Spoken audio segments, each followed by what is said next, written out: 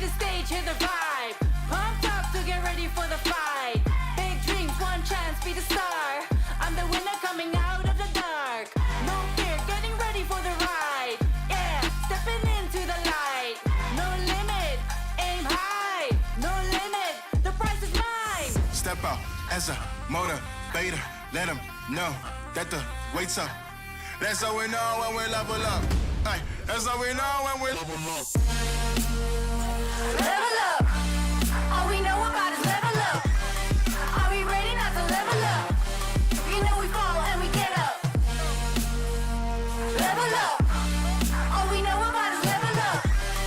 Are we ready not to level up?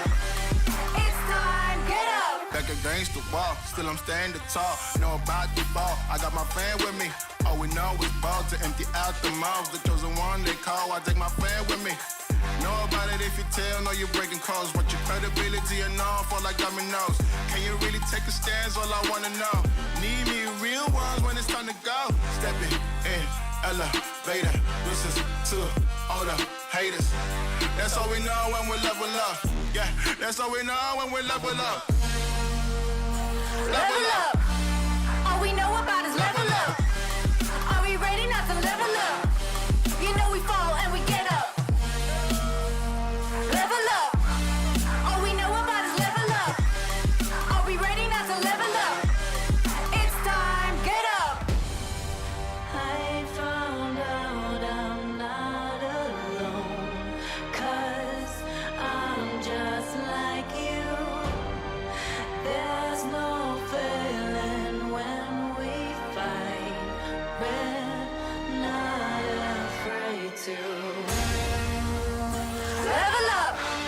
All we know about is level up. Are we ready not to level up? You know we fall and we get up. Level up. All we know about is level up. Are we ready not to level up? It's time, get up.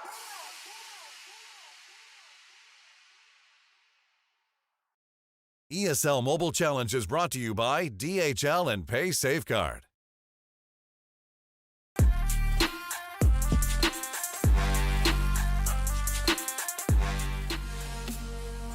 Good evening, ladies and gentlemen. Welcome back to the ESL Mobile Challenge. There's a fly around my head already. It's just going to infuriate me. It's landing on my arm.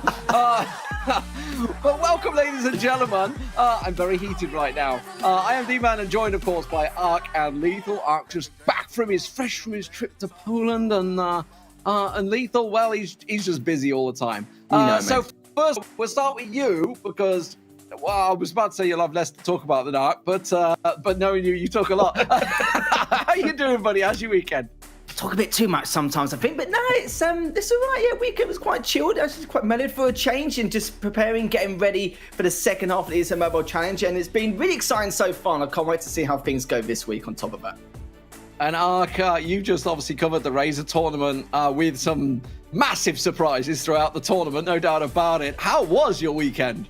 Yeah, very busy, very exciting nonetheless. Great to see teams continue at it. The grind never stops. But yeah, it's always fascinating to watch how teams perform under various kinds of pressure, and definitely taking a few little learnings from the weekend. Maybe I've applied a couple into my predictions. We'll see today. But nonetheless, fully expecting every single one to be jinxed. Oh, I did notice your predictions. Let's have a look at the overall standings, though. Currently, we are at the halfway marker. Of course, AC Milan Clash at the top of the table. But Blood Diamonds taking down SK Gaming last week was a big surprise. So now they're 5-2 paired off with SK. And remember, it's all about being in the top 4. That's where the finals positions will cut off. And the competition is pretty darn tight, guys.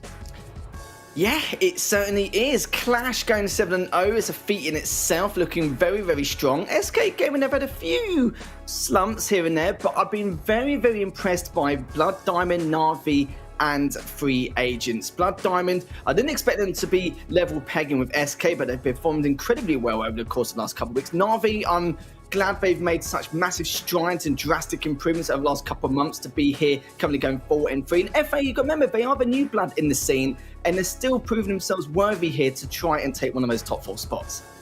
Yeah, hanging on absolutely. just a little They bit. qualified, didn't they? They qualified through as like a fun, having fun. We're going to get here, and it worked out well for them. Let's have a look at the schedule for the day, of course. Lots of action, and you may recognize this schedule because, yes, it is a repeat of Playday 4, so we're going straight back at it. Now, just to refresh your mind in those ones, Na'Vi beat Mood and Free Agents in that one. Then, of course, we moved on to the 3x Clash game. Clash came out on top last time out. Of course, I do say last time out because these could all change, Ark. Yeah, anything is possible. Reply Totem are gaining their momentum at the moment in this competition. They're a bit behind. They had a bit of a slow start, but they are starting to build. Whereas, front runners like Blood Diamond have been doing exceptionally well, and especially didn't see anything in the last season. So it's been a pleasure to watch their games. But AC Milan Clash out in front with that 7-0. I mean, we're not really necessarily surprised by that. SK Gaming though have had a lot of 3-2s. So despite that 5-2 on their scoreline, a lot of those games have been a lot closer than that score suggests. Yeah, it's been really tough, hasn't it, for SK Gaming this time round? The only thing for Clash at this point is if as long as they get at least a couple wins today, then that would mean they should guarantee their place in the finals. Just depends on what seed they would like going into it. And you are, though, Ark, with SK Gaming, yeah, sure, they have been winning, most of their matches, but it's been very close. Just closing out these matches by the skin of their teeth. And still, though, these matches with SK Gaming are going to be very, very tough. Honestly, if Blood Diamond can do it again, and if Reply Totem could maybe bring a better response this time round. Well, that's a perfect segue there, Lethal, because let's look at the predictions that we've all thrown out there, and you guys, the viewers, everybody going with all the Na'Vi for the first two games, Clash in the third, but a Totem win over AC Milan, Clash predicted by Ark, and a Blood Diamond win over SK Gaming. Ark, speak your mind. Okay, so last week in Playday 4, we did see it go to a 3-2 with Reply Totem against Clash with their manager in play, with their coach. So, I think that's a big thing. And Reply Totem were always a team which gave Clash a very, very close run for their money. Sometimes Clash tend to falter, and Blood Diamond are at the top of the game right now. I mean, I wouldn't be at all surprised if they're able to do it against SK. And I think we've been predicting it in a very safe manner, I believe, Demon, as well as the audience as well. But I don't think they're just safe bets. It's in terms of the probability, it's looking very strong, isn't it? But you're right there with Reply Totem. They did play with their coach. They did play well in their first match. The second match was just a whitewash. It was you could say a true testament in the first match, but the second one it was just a completely different story. But this time around, they have Maru back, so we can see what has changed in comparison. Well, you guys at home, you've obviously been predicting your your views, but also want to hear what you have to say. Get yourself involved. Hashtag ESL Mobile on Twitter. I know you love to do your predictions in the stream chat as well, but we'd love to hear your thoughts on perhaps maybe if you made one of those predictions a bold prediction, some would say from Ark, then get a bit of reasoning behind it. I can tell you, Ark, but I think Inso's playing again today because it was an injury that on Mari's hand that may well be consistent. But we'll see later on. Lethal, thank you very much for joining us. We'll see you for the next game. You'll be leaving us just for now, though, as we get on to the first Na'Vi game. Na'Vi up against Mood Gaming, Ark, to start things off. And for Na'Vi, this is a reinvigorated Na'Vi, I would say. Really stepping into their own, finally delivering on what we expected from them probably last season. But the change in lineup has absolutely paid off. It really has. It's like a new, refreshed, revitalized Na'Vi this time round, and it's starting to really gain that momentum. We've seen, just last week, they did get the win over Mood. Question is, will they do so again today? And, Mood have got a long way to come. They haven't got a single win on the board yet. They're going to have to realistically win every single game at this point on and hope that everyone else sort of doesn't in that respect. Gugu, OB, and Rolex and DD, they are behind, it's fair to say, but sometimes, that can relieve some of the pressure as well. I would think it's safe to say that if they do take a loss here, then, the chances of really clinging on and hanging on in any way are kind of going to be dwindled. Yeah, absolutely. It's going to be a tough old road for them, but overall, I mean, as you say, when you're the underdog and you've got nothing to lose, that's actually when you're at the most dangerous. So, as you can see, here are the bans so far on the map. So the Byron Spike being taken out by Na'Vi and the Poco Brock being taken out by Mood. So I don't think anything unusual in the bans there. I did say this was obviously a repeat of the matches. It's not a repeat of the maps. It is different maps from the Playday 4. So here we are, acute angle starting out in the gem zone, over to safe zone. Dry season is back, sneaky fields, and some assembly required. Many of the maps we've covered multiple times here, Ark. Yeah, and I think pretty decent ones at that. I think acute angle, maybe the only one that's might be a bit of a curveball to start because it's lesser known to some of these players. So at the same time with the bans, I mean, Ash is playable. Meg, of course, is still playable also. The Byron pick there for Navi, though, is quite indicated towards the Ash Byron combo. With Ash in play without those healers between the Poco and the Byron, it's definitely going to be less effective. So I actually kind of prefer banning Byron myself, but it could mean that Ash comes out to play. Yeah, it could. We see what it brings out. But took it off acute angle, obviously the first map. Probably, I'm going to go out on a limb and say the most hated gem grab map. I don't know. Mainly because it's very tricky. And actually, that spike ban leads really quite nicely to it. I think we'll probably see some sprouts coming out for this one. We saw, I think it was Clash that used it to great effect. Yes, it was Yoshi, wasn't it? Yoshi was using it to great effect on this map last week. And it is, especially with the way, the fact is, the whole point of the map is acute angle. You can get hit from multiple diagonal angles. It's really not an easy map to just stay in cover on. Oh, exactly. But there is a lot of cover, and the Brock ban's quite crucial in that respect, because ultimately there's going to be more of that to play with. We might see some stew, because again, you want to kind of consider the prospect if you do want to break something, then Brawl like Stu with the breakthrough gadget is quite good at doing just that. But yeah, I mean, Sprout obviously can connect a lot of those walls together as well, which makes that Brawler a good choice as well. I think the Brock ban is probably the most expected of the lot that we've seen so far. Spike as well, I keep saying, why do teams not ban this particular Brawler enough? Because we see it so often. It's very, very versatile, great defending in Heist and Siege and others, and great for control with the curveball, and also great counter to the Leon Lollipop drop because of the way that a curveball can kind of work around those corners. I think Leon, though, is definitely still one that's in that same similar place as Spike. So frequently played, but not so much banned. I think we'll definitely see some Leon coming out today as well. Yeah, Leon or Stu. I mean, Stu can be very strong on this map. We've seen some incredible Stu play last week, and I'm wondering whether we're going to see the same again. But with Na'Vi, I mean, this is a pretty open map as well, so there could be a Bell in there as well. It's the middle section. It opens up with. I think we saw the Bell or the Sprout. It was kind of like the trade going between them, but I do believe Stu was banned in that matchup. So, I mean, I guess we'll see what they're going to go with. It is going to be the first game of the day. Mood Gaming on currently 0-7, like the worst position you could hope to be in. But ironically, the same position Na'Vi were in spring. So maybe there's a bit of inspiration there. Yeah, I don't know whether I want to be personally inspired by it, but yeah, I mean, it's quite poetic, shall we say. Yeah, absolutely. I mean, this is where Na'Vi were, and they sort of spoiler alert, they didn't get out of that hole. They were in it until the end of the season. So Moon are hopefully going to turn around that fortune. But again, they've got some great players. Again, Immortus would be a great pick, and we know what OP does on that particular brawler. In fact, many a team are specifically banning Mortis against Mood for that reason. It would be a good brawler to consider with this much cover, with the Brock ban in play as well, to be able to get behind the flow of the action and really get a good flank on this could go in his favor, actually. Yeah, obviously we're looking at getting the game underway in a moment. I'm just waiting to click the start button. We always have this little start button problem. It doesn't quite want to work for me at the beginning of the day. I always get lumbered on it because I'm the one who always has to do the beginning of the day. The first week. But while we wait for these guys to talk about, I want to talk about some of the shock results.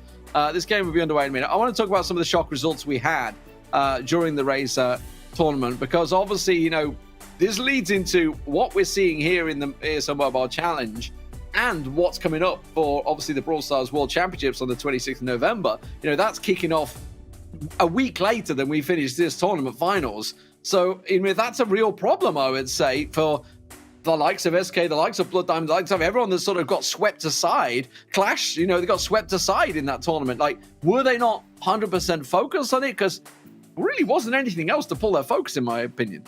Yeah, it's one of those things, leading up to a big event, sometimes teams take their bit of cooldown and that time to reflect. We saw that from Reply Totem at the beginning of this season. It's not a bad thing, but it's definitely something to be paying attention to. As teams do take their bit of downtime, are they getting too relaxed, too comfortable? Are they needing to get back into the mix? And that can also mean that teams that are not doing those things start to gain back their control and their momentum and that side as well.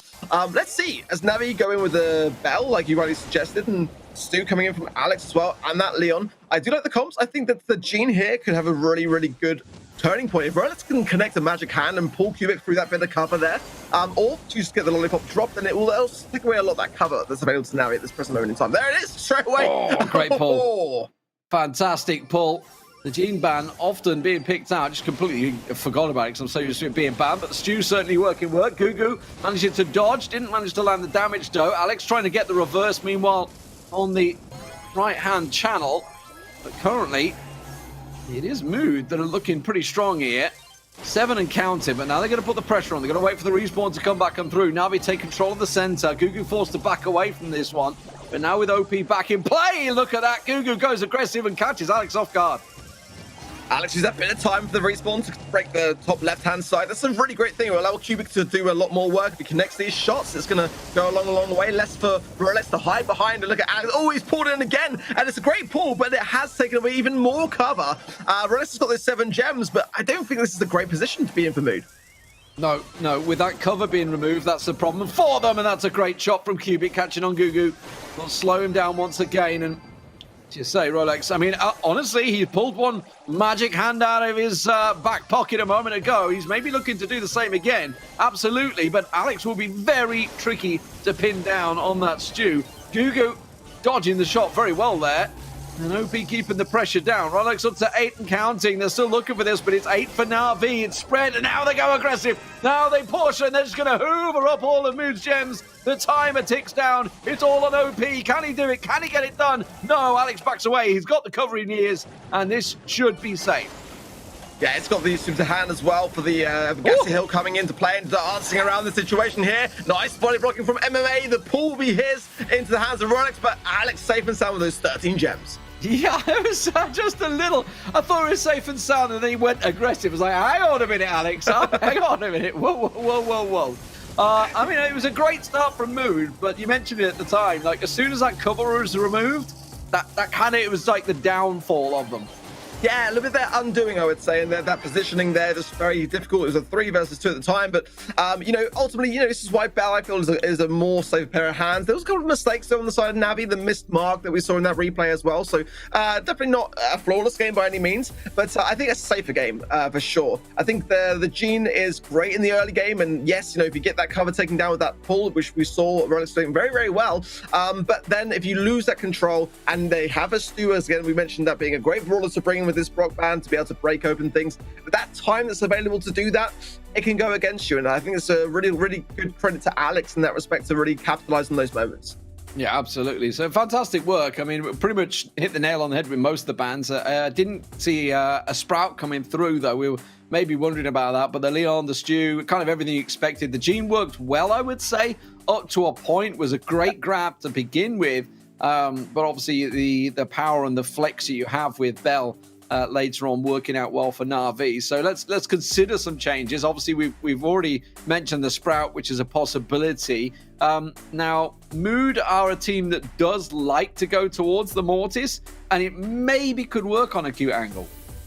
Could possibly work. I think if the Stu is swapped out for any reason, then that could be a great thing to have. I just kind of feel like the Stu might stay, and that's the only reason why it might not come into play, I think. But, I mean, Barley wouldn't be a bad shout here myself. I do quite like Barley with that additional healing qualities from the gadget. But some tankier ideas possibly as well. Less so because of the healers not being in play, but something like a Jackie or something to be able to push back the flow of action could come out. It's a bit high risk, not really my go-to, but it is an option. I'm not sure. I'm not convinced on a Jackie. The game underway. There it is. Okay. It is going to be Leon, the Stu, and it's actually Navi to switch over to the Gene, so they go full mirror match now.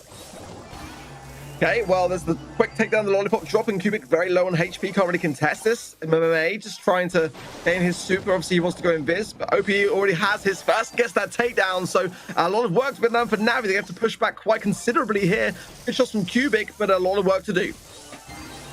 Yeah, Navi going aggressive here. Cubic certainly going very confidently into that middle, striding in there, despite the fact Rolex has landed a great grab, and Alex pulls it straight back in there. So a really nice grab to just remove all of those gems from Mood, and now they have that mid control, and you can see they're starting to break away that middle area as well. Gugu trying to be as aggressive as he can, trying to help his team get hold of that middle control, but you can see Navi looking pretty dominant so far.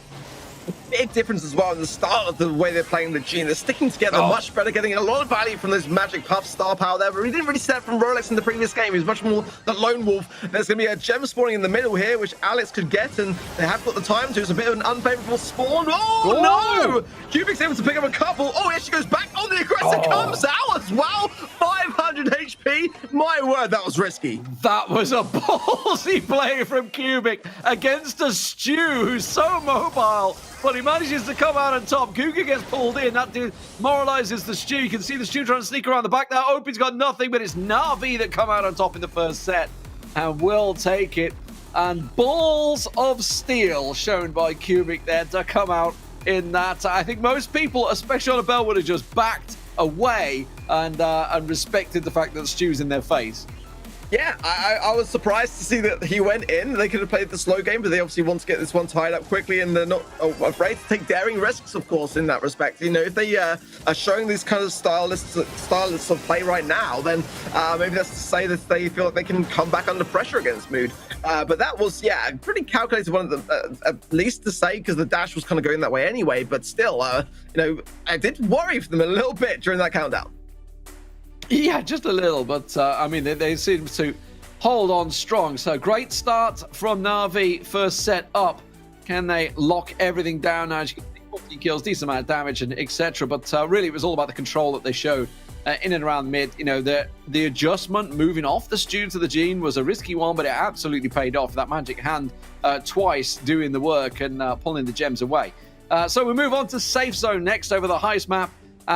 Let's talk about this. Are we going to see? I tell you what, all the talk about the meta being pretty well rounded, I would say, especially with the way the bans are right now, we do tend to get a lot of Stu and Leon, and I'm probably expecting to carry on here. I mean, it is Heist, so probably not, because they don't really have the range, but Leon has been used a bunch of times on Heist in the past.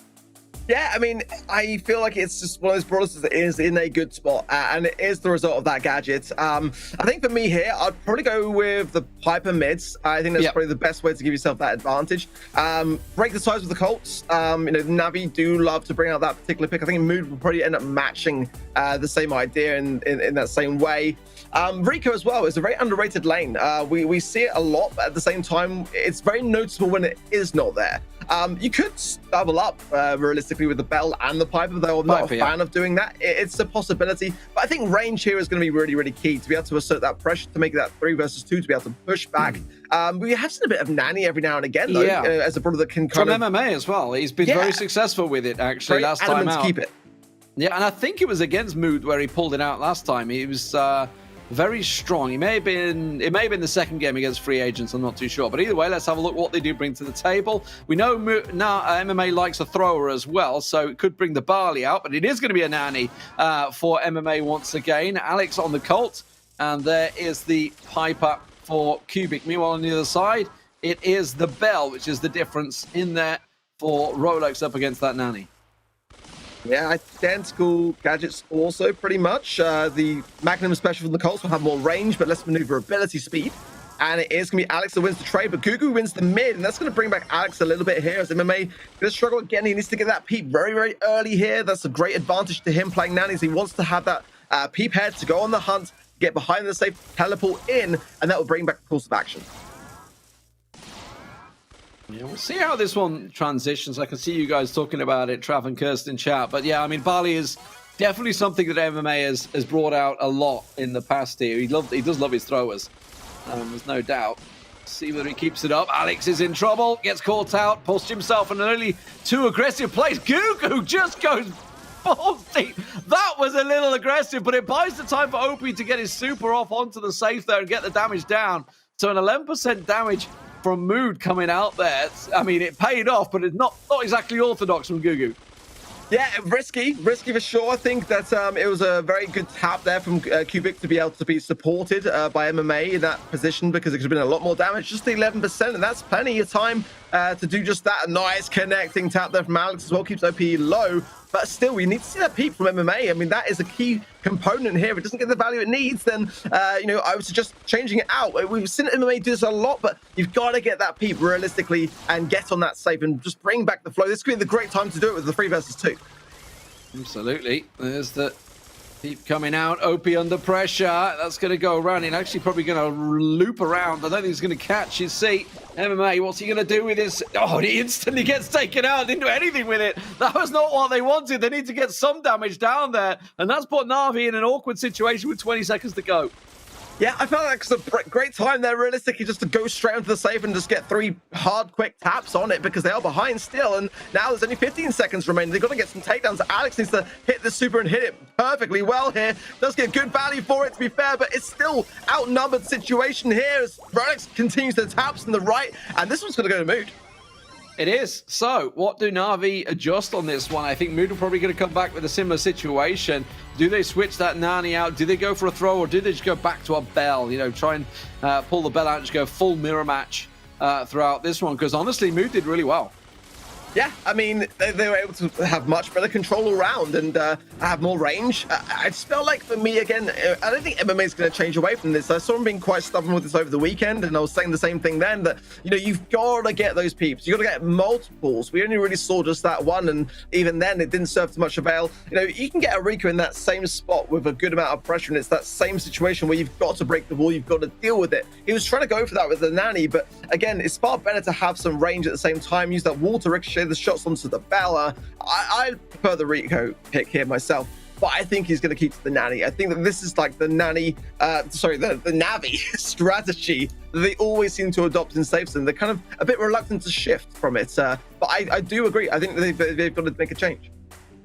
We'll see whether they do. They're going to be ready in just a moment. I'm still sort of on the Barley fence, I think, with MMA. I know he loves his throwers and he's very good with them, so could possibly whip it out and try and put the pressure on. But of course, that's putting them under pressure as well. And the fact is, you know, the Colt battle on the left was being lost. Alex was losing it. You know, he's a great player, but he was losing that battle. Let's see if they come out with a similar setup. They are going to stick with the Colt on the left-hand side, the Piper in the mid, and the Nanny on the right channel. So very much back to the same game, just play better. Yeah, we saw a lot of instances where OP was very, very low last time round, and Alex is going to secure those kills this time round. That's basically how this one needs to go. Good tap from Cubic and holding good mid control, and they're going to focus on Rolex instead of OP in that respect. He's going to heal on the left-hand side now. So, yeah, Alex had some good hits, but they just kind of always left OP so low. He's able to heal up, and Gugu going straight into the middle. Yeah, I don't like that play. He goes down very, very quickly.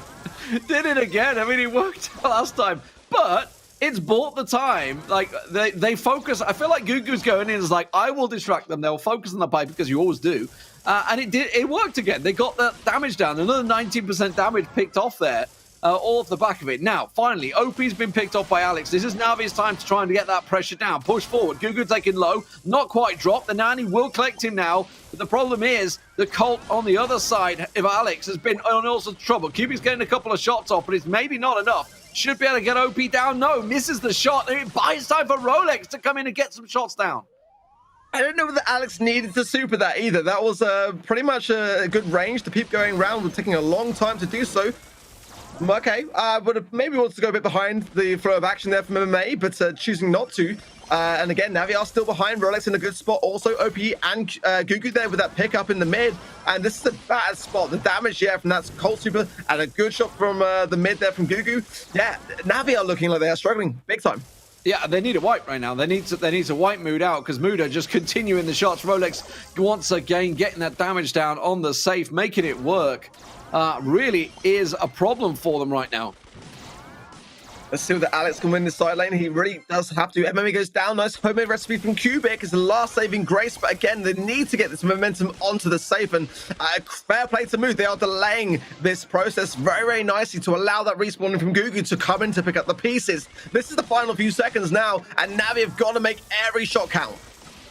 Absolutely. They are managed to land quite a few here, but they've got 10 seconds to keep going. They just need 10% more. We can see now Muda pushing in. Is it going to be enough? They're going to get Gugu pushed around the side. Navi might just steal it. They have. Navi have stole it at the last. I don't know how Mood managed to mess that up. They win a 3v2, but they just failed to defend it. They went aggressive. The Piper went forward and ignored the defense.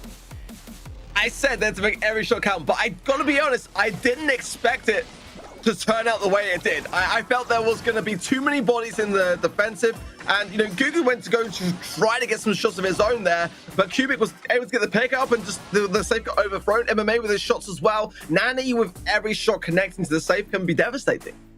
Wow. Wow. We're all tied up in the second set as we go into the third. I mean, it seems that they're both happy with their comps, so we're probably going to see a similar setup from both teams. I don't see any adjustments. You know, you talked about Navi. They're quite happy and I would say almost stubborn on the Nani. And I guess they're going to say, oh, it worked there, guys. It clearly worked. Despite it being a clutch last minute. They were not in control of the majority of that game, and I want to go out on a limb here and say I don't think they deserved the victory. I mean, they obviously did because they were able to turn it around, but Mood had the upper hand throughout that entirety of the game to the last 15 seconds. I think that I still think the Nani needs to be dropped personally, but you know, they were able to get a lot of that damage as a result of having that Nani as well. So it works both ways, but in general, Mood are making the comp work better for the majority of the game. So it's a safer bet. I still just think a Rico would be a great thing to have going up against the Bell. You know, and you're also able to aggress your way forwards. And once you're in that position forwards, it allows your team to do the same. Get behind that back wall. You're forcing out a Piper jump at the very least to break it open to deal with you. That's my personal strategy. But again, no surprises. Everyone running the exact same thing. Yeah, same again. Just play better.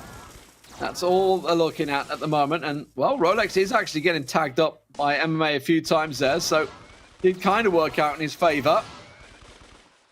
But the wall breaking on the both sides now, opening it up. So Alex, he has got the cover advantage over OP, but he's also only got 2 blocks to work with that he's got to sidestep into, so pretty easy for OP to aim into.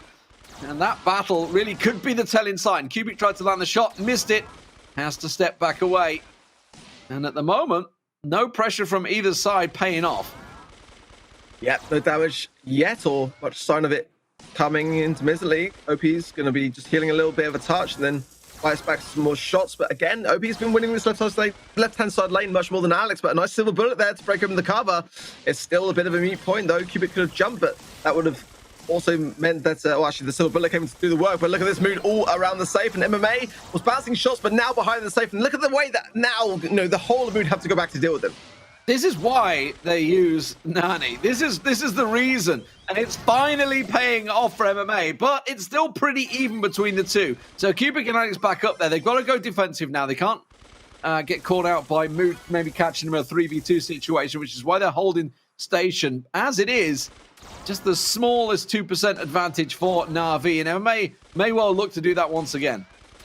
Yeah, I personally would probably gone to heal there myself, actually. He was kind of shooting and keeping himself low. Maybe better to shoot the Colt shots and then go in the aggressive, but either way, it's still Na'Vi that are actually just about in the lead, not by much, just that 2%. So they've got that to hold on to, but just a couple of takedowns, and that could well change quickly. So Homemade Recipe does connect with Alex on the left. OPE is going to be able to aggress this much more now, and Gugu there with another one connected to Cube and the takedown. It just leaves MMA, and Alex is also low.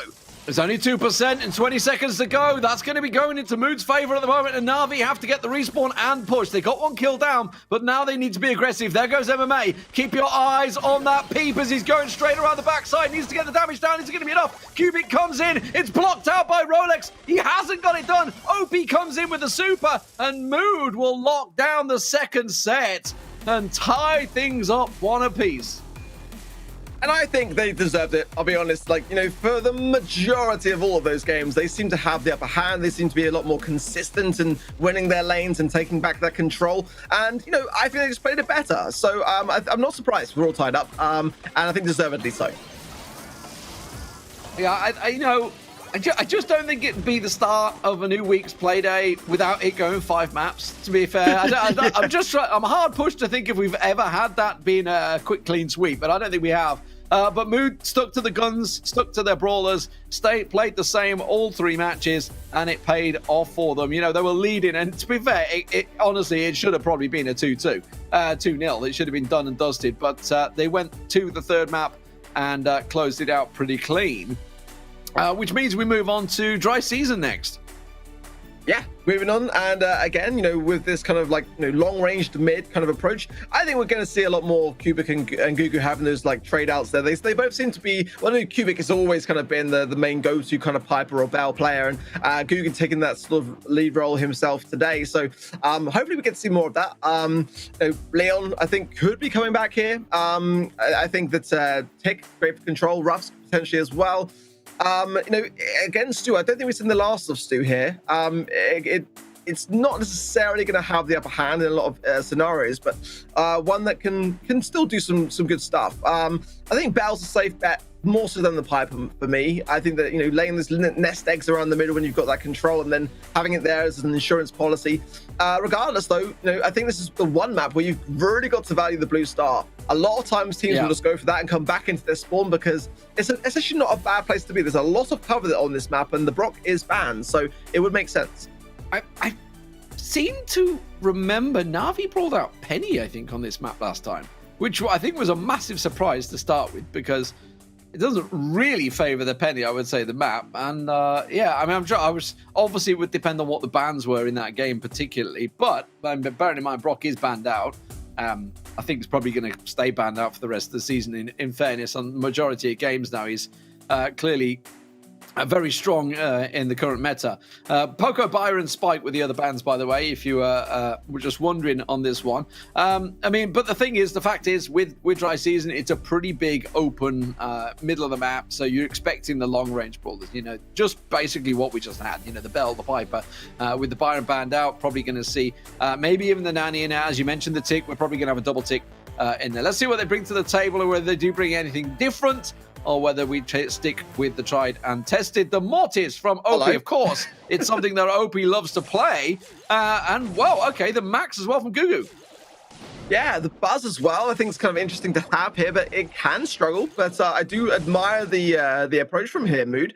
A risky one for sure, and Gugu's going to have to really try to land these. Gugu's the one brawler out of these 3 that's going to struggle the most, I feel, on the defensive, because Mortis can go in and dash back out, and the Buzz is going to be fed by the Super being in close proximity. But yeah, I think that Gugu to be able to really give anything here, I'm not quite sure the Max fits in, to be honest. I think that they would probably prefer to have a healer, but with the event of them being banned, it makes sense to have something else. But yeah, I'm not sure about Max, to be honest. Yeah, I would have thought the Bell. The Bell would have merited it well here. Yeah. The Buzz can go in, the Bell can back it up, it buys time. I mean, I can see the idea of Mood is that either Rolex or OP catches on someone and then it's just go time. Well, MMA getting caught out in the corner should be go time, but they can't get the kill down. Finally, Gugu does secure it, though, and that gives them the blue star and the 3 stars as well. So a great start for Mood.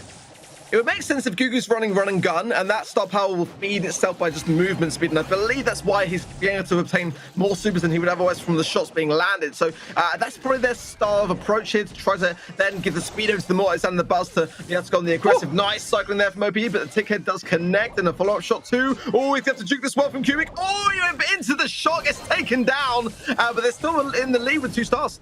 Smallest lead, but you can see the claps coming in from Na'Vi. They're trying to go to Rolex, and they will take it. That nicks the blue star and 5 star, but OP on the back line, in and out. They're going to try and chase him down. The beam's coming through. They don't have the damage to back it up, though, and Moot will back away with the blue star and the lead.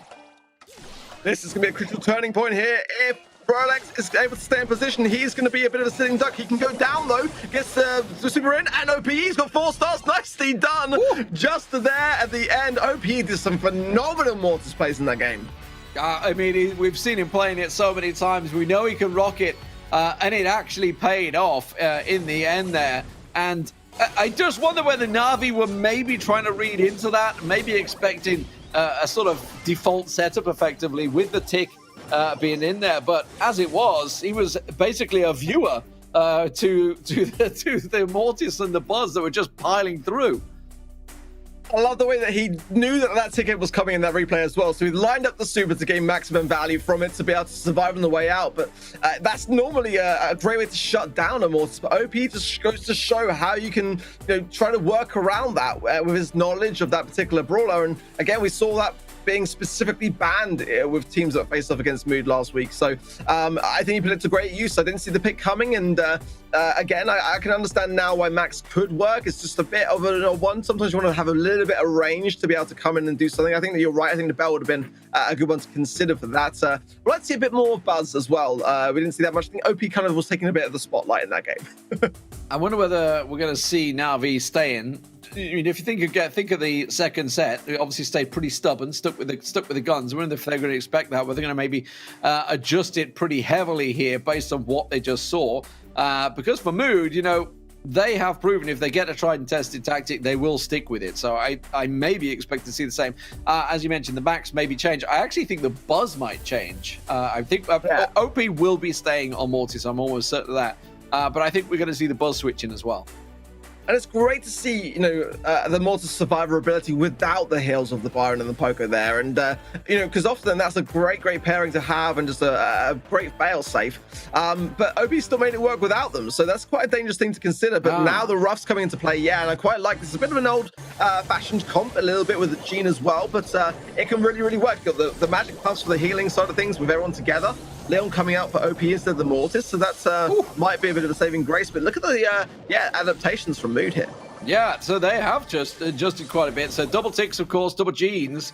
But the Leon working well already, and Mood got themselves in, got the blue star, and away. And yeah, that Bell did come in the end, so they decided to switch that Max away. But MMA losing out early has been the only death so far as everything gets thrown at him, but he just uses the power to block.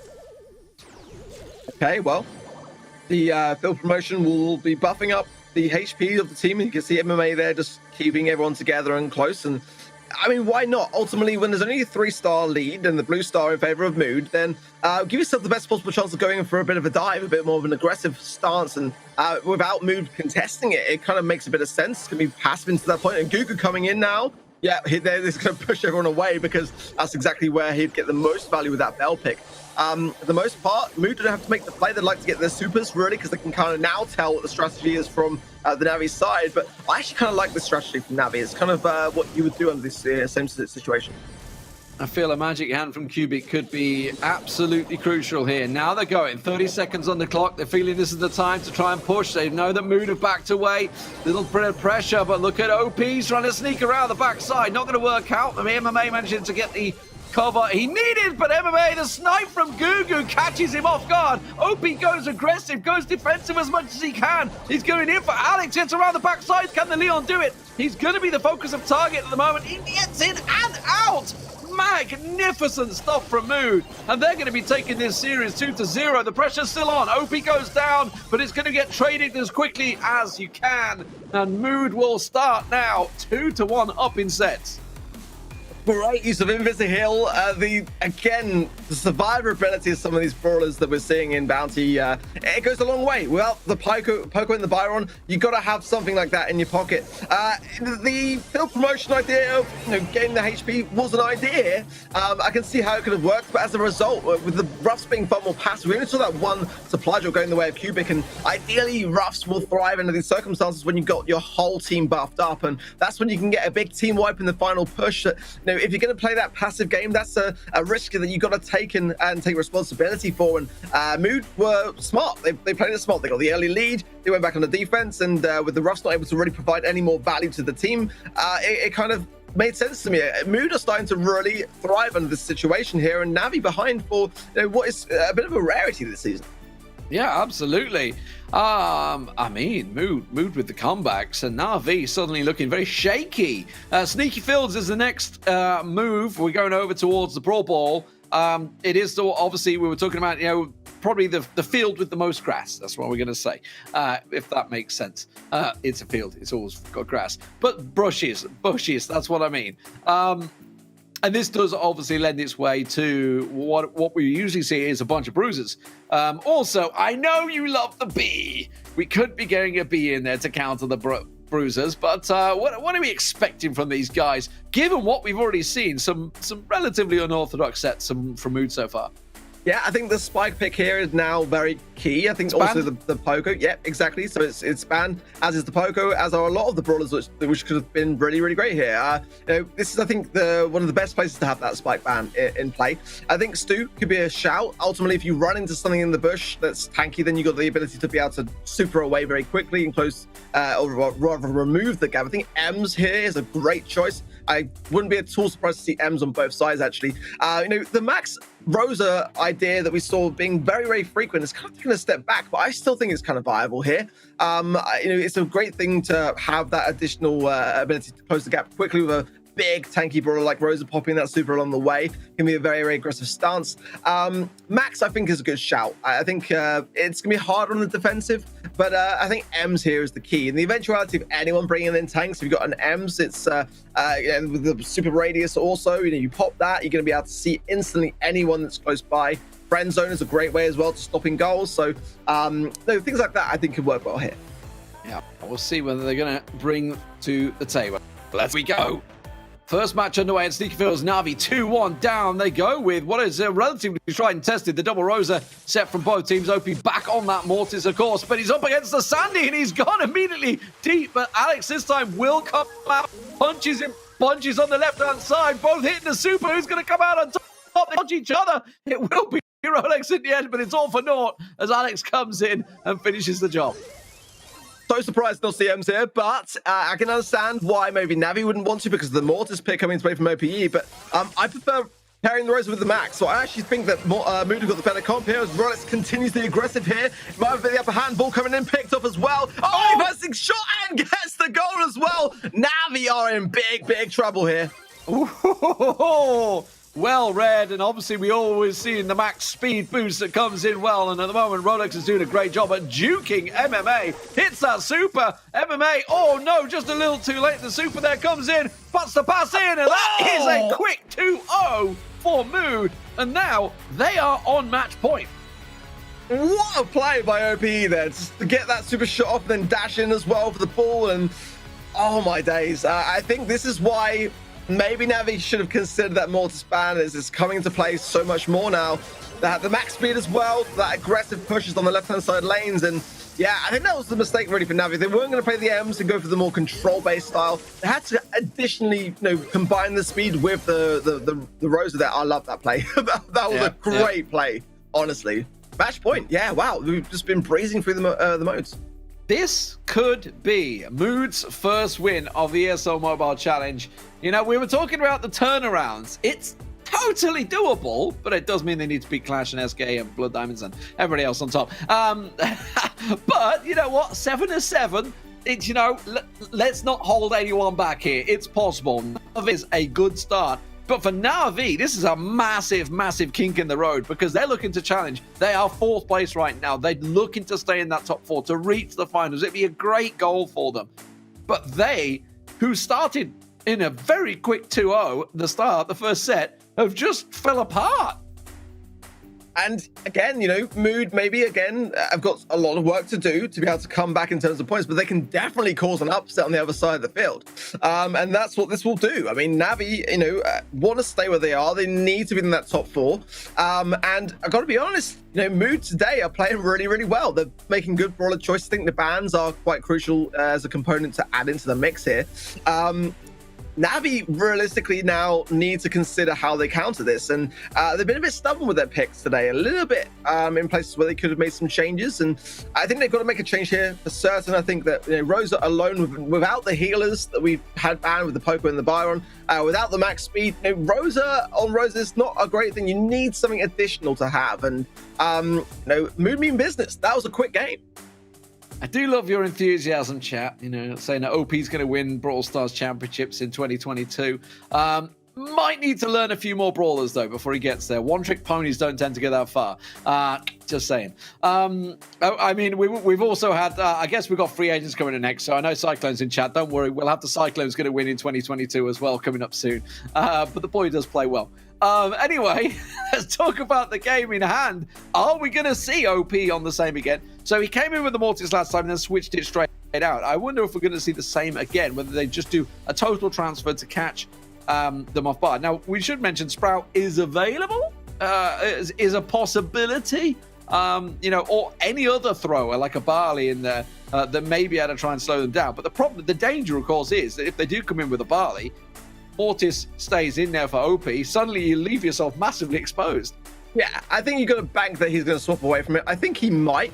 But having said that, this is probably a map and mode which caters better to Mortis than others. I think you're going to bring in the Barley. You're going to have Sticky Syrup Mixer as a gadget to pose the speed of the gap between the Rosa that's lurking. Oh, I like this from Navi. This is great. Yeah, Griff to break everything open, B to handle the tanks. This is a really, really smart strategy here. The M's coming out to play for Mood, though, and look at Rolex getting that double takedown. He should be able to walk this in, but the piercing damage is a lot. Why did he not pass it there? I don't quite understand that.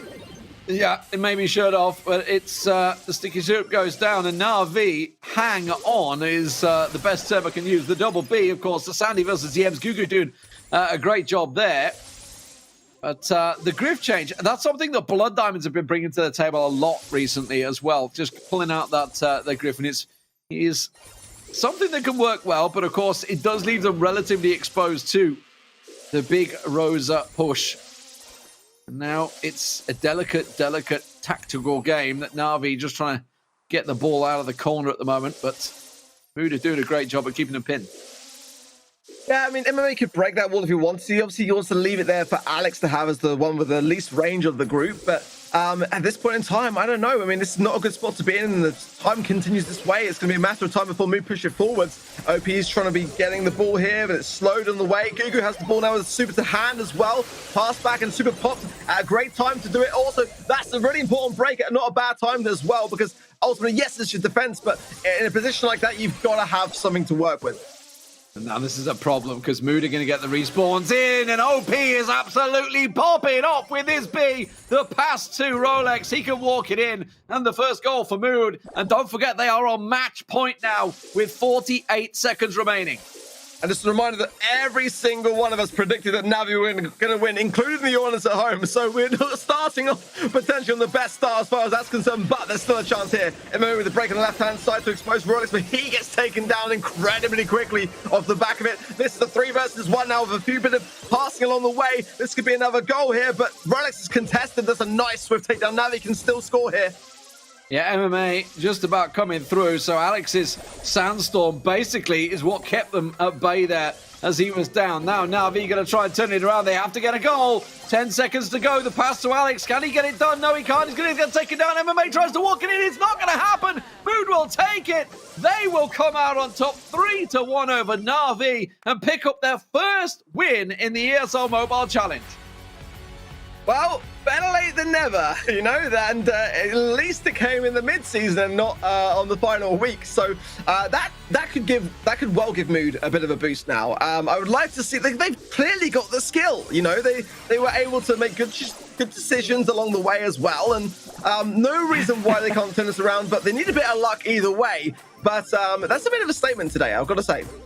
Nico in the chat, finally the manager of Mood that we heard from before. But yeah, fantastic play. Really like the comps that they were bringing to the table. They were switching it up. They were keeping it fresh and keeping Na'Vi guessing as to what they were going to bring. Na'Vi themselves seemed to be trying to counter it all the time. They weren't really bringing something of their own to the table, as it were.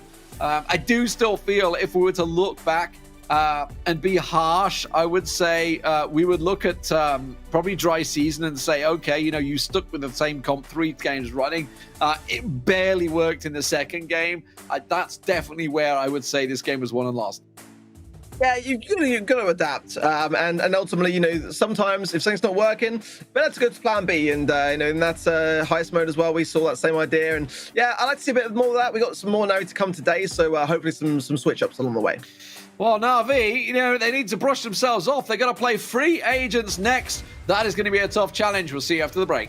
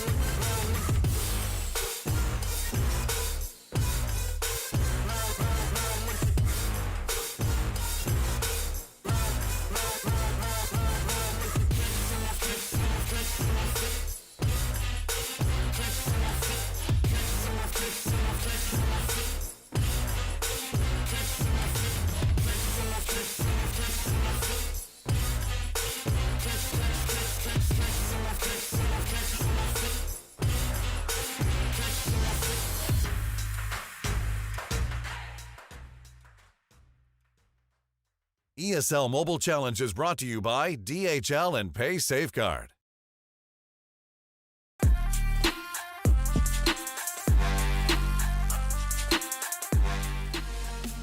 Welcome back, ladies and gentlemen. Lethal joins me for the next game of Free Agents up against Na'Vi. And, oh man, I tell you what, we all had Na'Vi to win these first 2 games. I am not sure they're going to win this one either now. They've already messed up our predictions. There's only been 1 match so far, but I just can't believe it.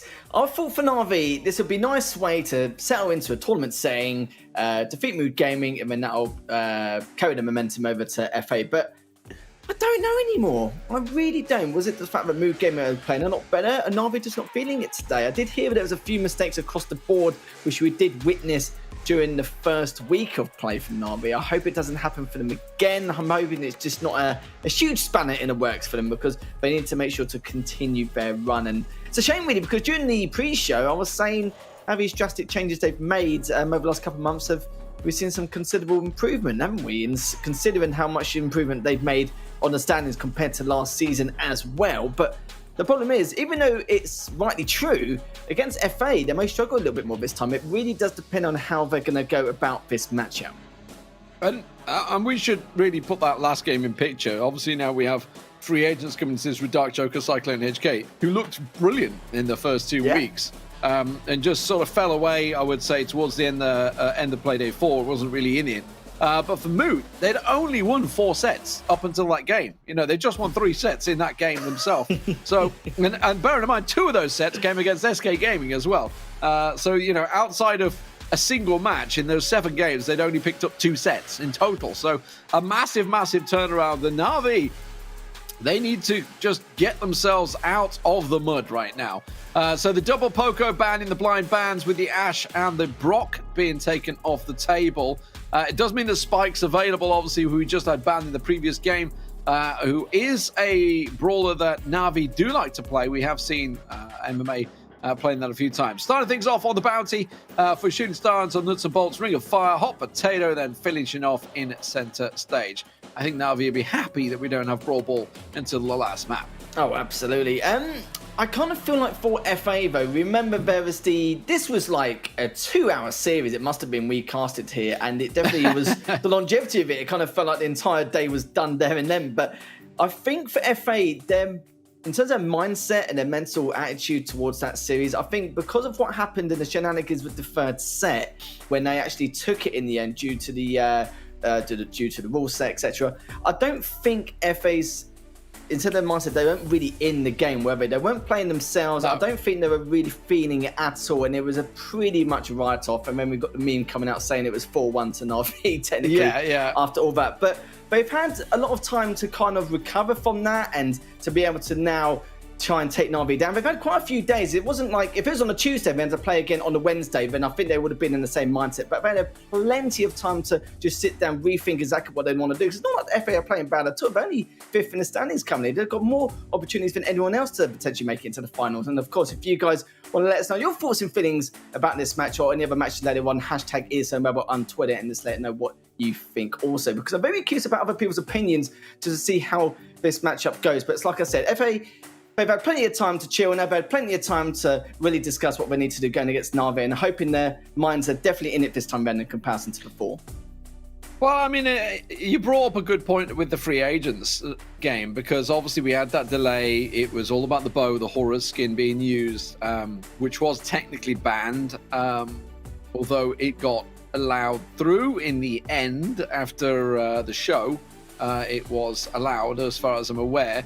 So it did end up actually being 4-1 technically, although that's not really a thing. But the main point is that Na'Vi played so much better angry, I feel, in that game. And they may well be angry right now. We'll find out. So Nadani Bell and Tick coming out from Free Agents. And I think it's the same. I can't see the final player for Na'Vi. Yeah, the same for Na'Vi. But that's a great start. Oh, MMA is going to get taken down as well. Yes, he is. 4-4 on square. This one's a bit lively to get things off, but it's Free Agents with the blue star.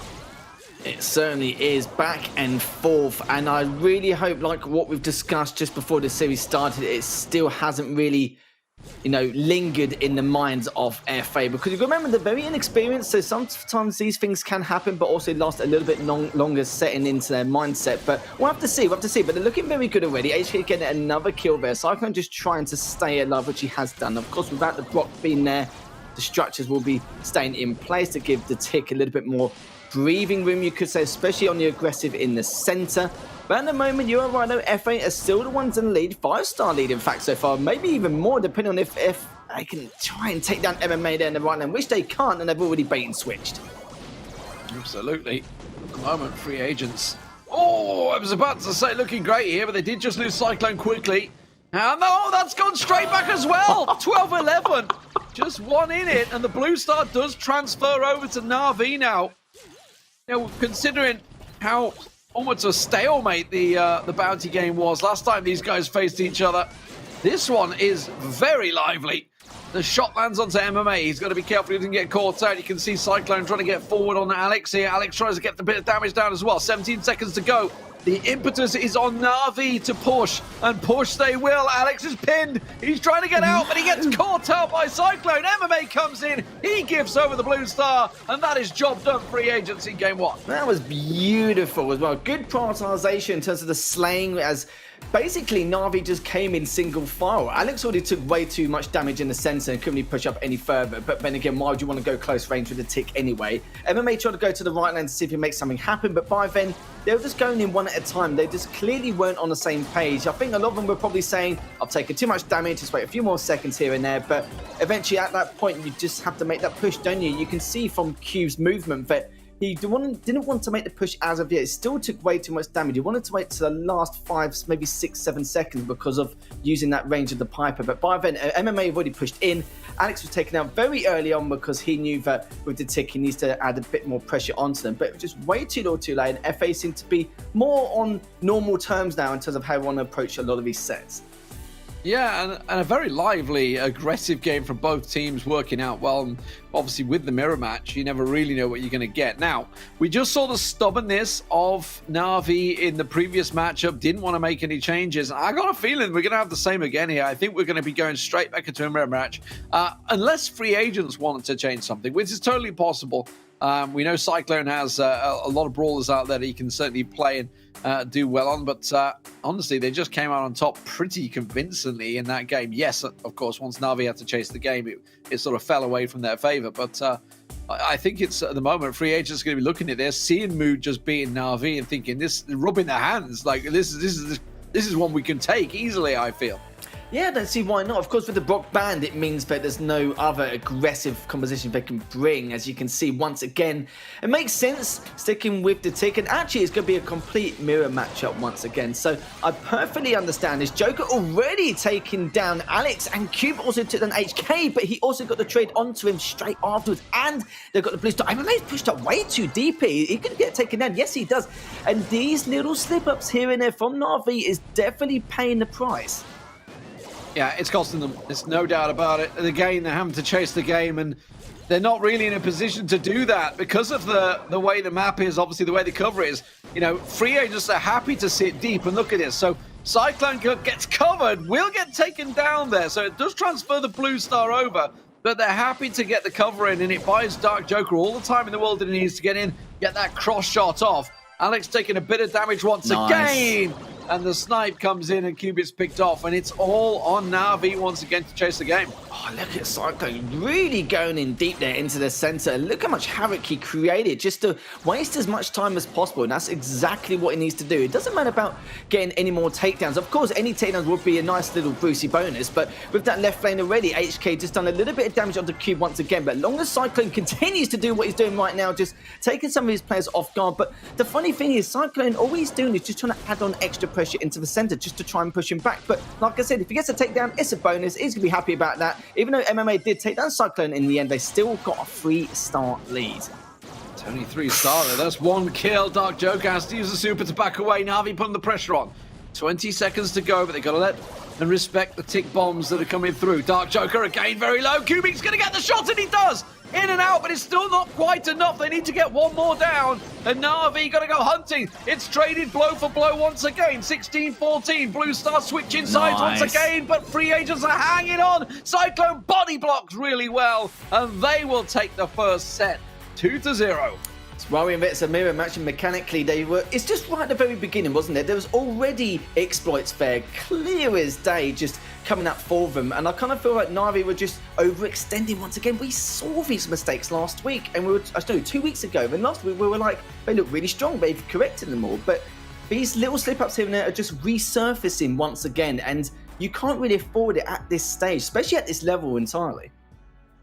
Absolutely, and you know, the whole time, in fairness, you know, Na'Vi were chasing the game, so they were always having to push into the tick bombs, and which obviously is always going to leave them exposed to Nani and Piper to just sort of land those shots. But right there, you saw Cyclone just coming out, body blocking, making sure HK is safe there, body blocking that peep. So really well played by free agents, taking that first set, and a great start from them, honestly. They didn't look like they were really under pressure throughout it, so big win for them. 15 kills in total, you can see 108,000 damage with decent healing as well on top, just under 40k. And that opens things up to the next map, which will be a siege map. It's going over to Nuts and Bolts, which these guys will have played a lot of. It's going to be all about the battle for the mid, of course, which we've seen a number of times. Now, Na'Vi, I really don't know where they're going to go with this one. Their comps seem a little static right now. We may see MMA switching over to the Barley, which can work here, or even maybe the Sprout or the Spike, you know, getting some sort of thrower back on there for MMA. To see if he can set himself up. The Rico is a possibility coming into this map as well. Obviously, it is Bruiser-centric. You could even go for a Bruiser setup in the middle there. Of course, Poco is banned out along with the Ash. Speaking of, there's a buzz. There is a buzz on both sides, actually a Barley on both sides as well, and a Sprout on both sides. Interesting. So it does look like that Na'Vi decided to go with the double thrower buzz combination, which we have seen quite a lot. And I don't think they're going to be as predictable as that, but it is definitely a very strong composition in itself. But let's see if it's going to work in their favor here. As Na'Vi do have the early siege, but the first one coming into play, which does mean Na'Vi will have an element of control once this has been done and defended. Joker's still trying to back away. He knows that he's just out of range for them to even be able to do anything. So as I say that though, actually Alex gets the pull in, but Joker still takes him down. This may give him some leeway. If they defend this quick enough, the three of them can push straight to the center, but Na'Vi need to back away. They cannot overextend again. No, absolutely not. They're in trouble. But, you know, the fact is, they took the bot down, but they don't have control at the moment. They need to try and get in there. That's aggressive from Dark Joker. Goes in and works out. Gets MMA down. Alex gets stunned up. Is it going to be enough coming from HK? No. Can't manage to lock him down. Trying to get the pressure down once again as he goes deep in for it. And HK comes out. Will get the ball down. Doesn't matter. Gets picked up by MMA. But Dark Joker... What a pull! Straight in, locks him down, but they do lose out in the bolt battle despite the heroics, and now they have to stop the bot. And the thing is though, look, they do have a 6-bolt advantage, and they could just go all in with this next one here, but already though, Na'Vi's still looking to do the same thing, or at least try and put as much damage as possible onto the eye there, as Alex has already gone in. HK has taken down MMA, but Joker trying to finish off Cube as well, but 7%, that's all it is. And remember, they do have a thrower on board, so if MMA can get close enough with that Barley, they could be okay. But this is all about map awareness now. Joker needs to keep tabs onto MMA to make sure he doesn't slide by in that right lane. And when they do the all-in later on, again, they need to make sure they do not want him to push on up, or even pull themselves in with the bars. This is going to be very difficult. Level 7 siege bot coming their way. Yeah, so level 10, as you say, they have to make sure nobody sneaks past, especially the Barley. MMA could easily sneak past and take down that, but he's going to have to be defensive. There's the Sprout, the Overgrowth going to slow it down. Can they get enough damage? They have to get it down. They have to get 93%. A second Overgrowth comes out. Wow. A third, and that is brilliant juggling from Na'Vi to stop the damage down. They will take the first map. Not bad, not bad. Actually, better than not bad. That was an exquisite defense, wasn't it? Back and forth. Just, even though it didn't have to do a huge amount of damage to the bot, just being able to waste that amount of time, it wouldn't have mattered anyway how much damage there was against that bot. But yeah, really, really well played. Great defense, because we didn't see any defense from Na'Vi after the first two siege bots going into their hands against FA, but I do feel like they need to be a little bit more cautious now, keeping on Joker and the shenanigans he's been up to. HK was absolutely flying in terms of his slaying power in that first set. But in the second set, Joker's come out trumps quite a few times and needs to be very cautious on his whereabouts here. And it looks like the composition Na'Vi had definitely worked in their favour. As you saw, there's a little bit more of a passive approach for FA just with those two throwers here. So it depends if they're going to stick with that or maybe just change maybe one of these brawlers in order to give a little bit more aggression across the board. Yeah, I think despite some heroics we saw from the Buzz, I think the Buzzies might switch out here. The Barleys are probably here to stay. I don't think that's going to change, or maybe the Sprouts have certainly worked wonderful. That was literally the savior there. The question is, does Alex stick with the Buzz? You know, I think maybe not. And also on the other side, does the Sandy stay? Because I mean, it's great to get control of mid, and yes, it worked out well for a time being. But the fact is, free agents, if he's not in range, if he's not close enough, he's just not going to get the damage down. And yes, of course, that Sandstorm is brilliant for retaking mid control, but they were up against it. So maybe we're going to see that one change out from free agents as well. Yeah, if they change the Buzz, they're going to have to change all the brawlers, I think, and just change to something entirely different, because it only really works for the Buzz. Maybe one of the other brawlers, but that's literally about it. But with what Buzz can bring, especially with those throwers as well, it just complements Buzz to just help a little bit more as he makes these really aggressive pushes, especially with those pulls as well. So we'll have to see. But it's like I said, if they do switch the Buzz out, then yeah, we may see something entirely different here. But this is what I'm excited about. Let's see if they're going to stick, maybe try and get a little bit more value, or if they're going to completely change things. I did see a Buzz quickly there, I think, from Joker. Yes, we have done. So it looks like they could be sticking by, but actually switching to the Stu instead, which I do like that play. Just adding a little bit more individual skill across the board, and MMA already taken down early on. Yeah, I mean, he can obviously put the pressure down on the throwers. That's the real benefit that HK is going for here. It's face down onto MMA on the Barley, sort of get in his face. Cyclone's just trying to take control of mid, and it's working out well. They get themselves the first spot on the board here. So that Stu adjustment definitely seems a good one. But look at the pressure and damage they can put down. That's aggressive from Dark Joker. Tries to go in, forces the overgrowth to come out from Cubic to try and slow it down. And I tell you what, that's a pretty darn good defense for level 1. Now, can they take control? Because honestly, HK on the Stu is stopping those throwers dead. Yeah, 20% is not bad. FA do a 1-bolt lead, but the thing is, though, HK needs to stay alive with it, Stu. He can work some absolute magic if he can. MMA is still standing his ground, though, just trying to dish the dirt a little bit, but Cube also doing the same thing on the left-hand side laner. But Cyclone does get Alex. That will give him some massive leeway here. Is Joker. You can tell he wants to try and get something going. He's already done it. Pushes straight across as well, taking out 2. MMA is left on his own in the center here, D-man. Yeah, showing how to play Buzz 2 games running. I think Dark Joker did brilliantly well in the first one as well. And you know what? Like, it's all well and good throwing these overgrowths down and stopping the bot, but the fact is they need to get some damage down. They need to get control of that mid. And while they are being defensive, they're not getting close to getting the bolt control. And look at that.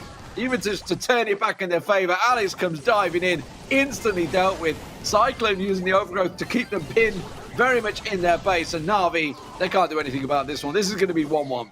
Jesus, yeah, you're not wrong at all. It's just absolute work. And what I love about this FA squad is the fact that they don't have just one player who's, you know, kind of like a game changer or clutch factor. Every single one of them have that kind of pedigree of skill, don't they, across their skill set here. And it's a shame because Na'Vi looked a lot better this time around, but that one change to Stu pick has definitely got a lot more damage infliction across the board, and you can just clearly see it. And I think from what they saw and how well Na'Vi defended with the Sprout, they decided to go for a more aggressive option here. But it does mean they're all tied up in this set, as Na'Vi can still take the set if they can, but a change must be in order, surely. And honestly, well played to free agents. I think they looked at this and realized how static Na'Vi have been, and just went for that change, and it paid off. Now, the Stu absolutely countered the 2 throwers completely. MMA and QB just can't do anything about it when the Stu gets in their face. And Alex, unfortunately, was a bit of a passenger in the Buzz battle because Dark Joker was a monster.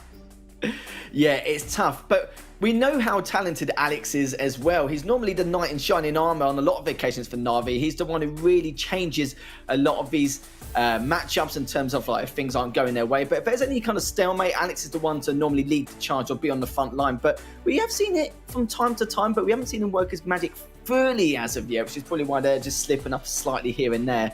And the good thing about MMA is not overextending as much as he used to, but we need to see just a little bit more from him across the board here, as it's a shame then, because there's been a few times where we've seen him works wonders and sometimes we haven't here, so we need to see a little bit more consistency from him also. But I must say, Joker, I don't know what happened to him in the first set, but the second set, he absolutely came to life on the server.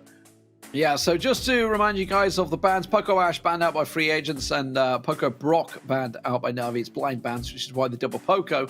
The first set very much went over to free agents over on Shooting Star, and here on Nuts and Bolts, it is all tied on a piece. So if you just joined us, well, hello, welcome. You missed a cracker. Mood picking up their first win in the ESL Mobile Challenge, taking down Na'Vi 3-1. But right here, we are looking at the deciding set to see whether Na'Vi can drag themselves back into it. Do they make adjustments? Looks like the same coming out from... Actually, no, they do make adjustments. Okay, they pulled Sandy out this time and the Stew in there, so definitely pulling away from that buzz. I like.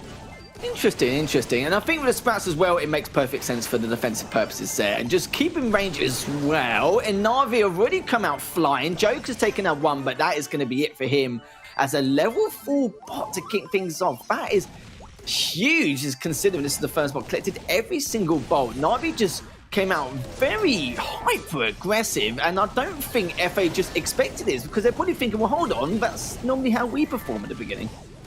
Yeah, this is a really good turnaround from Na'Vi, but Free Agent's doing a good job at juggling and preventing majority of damage, so only 12% done on that first bot, but they don't have that mid control yet. It's going to be looking at HK. Can he come out on top against Alex? Alex is a very good Stew player as well. Lands 2 heavy shots onto HK. One more shot will do it, and that's going to be Alex going down in Cyclone that came in immediately. Dark Joker gets onto MMA. 4 bolts, though, still going to be Na'Vi's favor. So despite the fact they do regain mid-control, it took them too long. They're not going to get the bolts back in time. Just one shy. And Na'Vi with a level 4 bot.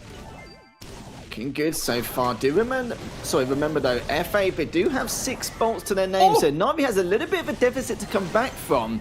But as long as they keep the center control and just make this magic happen with the bot, then we'll see. But as long as they slave him outright first and just use that bot as the distraction, they could be okay. But it looks like FA realise this and just going to stand their ground. But Joker's looking to try and tackle some of these. But oh my god, how much did he take? He's actually taken down 2 there. That was huge for him. Oh, but that's good from MMA, though. He throws down the Sandstorm, keeps himself active, and keeps, more importantly, that mid-control alive a little bit now. But still, with 10 seconds to go, I don't think they're going to be able to bank the bolts, and this is going to surely be free agents attack in the final moment. Cubic, oh no, he's pinned the wrong side. That's going to take him down. And here we go, level 7 bot. They only have 18% damage to get with this bot, but with the Sprout, that can get juggled now, so that means they need to have to get in there. It's going to be a wall break from HK. HK tries to go in goes Dark Joker, gets the punches down, just 2% more than required.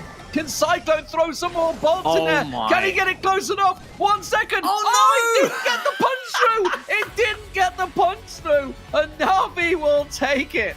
I don't believe it. I thought I heard the audio cue for the punch on the Ike as well, as if it came under 2%, but great plays. Again, like I mentioned, we need to see a little bit more from MMA. Like, we saw him do some really good things, but not so good. And there's not really a lot of consistency, but he played much better this time out. But not only that, we saw a lot more from Alex as well. I already mentioned that he brings that clutch factor, but we have to watch his pack.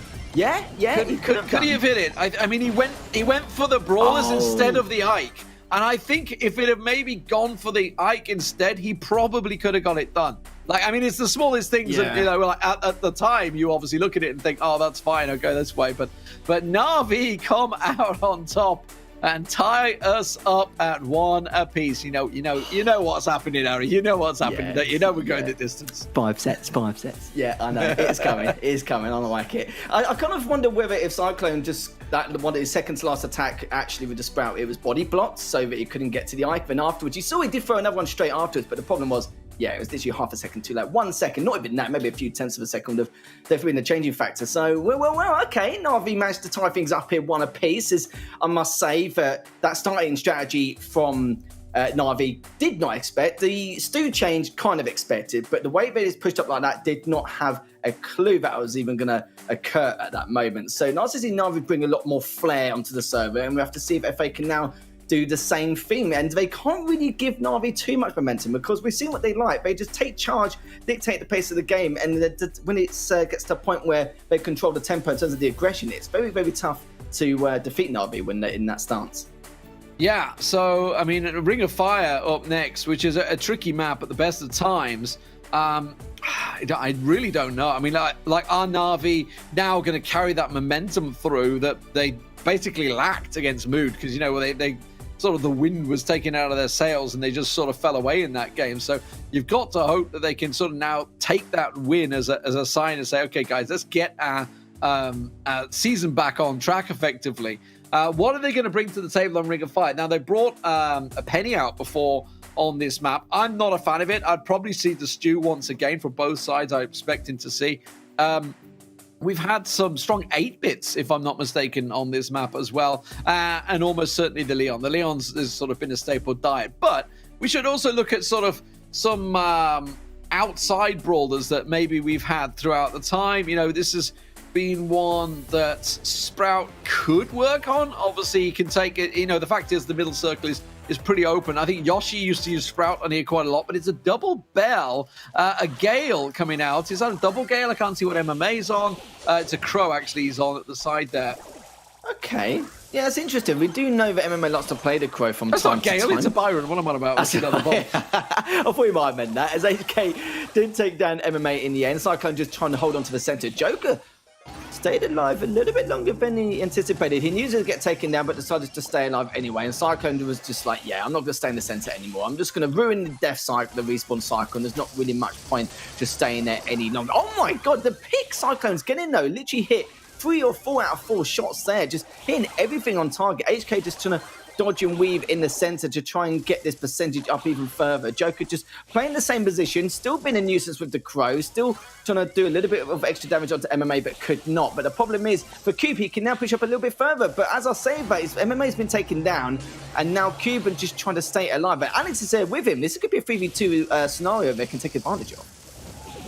They need to get some damage done. Alex is going to try. He goes in. He does get one down, but it's not backed up. And you can see the good cover coming out there. Cubic just not quite landing his shots onto Cyclone as much as he'd like there. It does give them a small percentage of cover. The respawn back for Alex, and MMA goes deep on HK. Didn't really have the hit points to back it up, and Na'Vi do take control of the circle. They certainly have done. They've got 24% to try and find. HK just waiting for the rest of his squad.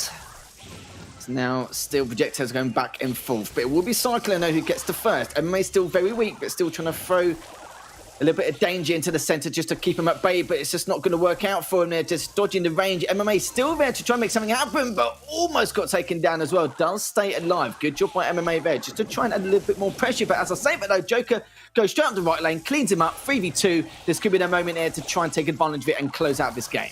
Yeah, they can't. They've got to flush Dark Joker Tara off that point. They do finally get him off the corner, so that clears the cover. Now, if they can chase down, MMA should come out on top on that one against the Byron up close, and he absolutely does. This is a very tight game between the two at the moment. Na'Vi now take the lead for the first time, but 40 seconds to go. This is going to be 100% either way. Alex, oh my word, he survives. They still haven't dealt with MMA. Now they finally get him down. The shots coming out from Cyclone, putting the punishment in, but Cubic will land 1, 2. Can he get HK down? Double the pop goes off, but it doesn't matter. They're holding the zone, and Na'Vi will close out the first game despite the big lead FA had at the start.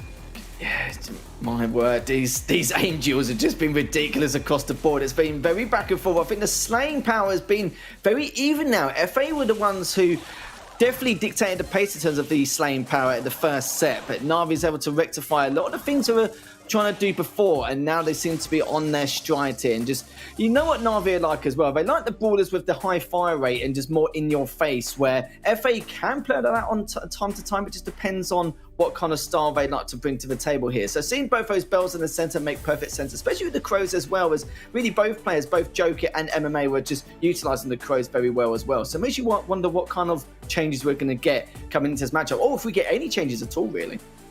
Well, that's it. Is it the Na'Vi comeback coming through now? Is this their way to try and plow on through and get that win. As I say, they were looking to carry that momentum.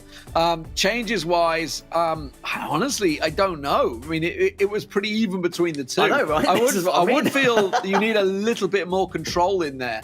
I don't know what they can use to get that control. They may, like the Sprout could be an option in there. Is a strong thrower. Obviously, that Overgrowth can just sort of give you that little body block in there that you may well need by the time for the Leon to sort of sneak around the sides if you want to go with that route.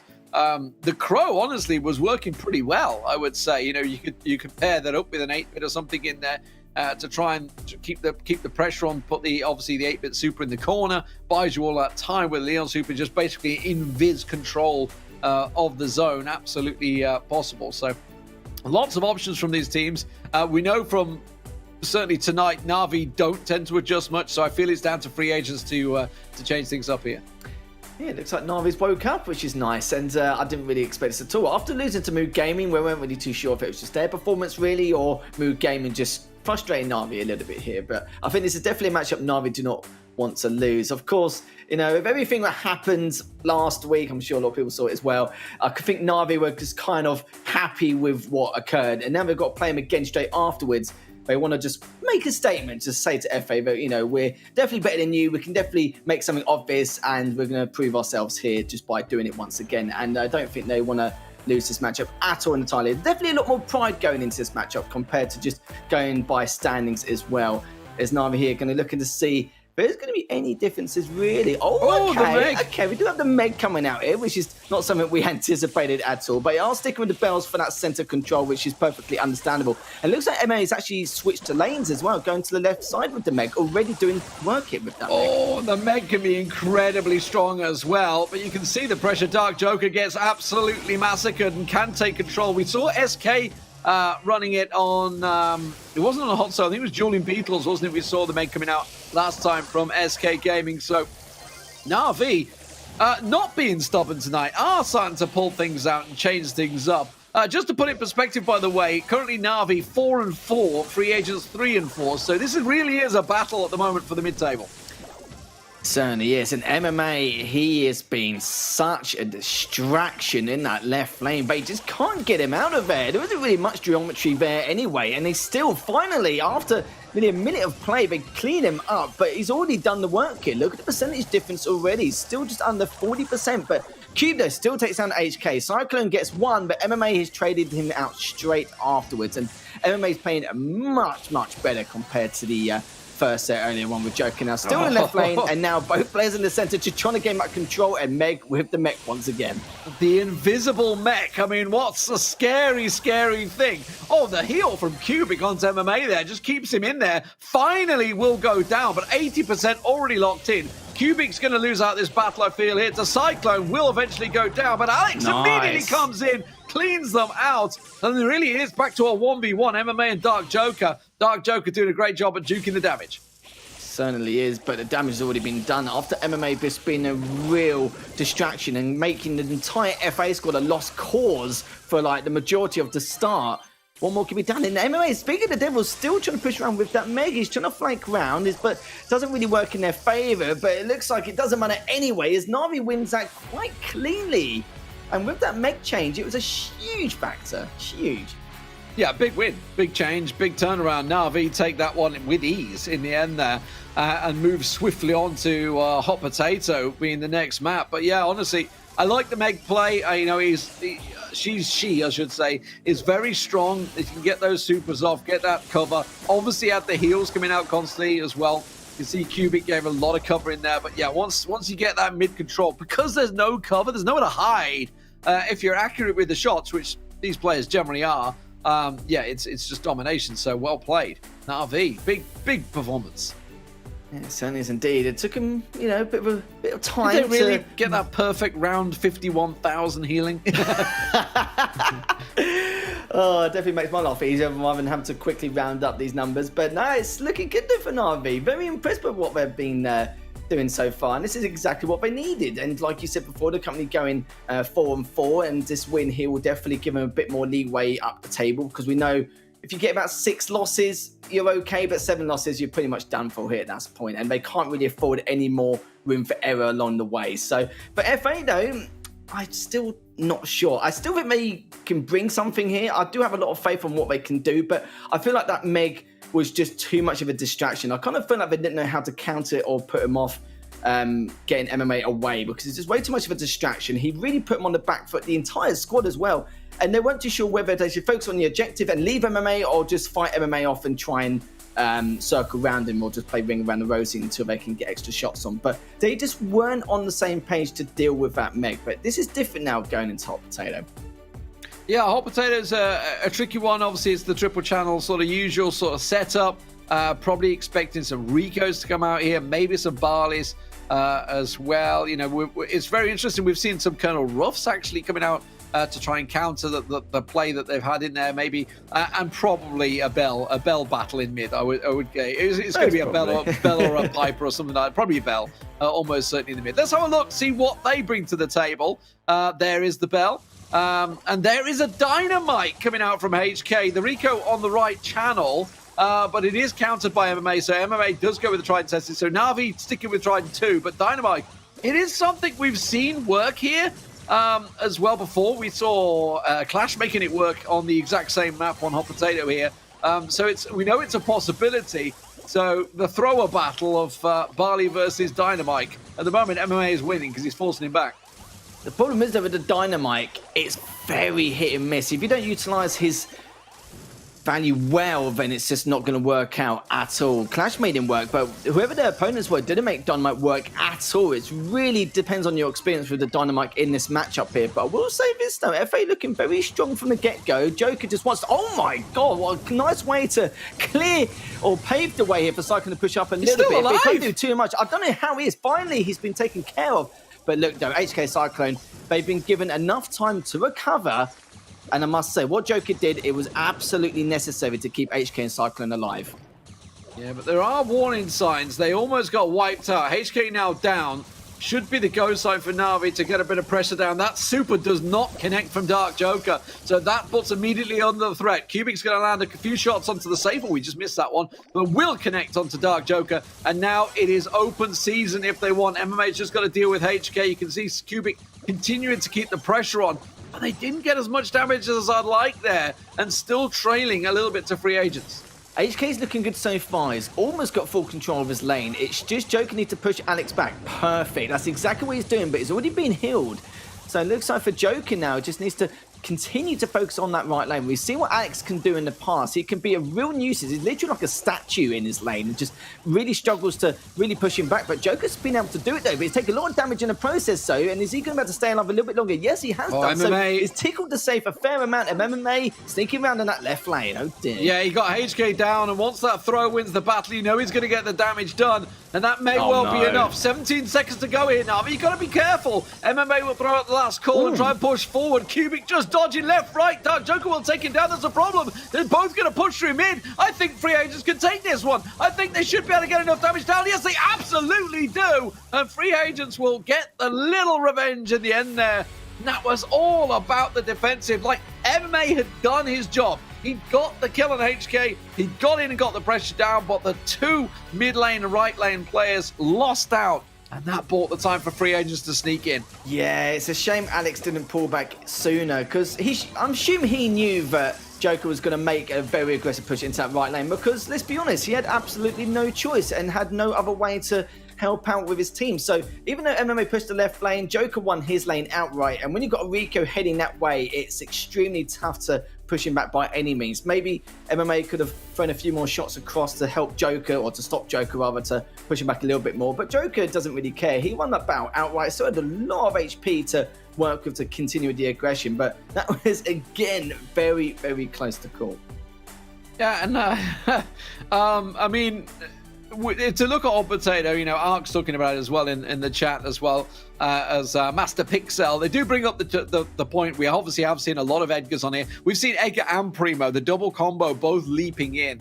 I think it was SK versus someone last week It was just an insane game that they both basically went instantly for the base race. I think wasn't it Blood Diamonds? Was it the SK Blood Diamonds game? I think it was. I think it they was. Both Every just went game diving that in there. happens. Yeah, Yeah, I feel like it was SK Blood Diamonds, and it was a absolute bonkers map because it was just everybody diving in there. I'm pretty sure it was. And I mean, honestly, it does open things up. I liked what Na'Vi were doing. Honestly, I pretty much called Navi's comp when they brought it to the table, and it was doing well up to a point where they just slipped on the last there. So let's see what they can do. Let's see if they can pick it back up. Yeah, we haven't seen a lot of Edgars recently on this map. Colette is now just a rare occurrence in itself, but it depends on the matchup, really, doesn't it? It depends on what you're up against. It depends what team you're up against as well, because if you're playing against a team who hesitates quite a lot and seems to be on the back foot or like to play safe until they make that push, a Colette can work, but the Edgar can definitely throw a spanner in the works, like massively. Can definitely, even if they don't get a huge amount of damage done to the safe, just being behind them, just pushing the entire team back, or at least a couple of members, will definitely change that. But for teams like SK or Clash, they won't fall for that. They'll probably just send one person back or go, do you know what, we'll leave the Edgar behind, we'll face a 3v2 and we'll just go on the aggressive here. So let's have a look so far. Okay, we've seen a few changes already. Okay, so also Alex going with the Stu as well. And yeah, I do like it as well. I think it's exactly what they need. And I think HK should excel in that left lane. So, I mean, the theory being that obviously Alex wanted to get into the thrower's face, but the fact that HK switched over to the Griff has kind of countered that a little bit. Alex will be able to remove a lot of the cover here and is buying the time. So MMA has switched over to that right-hand channel. You can see now he's up against the Rico. The idea is that the Stu will get in their face. MMA is just going to teak into the corner. They can't do a great deal about him in the corner. Cycling will finally get him down, but it buys the time, and Na'Vi being very aggressive this time out. But now they've got to be careful they don't get wiped and pressured. This is already a lot of damage in favour of Na'Vi, as HK's been very aggressive there. He's looking to try and do a little bit more. Joker missed a few shots, but he should be okay. Cycling does clean up with the bell, as Cube also taken a fair amount here, but the problem is Cycling has to pull back. He can't push any further here, and Joker just out of range from those shots, just dodging and weaving here. Cycling is with Joker in case Alex does make the push, but it looks like Cube and Alex both push together. HK looking to try and stand up, takes down Cube. Joker, I don't think it's going to definitely have a bit of an issue here, but HK still doing a fair amount of damage to keep this Na'Vi squad at bay. Yeah, and he gets the last call off MMA as well, so that tick damage just continuing on the safe. And Na'Vi looking good so far, pretty much in control on this one. I like the change, it worked out well for them, but we're far from over, as we saw in the last game. You know, while Na'Vi looked pretty much solid, they just got to be careful they don't get wiped, because if they allow these players to get in on that safe, it could hurt them. Great juking from Alex there to avoid the damage from Dark Joker and Cyclone. It buys the time for the respawn from Cubic. Yeah, Joker having a tough time with Alex, but these two players have outright been incredible in this matchup. So I'm not surprised these two are just giving each other so many issues. And look at the damage across the board. It's so even. Cycling and Q very back and forth. Joker finds a bit of leeway here, but he needs to push up. He needs to be aggressive, but Alex is trying to get behind him with the Stu. Long as Cycling keeps tabs on him and does a little bit of damage, oh, he actually gets taken down. Alex actually prioritized him and actually baited Joker to continue being the aggressor. And yeah, this is going to cause even more problems for Na'Vi. MMA with all that damage as well. This is definitely going to be a Na'Vi victory. Yeah, so we're tied up in the sets once again. And now it means Na'Vi will be on match point as well, more importantly.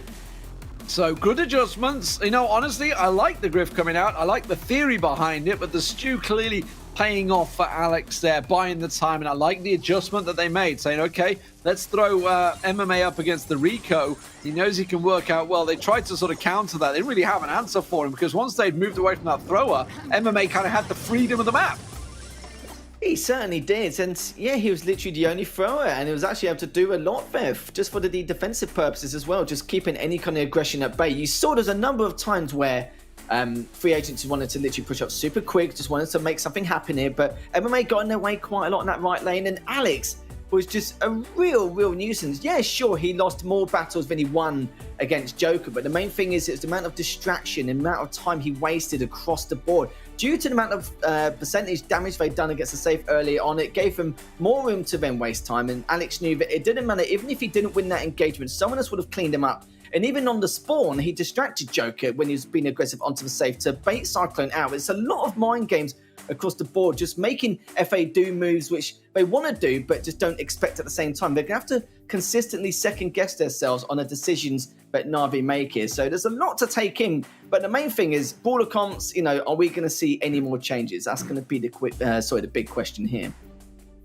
Just to correct myself earlier, SK Blood Diamonds was on pit stop. Obviously, you have that big defending line, which is where the Edgar came in so well. But I still feel it's a valid point that Edgar could work out very well here if they were to go for it, because there's been no bruises, so there's nothing to sort of get in their face to make it work.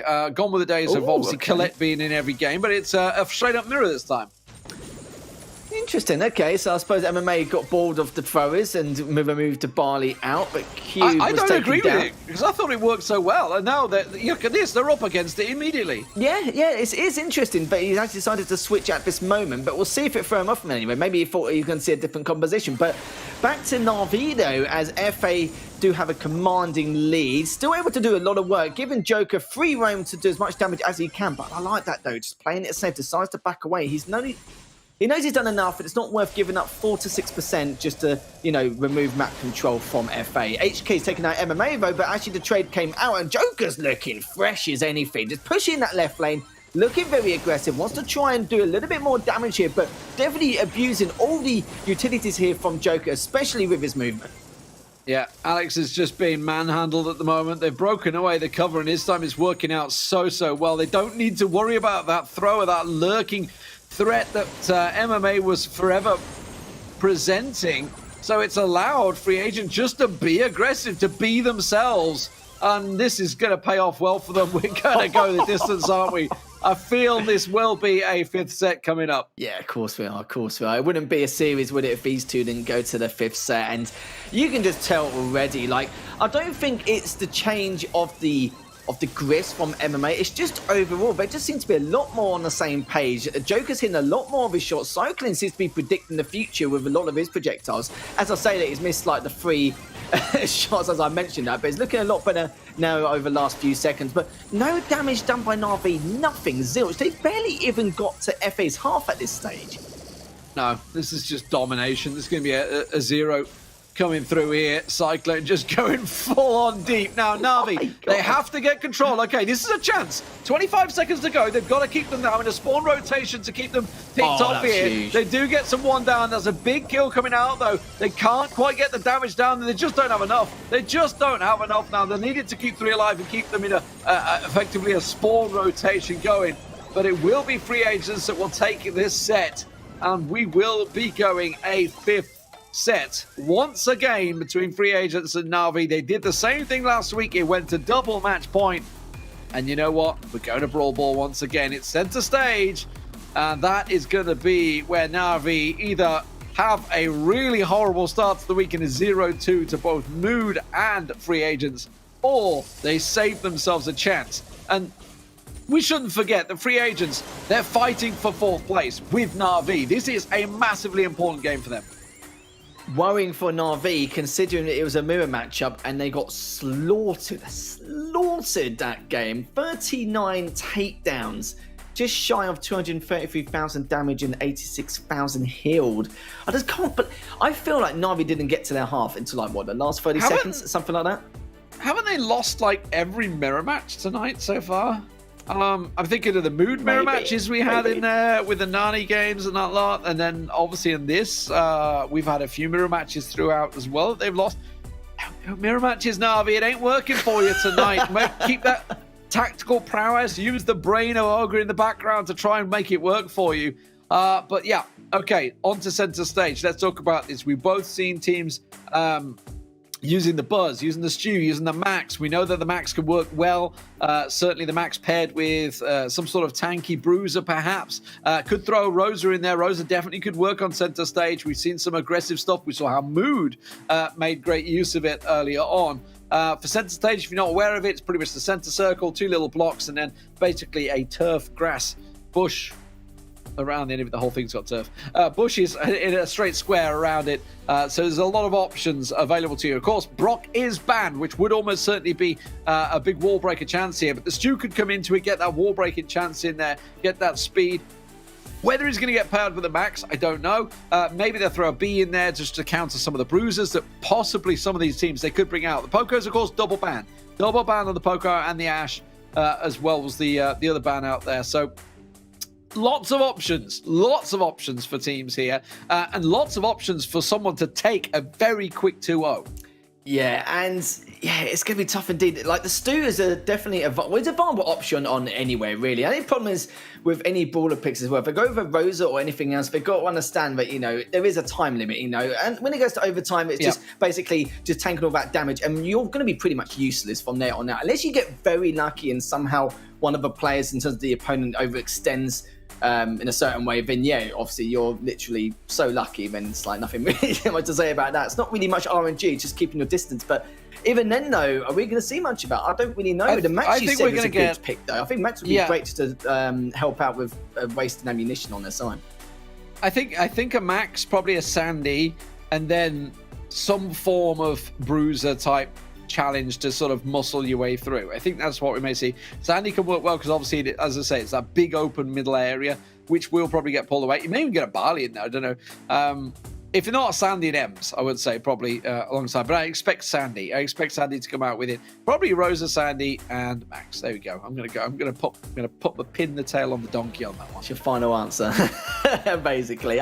It's not a bad composition to use, really, because you've got a little bit of everything, and at the same time, you're ready for a lot as well. Okay. Oh, wow. Okay. So we do have the Rosa come out as well, and the Max there. So at least we've got pretty much a mix of about the Jackie here. of course. And yeah, we've got the Jackie as well. HK having to try and defend this early on because Joker was taken down very early, but did he manage to, oh my God, they still managed to stop MMA. That was huge. You cannot walk that in against a Rico, Ems, and a Stew. It's just not going to happen. They're just going to absolutely obliterate you, so they tried it. So Na'Vi going almost with the 3X tactic. They're obviously famed for using that Jackie all the time. So just basically rely on the super from Max, pile in there, get the Jackie hammer going, and try and destroy them. But it's not working, is it? It's not working. And this is going to be the first goal for free agents. That was beautiful and great defense earlier on, especially against that Rosa. Yeah, you're right, though. MMA probably thought we could get away with it. Almost did, but yeah, it's still quite a big risk. And HK already pushing the ball onto their side, and that means that Na'Vi has to win these engagements. MMA does finish up another. Cyclone has to back away because it's going to be 3v1. He will definitely get cleaned up. This is going to be Na'Vi's moment here to get map control and put the aggression on. Well, they're going to get the respawns. Only 2 of them up, 3 of them. Third one should be up in a second. There's Cyclone. So Na'Vi need to get it done again. But Max is just going to try and use that speed. They're just going to brute force it. If they're all caught in the back there and Cubic pops his super, it is going to be painful. Here we go. They're going to hammer it down. And HK did a fantastic job of getting that ball out because it almost certainly will be a goal. I think it still will be. MMA will walking over the line with tied one apiece. That was the one segment that FA were worried about, but just couldn't do anything about it here. And coming in with that Rosa Super straight away, dishing the damage. Did he just... Go on, what were you going to say? I think Cubic just hit his super by mistake. I think he was expecting Joker on the left side and just completely mistimed it. Well, it looks I'm like not too sure. Now.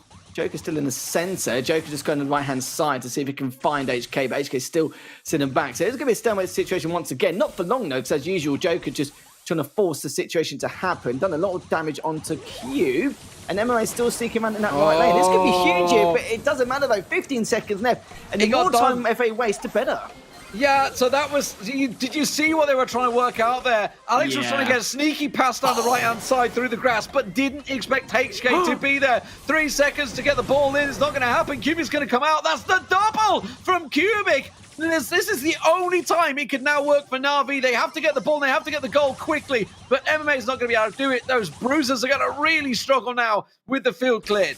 They really are. They need to prioritise Cube and Alex and just leave MMA to do his thing and then take care of him straight afterwards. Cyclone's taken to Alex already, though. Cube is literally knocking on death's door. MMA is completely surrounded. This is a moment for them to try and score and capitalise if they can. If he passes it, HK goes through. This he will do, and that's a great stuff there from HK, and that is going to be match point for FA.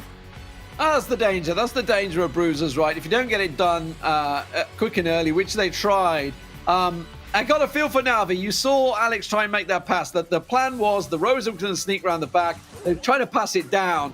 But HK was there. He just passed the ball to HK in the bush. Didn't know he was there, of course. And you can see what MMA was trying to do at the end. They're trying to get the ball into the corner and just buy some time, but not the case. And when the field is removed like that, the bruisers are always going to struggle. So free agents match point. We've been here before. We've been here just last week in Playday 4. They went the distance. They ended up with double match point. Na'Vi could certainly bring it round. They went with the gambit. It failed. It backfired. You saw the power that the Jackie has when they're pinned in the corner like that with the Rosa. You can absolutely massacre them, but you also see the weak side of it.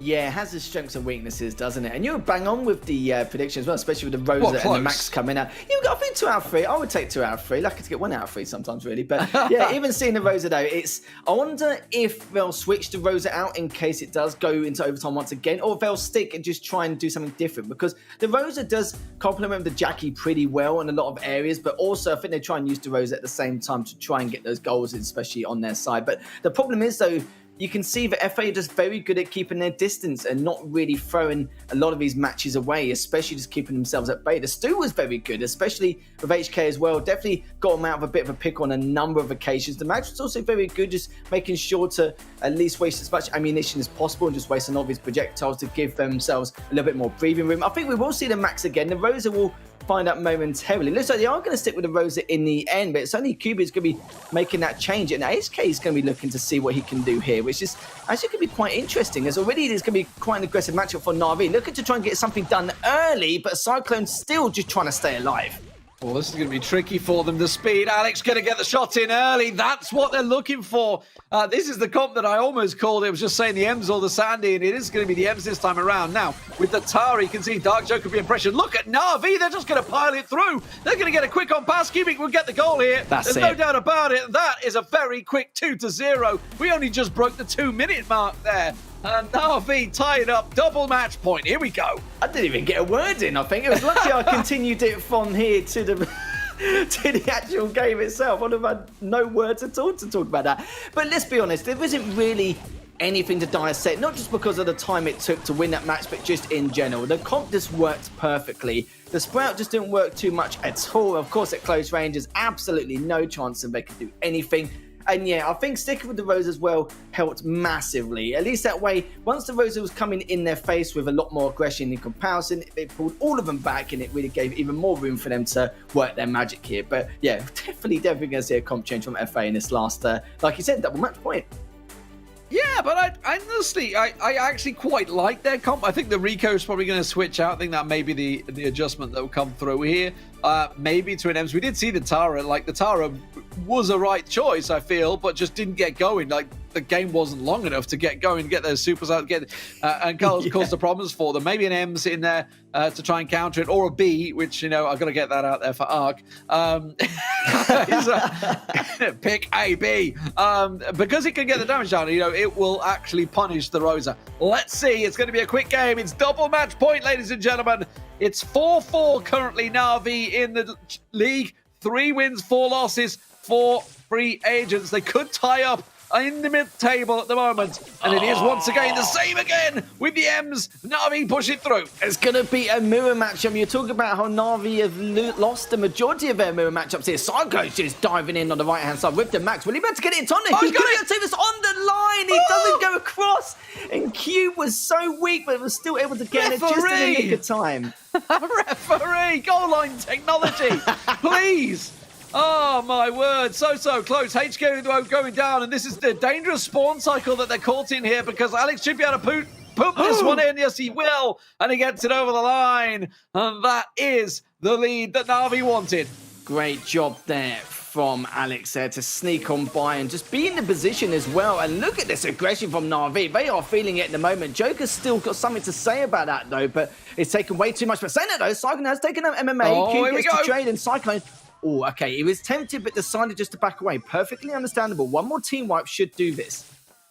Absolutely. They've got to be careful they don't get caught in a bit of a spawn wipe themselves. Oh, there's the boost coming through. MMA's away. HK is the only one in their face at the moment, because if Cyclone does manage to come out on top, Alex gets away now. But the problem is the ball was punted into the corner, and Na'Vi will save themselves a bit of time. HK took out the entire team. I know 2 of them were pretty damn weak, but that was exactly the game-changing scenario they needed. And surely there's going to be a goal in there, but they can get it in time. Yes, he does. Dribbles in beautifully. It's all tying up here with Joker scoring that. Yeah, a sped up Rosa, full hit points. Not a lot you can do to try and stop that. Cubic didn't have the super ready to go. Oh, the super comes out. That could be crucial. Oh, but they've ignored the back. Alex can't make it work, though. And now there should be free agents going up the other end. Yes, he will be. HK's away. Then he gets the little pin drop. Oh, he missed it. He missed the shot. Are you kidding me? How's that happen? I can't believe that. I actually, oh my god. Okay, 2v3 now, 2v3. Still got Alex on the left side. Cyclone's actually pushing out quite deep in. Joker might push a little bit too deep, but will Cyclone find anything? He actually just passes it towards him just to try and save the aggression. Does get taken down, but they've got a little bit of time here. 10 seconds left as it goes into overtime. Oh my god. Oh dear. Please don't tell. Look at MMA's trying to sneak down the side. No, okay, he's realised overtime now. Obviously, it's a mirror comp, so it doesn't really help anyone. HK going to use that super. That's pretty early. The super of Doug. Joker's going to walk it over the line. He doesn't get it. in. He can't get it over the line. He gets taken down. Cyclone. The respawn's going to come up any second now. He's going to be quick enough to get the shot away. He scores. And free agents. Oh, my God. I hate to say deserve, but good Lord.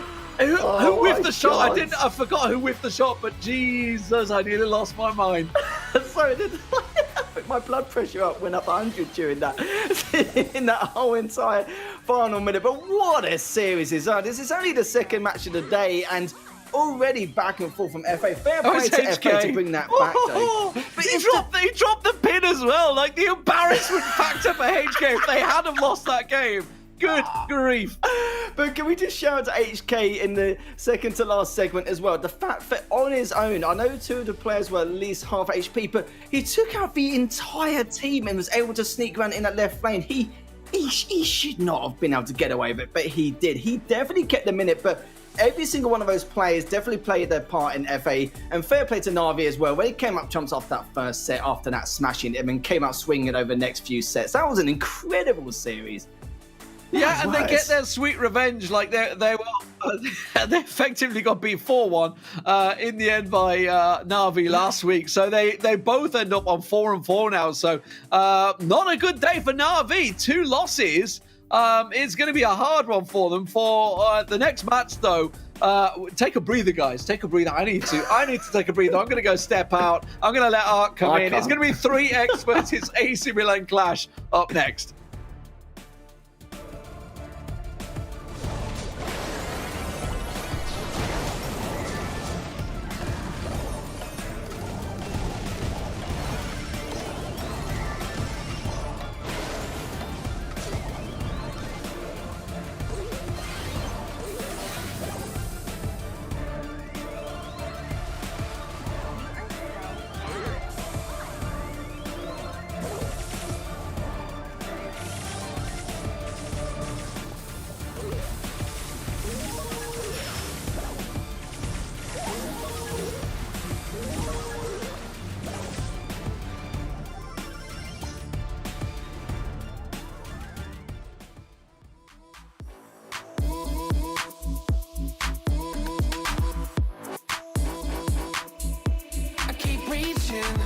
Yeah, I keep reaching and reaching, reaching the top.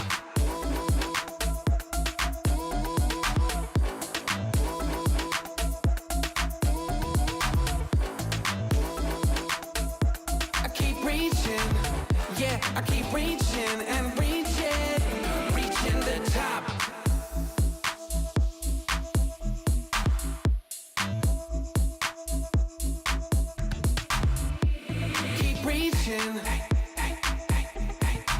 Yeah, I keep reaching and reaching.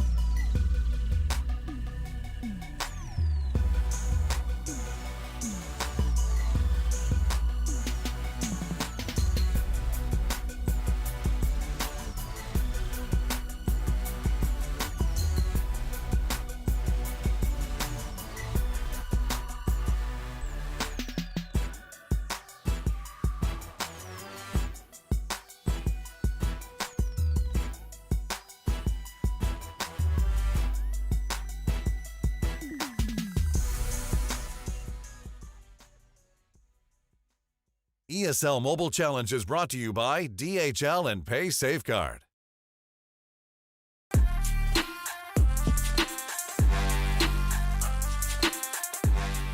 Welcome back to the ESL Mobile Challenge, where, my words, yeah, a very, very spicy series we've just finished off with, and now we've got another one next between 3X and Clash. Joining me once again, it is going to be Ark, and yeah, it's been a very interesting day, but it's been spectacular already. We've still got 5 more matches left to go. Yeah, plenty more to come, and again, you know, it's always a delight to see Clash, you know, take the table.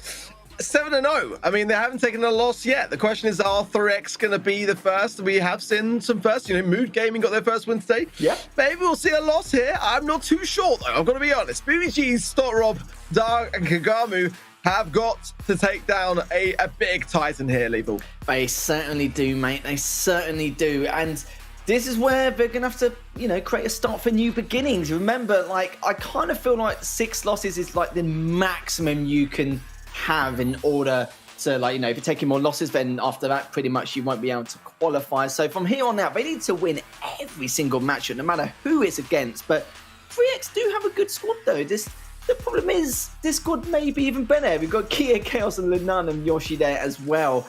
And yeah, Clash are just on a phenomenal in terms of their form and how they've been playing. It's just very difficult to say that 3X can take them down. But if I don't take Clash down here, then I'm sad to say that the chance of them qualifying is going to be next to none. But going to the map, so Super Stadium, which is going to be pretty much Clash's home ground here, going to Gen 4 straight afterwards. Factory Rush, Parallel Players, and then Hot Potato. And with the Banzo, interesting bands actually, we do have the Stu, the Sprout, the Brock, and Leon. And, you know, normally, you know, we do see like the Brock, or we have seen the Brock actually, what we'll talk about. Normally we see the Poco as well, banned quite a lot, or the Ash, but not this time. Yeah, no Ash, no Byron, no Poco. I mean, that to me does smell a little bit of disaster in some ways, because we know that can do, and it's kind of unusual because Clash would normally ban like is it the Ash and G now? It's pretty much their go-to ban, so they're kind of deviating away this time round, and that's an interesting thing in itself. But this is the only game for 3X today, so like they're gonna have to realistically harness all that energy and throw it all at this one, because yeah, I mean that could go for or against them ultimately. Sometimes in the second game you're a little bit exhausted from the first, but they've got maybe an opportunity in that respect. But now that Byron and Ash is available, I don't know, this could be a quick one for that very reason. It certainly could do, and it's all based on if you're experienced with these type of bans as well, because the amount of bits and pieces which are coming to play now with these borders in effect, it's going to be very tough to call, isn't it? So some spanning the works could definitely occur on a lot of the occasions, but we'd love to know what you guys think as well. Hashtag ESL on Twitter, say what you think, especially not with this match, but with the future matchups as well. And yeah, because we'd love to know your opinions, because our opinions most of the time are pretty much invalid, but yeah, you never know as we're going to see in this next matchup. But 3X, yeah, I think the storyline for here is Clash only need what, 2 wins, and they're pretty much guaranteed themselves in the finals. Just depends on the scene. For 3X, if they lose here, then yeah, it's pretty much curtain call for them. And all day long, our predictions have been off, haven't they? Like every single game so far, we are down. Yeah. So we all put down Clash for this one. I think as far as we're concerned, we need that to kind of pull through to be able to have us still leave today with some grace. I mean, again, though, I mean, there's a big upset over the weekend with Clash, and they did struggle a little bit. So hopefully they're shaking that one off, and they're coming in today with a fresh mind and fresh perspective on things. And again, I think the Brock ban is always a good one to get out the mix. And going with the Leon ban is a ban that I always say is underutilized. So I'm kind of pleased that Clash did kind of consider that brawler with quite a lot of consideration. I think the Spike pick still available here is quite key. So I think a lot of Spike, a lot of Byron Ash coming out the play as well. I still think B here is a great one to have. I mean, D-Man was saying earlier how he's got to mention it. For me, I do always vouch for it. I think in Brawl Ball we saw in the previous series between Navi and FA that having that be in overtime is a great thing, and having something of a long-range capabilities can take out a lot of tanks if you're able to draw out the game mode. So had that been the case, that Rosa wouldn't be able to do anything at all. Super Stadium is a great one for mid control, and that's why I think B would be great here. But Spike Lane as well. Byron Ash, I think, will be very, very dominant here. There's a lot of cover to be able to hide behind if teams want to go in with that pick. However, there's I think quite a lot of options still. But cover is key ultimately.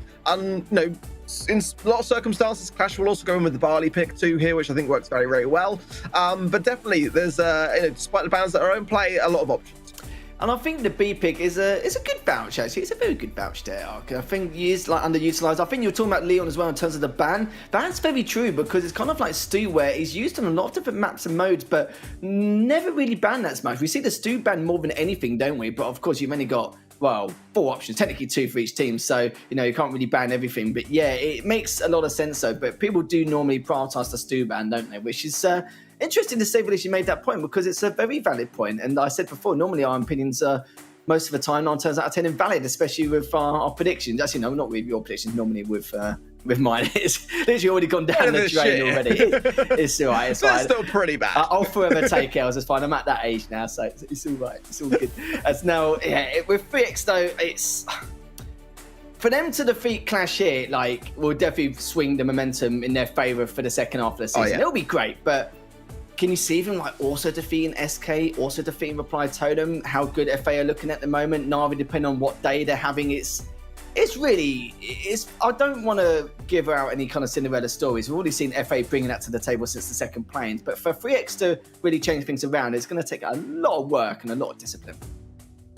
Yeah, and trying to read through the lines in terms of the comps and trying to preempt what Clash are going to bring in on the analytics side of things, trying to look back through the VODs and see, what worked out well, what the teams they may have struggled against in the sets. But again, Clash have rarely dropped the ball. So if a 3x do today come out with this win, it'll be huge. It'll be a huge upset, probably the story of today actually. So and I like stories. I like underdogs. I did put the Clash down on the predictions, but hey. I wouldn't mind as well seeing 3x come out with a win here. That's right. Next event, I'll read you a bedtime story. I feel like storylines that match. See, that's how nice I'm going to be to you. I would love nothing more. Nothing more. It's not as good as these storylines, of course, but I'm sure I can make up a decent one in my head as I go. But yeah, this would be the upset of. Well, obviously not upset of the century, but definitely upset of the week by any means. Seeing one of the bottom teams, or very close bottom teams, considering the caliber of skill we have across the board against Clash, it will be huge because it is technically going to be Clash's first loss. So it makes perfect sense. We've seen a few debatable plays from SK, and in terms of storyline, yeah, they were a little bit shook up on a number of occasions, and they're lucky to go 5-2 really. But what we saw towards the last stages of last week, they did seem to be a little bit better in terms of hitting not hitting their peak performance, but maybe just hiding a lot, ready for world finals, getting ready for the ESL World Challenge finals as well. There's a lot of things which we need to remind ourselves as well why they might be playing or not playing at their best. So there's of course a number of reasons behind it, but it's the thing with teams like Clash and SK. They swallow their pride, but know that a lot of L's will be flying at them if they do make these plays. But in the long run,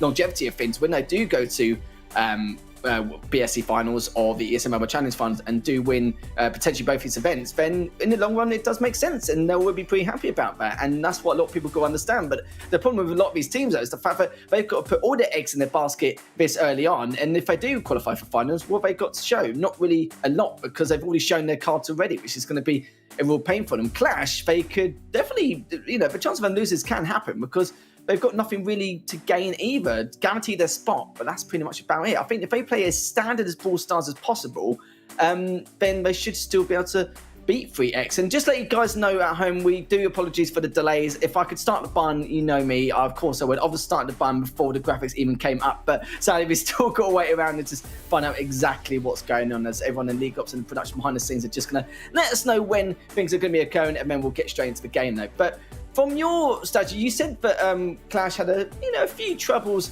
along the way over the weekend, but I don't think that's going to change too much really for how they're going to perform here.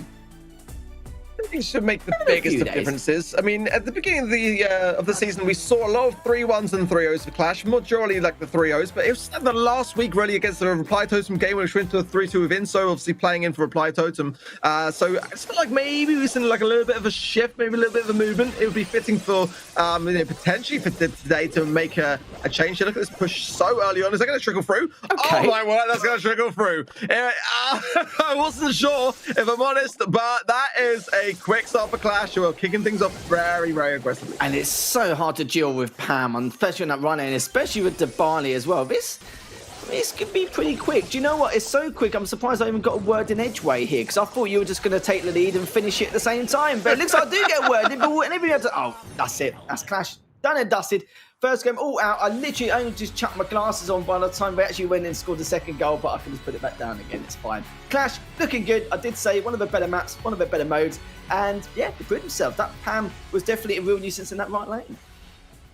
I've got to ask the question, with Ash not banned, and then we know how often Ash is banned, why did the Rex not bring it in? I mean, you know, it kind of, I understand, you know, like, there's definitely counters to Ash, and, you know, Sandy's a great thing to have to be able to get rid of those robotic rats very quickly, but I don't know. I mean, it's confusing me a little bit. I get the B completely, just because it's a great thing to have in the mid, great for overtime, but you got to get to overtime as well, and that's the thing. You know, Clash didn't look in any way deterred by that situation, and I just don't understand why Threx didn't bring in Ash. Oh, you should be a stand-up comedian. That would be funny if they did somehow make it to overtime. That'd be absolutely hilarious. But no, that's not going to happen. They scored 2 within a minute, and there we have it. There's nothing too much to say there. But you're right, though. You know, there's no Ash ban. There's obviously no poker ban either. So the double time poker could come into effect at some stage. That's of course, you know, there's going to be a time limit, especially on that. But it looks like okay. So the buy is going to be sticking with Stock Rob. The Immortus comes out for Yoshi here. And then there's other things that could be massively changing. Even a Dynamite. Yeah, which can work out well here. We know that Clash play it very, very competently. I think Gale is going to be a struggle here in the mid. But again, considering the Ash Baron is available, I'm surprised that Frix are not utilizing that as much. BBG just goes in with a stun, but they're going to get any value for it. And look, as easily as that, Clash are looking very, very confident with this one. I mean, you know, not the traditional comp combining with the Mortis and the Gale with that Dynamite, but you can just see it's working, and Rex are struggling. They really are. That one-way ticket to the struggle bus is almost nearing its destination here, and it's already there. Chaos scores the final goal, and that was probably one of the quickest Brawl Ball games I've seen in a long time here, Ark. Yeah, off the back of your 3-2 previous, I think we're just making up for lost time now. Yeah. Clash are leading that. I mean, it's unusual as well for Immortus to even go for the ball, because ultimately by doing so, you do eradicate your, you know, your sort of mega dash, your long dash. But in that situation, they knew it was going to be there because there's no one there to defend it anyway at all. What a quick series of that set, and we're breezing through. 3X have got to do better. I'm just going to say it. They've got to do better. They've got to slow the pace far more. They've got to be much more communicative between each other, because Clash right now, they're not even breaking a sweat, and we're going through a set as quickly as that. Yeah, it was one of the key factors I was talking about, really. Like, it's not really a win condition. It's just about saving what you want for finals and coming into here. But it just, as long as they play just standard Brawl Stars, standard competitive nonsense, then they should be okay. But don't really need to throw any kind of flair or anything unorthodox in comparison, or anything unpredictable. They should be fine. And that was just a perfect example of it. You've got to remember, though, that is one of the better modes, the better modes and the better maps. In all fairness, so it's understandable why they would struggle, but I was so surprised I struggled that hard, because like I said, it's definitely one of the quickest Brawl Ball matches I've seen, and I think you're right though, every match I normally do always goes to a 5 set, so definitely helping me making up for lost time in the past there. But we'll see. Will anything change for 3X? I hope so. I really do, for their sake. Yeah, they've got to really think this one through better, I feel. And you know, Clash are a team that if you're aggressive towards them, then often they'll allow you to do that and then count the ammo, you know, as it's coming towards them, and pick their timing specifically around when you're at your most vulnerable. So, you know, nothing gets past them. They are so astute when it comes to Brawl Stars. And, you know, 3X, I think, just have to start to aim to have a approach here. I mean, going into Gem 4 and Gem Grab next, you know, this is a chance. And they're going to have to get them in control very quickly to make sure that brawler choices are better, in my opinion. I think that you know, having lane support massively impacts how much, you know, you can control the mid and obtain those gems. So, you know, again, having Leon out of the mix here is quite an important factor. I think having Brock out of the mix, Stu, I think, in fact, every brawler could have been viable. Maybe it's less so with the Sprout in the recent meta, but still, I think it could have been an option to consider here. I think you've got to go over Rico lane, and that's something which we know Clash are likely to do. I personally like the Tara. I think Max mid works fantastically well here. That's a brawler actually, which I know that Fricks do like to play and utilize a lot. So I think they've got to get this right, get this better, and yeah, they've got to start communicating more because they're leaving big gaps for Clash to capitalize on. You can't do that against a team like Clash. You just can't. And they paid the price, didn't they? That was a clear example, is one false move, one error of judgment, or one bad positional play, and that is exactly what happens. This is how fierce the competition can be. Excuse me. And then we've got to remember though as well, 3X are, definitely one of the best teams in the EECA region, and they just got absolutely pulled apart. Don't go on, we know that Na'Vi is currently the dominant force, and 3X is quite a recent-ish roster, aren't they, technically? But even then, though, for Clash to do something like that against 3X was just incredible. And it's just a great display of, and just a great example, or just textbook, really, of what can happen if you do make a particular false move, or maybe even with comps or anything like that. But yeah, going to Genfort now, though, I see a different kettle of fish here. It's not going to be as dominant or it's going to be as quick. But still, though, when they rush those countdowns, they need to make sure to stand in line, make sure they're still structured and organised, make sure it's the small talk. Small talk's super, super important to prioritise who you want to take down or what little niche plays you want to make in order to make a cause and effect kind of situation happen. It's very, very tough here.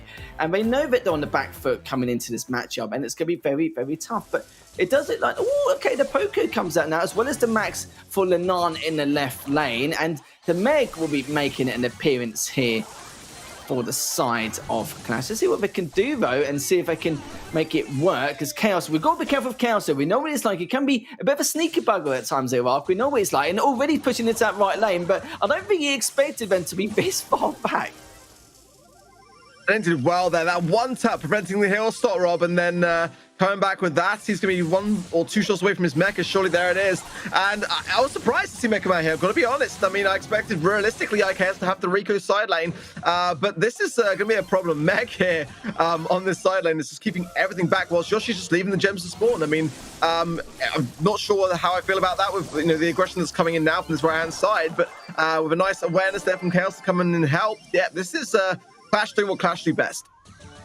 Certainly are. 7-0. Not really getting too much by. Dark did have a couple of gems, but that's fallen short there as Kagamu has pulled back into the left lane. So they're trying to get positional advantage here whilst trying to keep Clash trapped in the centres. Working in their way, but only by a small amount. They're looking to get that last gem. The Met comes out, though, for the Meg. Lenan has already lost it. He's trying to back away to keep this countdown in effect, though. Dark is looking to try and finish off. I think that was... Oh, no. Then Chaos was still able to stay alive. They've only got 1v3, and sadly for them, that's going to be clean cut here for Clash. It was very close to begin with during that countdown. I thought they could definitely get something happen here, but you saw even then, Lenan was already way, way too far back, just out of range, even though he was extremely weak in that kind of crisis moment there. But again, very smooth from Clash, very good indeed.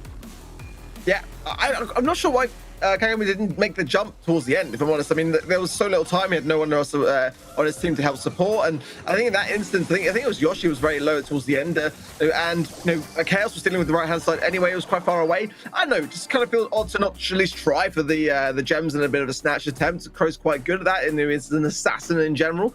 But yeah, the Meg coming in really, really nicely. There's a very close moment there where I felt Yoshi was about to die mid mecha, but was able to come back and full health there. Such a game-changing brawler is Meg. You can really come back with such little HP to then be full form, tanky, and all guns blazing. So I haven't seen Meg played in Genfort so far, and it was quite nice to see. Yeah, it was interesting to add to the lineup, isn't it? A little bit more flair there, and I find it quite funny that Chaos was pushing up in that right lane. It was, you know what he's like. He's normally 7 or 8 times out of 10, he's there on the front line or trying to really force out, not force out the situation, but try and make the magic happen. And it was funny that Chaos was pushing so far deep in the right lane. It's like, where is everyone? And Freaks are still pretty much on their spawn, just trying to think a way to push into the centre and the left lane. And Chaos was like, all right, I'll just Ferrari pick on the right lane and just swoop around and get an easy slay here and there. And it was just loving life, wasn't he? Absolutely loving it. I think just Chaos was just in a little bit of shock, thinking, well, I should be in some kind of duel or engagement by now normally in these moments. I think he was a little bit stunned there, but I don't think it's just that. It's also the fact of it just showed how much pressure 3X had to deal with from the get-go, and it was extremely tough. And I think they were more kind of focusing on Lenan with his Meg and just trying to stop him with the mech. The mech came out, he lost the mech, he actually almost re-engaged it straight after. It was just an absolute mess there for 3X, and just Clash there just doing what they do, but just wasting enough time in order to clip those gems out. Literally as simple as that, but definitely need to keep tabs on Chaos and just be very careful, just keep a watchful eye on what shenanigans he's going to be up to, because he's definitely going to be a key factor for Clash. I think in general, when you got that Rico as well against the Meg, you should probably be doing a little bit better. I mean, you've got more range, you've got the super bouncy star power to ricochet with more, pack for your punch, and yeah, the Tar going to come out as well. Now they've just got to make sure they don't feed Lenan here, really, and Chaos going for the Rico is what I actually expected to see in the first game, and we saw the Tara instead. So we're going to struggle with the Piper lane, which we don't tend to see that very often here, to be fair, but let's see where they can work. It seems to be working better so far for 3X in general now. Tobra's got 4 gems and placing down that nest egg in the mid as well for a bit of an insurance policy here. Then that's going to be popping that marked very, very quickly, and that's a swift takedown for Stop Rob. Yeah, good teamwork from Stop Rob and Kagamu there. They've been looking much better this game in comparison to what we saw before. Just dealing with that Poco, and you can see Lenan just going into the center now. It looks like 3X are going to be the ones with the 7 gems. And Clash are just falling down like flies at this stage here. Just taking down, literally, it's just unbelievable. One at a time, 9 gems now. They've only got one opportunity here to try and bring this back. The mech has come out for Lenan. Yoshi's pushing straight in, though. Does take him down. Chaos is still going to continue with the aggression to see if he takes a stop Rob. But look at that. Rob was more than prepared there to try and re-engage and trying to clean up Chaos at the time. With Yoshi now just trying to stay alive. Lenan doing the exact same thing with the mech. Lenan is getting weak and weary, and pops the gadget to try to stay in the mix. One gem's always going to need for countdown. Storm has it. It's just going to be Chaos alone, but what can he really do here? Now that Yoshi's joined the party, this could be a good thing, but Lenan has not got his mecha either. Nice screeching setup from Yoshi. The right-hand side pinch is there. Chaos comes in with the taps. Dog trying to just buy time for all it's worth there. Gets the jump off, but now the gem's back onto countdown.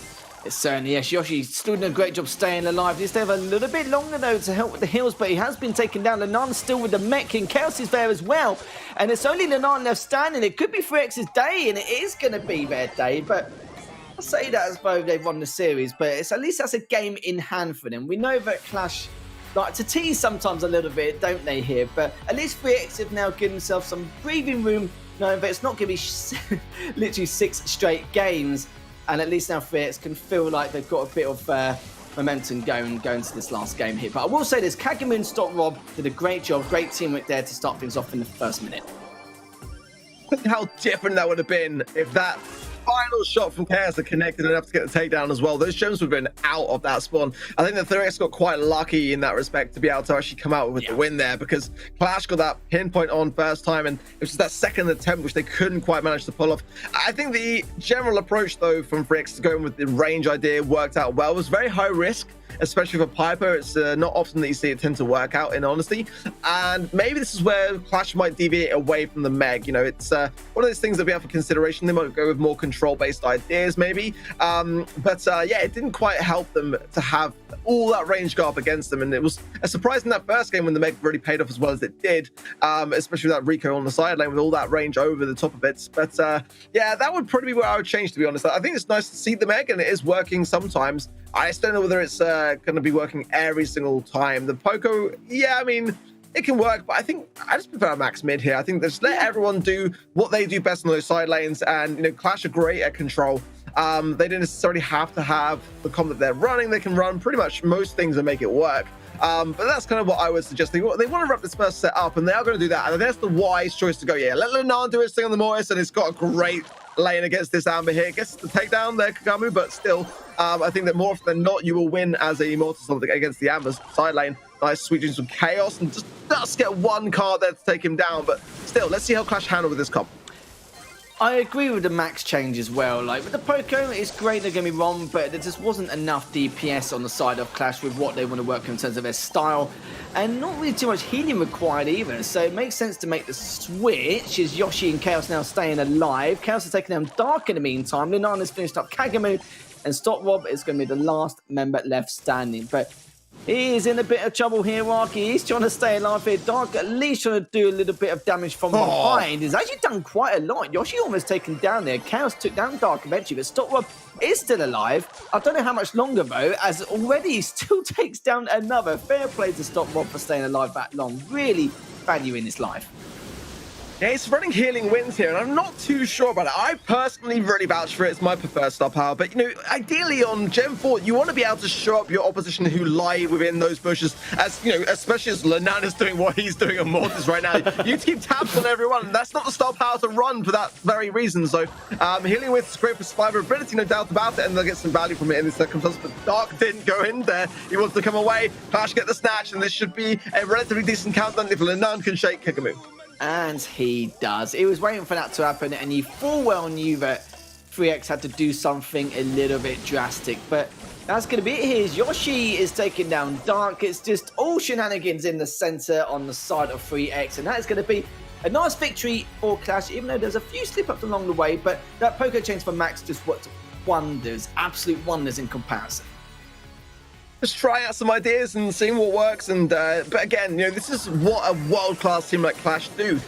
You know, they're able to locate the fact that yeah, that was down to our comp, not necessarily our play style. So, you know, let's go back to just managing everything as individuals and come together as a team when it matters in those moments of needing to pinch and you know, isolate. You know, 26 takedowns is a great deal for Gem Grab. 169,000 plus in terms of the damage, and a great ton of healing as well. 110,000 is a lot of heals along the way there as well. So yes, the poker was in play for the first few games, but ultimately I just think that Clash played that right. They made the changes, the right changes when they needed to make them. I'm surprised they got as much healing as I expected, because I kind of feel like the poker wasn't really necessary in that second game. Yeah, sure, it's been a nuisance in the center, but they needed a DPS behind him, and I kind of felt like Clash wanted to make these pushes, but with the poker, sometimes it's just not a viable option, is it? Like, maybe if they had the max sooner, then at least you can dodge projectiles with the movement and then put a bit more DPS across the board. It makes a lot more sense, because even with just the healing, yeah, sure, it's great, keeps you alive a little bit longer, but you want to try and execute some kind of action, some aggressive action a lot faster and a lot quicker. But we saw that with the max. It was definitely an entirely different world in comparison to what we saw in that second game. But now we're going into the third set here, as we was hoping, but you know, we'd see a bit more of a closer affair this time round in comparison to the first set, which we did, because we were literally on Clash's home turf, weren't we, in comparison? So kind of makes perfect sense why that I kind of feel like that was the first set we just saw, because of how quickly the other set was just now. It's absolute madness. But let's find out exactly if Clash are going to try and close this out compared to what we saw earlier on. And interesting, we do have the Buzz as well. We do have the Surge as well as the Bell. On the other side, we do have the Rosa, the Poco, and I think that was just on the silvers on the side as well. But it looks like it's going to be the Ash. But yeah, I must say, interesting choices here. We're going to see if now Clash can try and close out this series. Let's see the Crow-like gadget get some use there from Chaos. We know that Clash do like to bring it out every now and again and just kind of build up those walls. And yeah, nothing's realistically going to be able to take it down either. No Gene Hand to pull through, or no damage to create around it. But I do like the Bell here for 3X. Ultimately being able to mark the bot is going to help a lot in terms of these defenses. But yeah, Kagami needs to get that next stack on the way, needs to increase the range, and Storrup has a great amount of cyclability with that Buzz. So here he goes into Yoshi, and Robotic Rats are a little bit of a saving grace for Lenan, but in general, with Clash playing this right, they should be good, but there's a lot of range on the side of 3X, so as time goes on, they could struggle here. They certainly could. I love what Lenan was doing, just baiting his teammate out, knowing that eventually they were going to try and go for the Poco, which they did, but Lenan was there just stepping straight away. And look at that, a nice beefy boy coming the way towards 3X. Let's see how well they're going to do in terms of defense. I do take into account, though, even after this, 3X haven't really got a huge deficit to climb back from if they want to try and all in with this next spot. As now they're slowly going on forward, but let's see how much damage they're going to be able to do here. To be fair, they're doing quite a lot from what we've seen. They could actually finish up here almost. Yes, they will. A nice clean finish already for Clash. And it's going to be first, hopefully not many, but in terms of their match point. Again, with Ash not banned, Poco is available, Byron's available. Why are they not playing it? I don't understand. You know, it's such a rarity to see in the current meta so many dominant options available. And, I understand the bars and the belt 100%. I just don't kind of feel that convinced on the Surge, personally. Especially when you got those options there, and you could just see how Clash made it work. They had great amounts of control throughout. Again, just a couple of bolts here and there for 3x, and it's not looking good, is it? Let's be honest. It really isn't, and yeah, you're right though. Some of the points you made, like why we're not selecting them as well, it's just mind-boggling, really. I don't know if it's because they're not experienced with the matchup in itself, and they're still just going to the usual trend. Like even with the buzz as well, normally see at least one thrower with the buzz to help complement things along the way, but we didn't really see much of that. Stopper was just, trying to be sneaky, trying to take his own duels, which he had done, but Lenan there was just waiting every time to bait the poker out, so he was taking them each and every single time in that right lane, and you could see it clear as day, like what was going to happen and what Stopper's plan of action was. But we're going to see if he does stick with the buzz. I wouldn't blame him if he did, because it seems to be more his cup of tea. But you're right though, use the poker, use the Ash, they're available. Make some kind of use of them here and now, and if you don't, then it could be a second straight game here for Clash, and it's going to be another 3-0. They need to take these risks. Even if they haven't got as much experience with that composition, it needs to be done now, because if not, then it means the time here in ESL MENA Brawl Challenge in terms of a qualification for the finals will be over. But let's see if these changes are going to be made. So that's interesting in itself. So we've got the Byron there, as well as the Frank and the Ball, and for the other side we do have the Meg, Rico and the Bell. Okay, this is interesting in itself. I didn't expect this change though, not at all. Yeah, I mean, Frank can have a lot of push through power with the Byron backing, but then again, Yoshi swapped to Bell, so he's going to be looking to mark up a lot of these tanks, and also Lenan is a big tank in his own right when he's got the mecha. So let's see here, there's a lot of attention to his right-hand side, but it's actually going to be Ifrix to come out on top there, despite the attempt, I think, from the bouncy castle gadgets. But here, look at these jukes from Yoshi. Beautiful work in the mid here, and Kagami is marked up, so that's going to be, a takedown and a bolt for Chaos's trouble.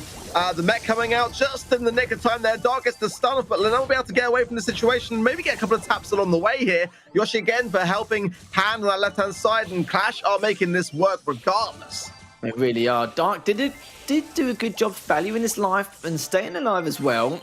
Stop is very weak though, and now Kagami just pushing up with that ball. Not sure if he's got the ball rush as of yet though, but at least with the Franking, they've combined to take him down, but the Meg just gets away straight away. Lenan able to stay alive. Dark does take one down though, takes two actually in the end, so we'll give his team a little bit of leeway here. It's the bot now just heading the way towards 3x, and so far you can see the amount of damage already being done. Chaos does take another down. They're looking to try and finish it. Of course they won't, but at least they've inflicted enough damage to make this one last push work. But look at the bolt deficit though for Clash. They need to try and find 6 more in the next 20 seconds. Chaos just used and abused Dark there, just using him to gain super and then cycling it off the back of it, and now Lenan can come in with these swipes of the mecha right when it matters. They're going to take down Kagami, they do so very nicely, just leaving Stormer with nothing left to heal. All that he can do is go on the aggressive. Despite a pretty healthy amount of bolts going into this round, it's going to be another Clash push, and they've surely now got this one in the bag. Yeah, Clash needed just one team wipe, didn't they? Just to seal the deal really and collect enough bolts to either cushion the blow on defense or to overtake them. And they did overtake them by that one bolt here. So that's going to be GG's all round. It's going to be a 3-0 victory here for Clash. And it does mean that 3x's chances of qualification for the final is going to be looking very bleak from out. Yeah, big old 8-0 over Clash now. That is very scary for any teams that are yet to play them, and there's going to be a lot because we need to go back through the cycle of the season now. Everyone's going to have the chance to play them, so they're just looking so strong. Honestly, we've seen a couple of teams sort of having a few off weeks here and there, and especially when again teams are preparing for the World Finals. Clash are just looking ever stronger. 22 takedowns, 215,000 damage in that game as well. 85,000 on the heal side of things, but my word, they just looked so composed, so calm and collected. It didn't look like it was anything in which they were getting shaken up about. They just looked like they were in control, despite taking a couple of losses here and there. They just made the change that they need to change, and again, it just kind of goes to show just how much game knowledge they have and their ability to handle pressure. Well, you know what I say, the more damage you have across the board, the more map presence you have to do what you love. Some of those wonders and the magic you can work with, and Clash do it every single time without fail. But It's fine. You know, we've still got another Clash matchup here. If you guys are Clash fans there in the chat or anywhere else, as they'll be face up against Reply Totem in this next matchup with D-Man back in hot seat. So we'll see you in just a few minutes.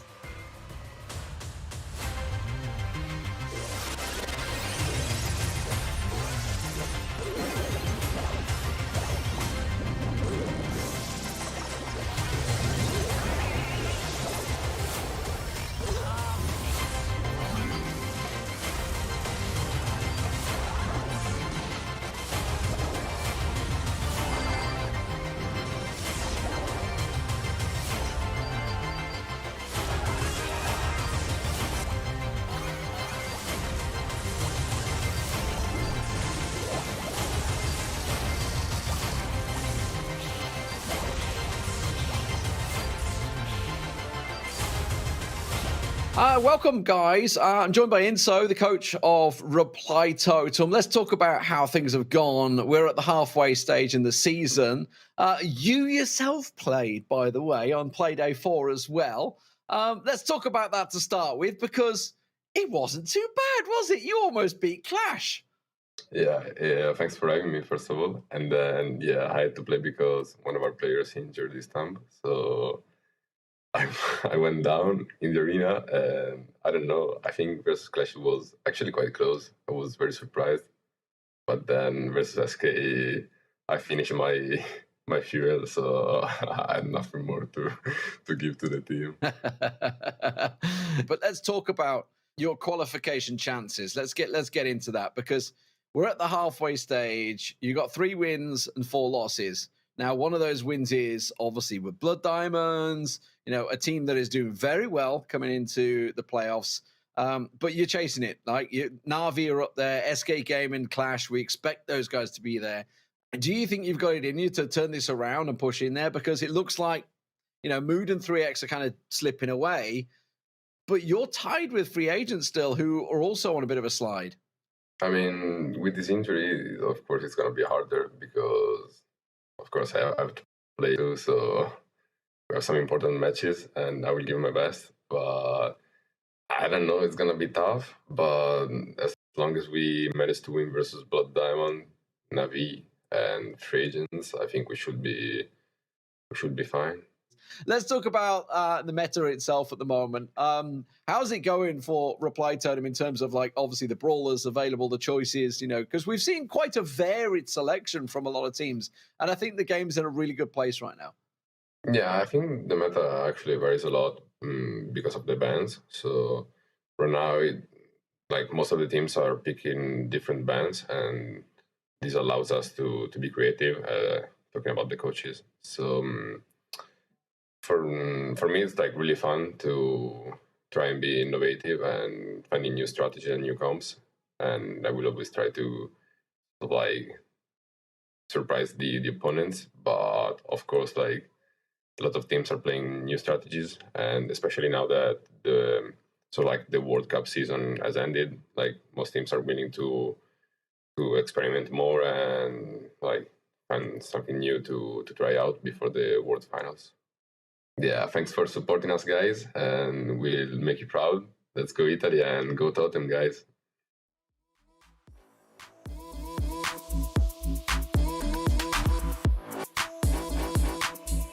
I keep reaching, I keep reaching and reaching the top.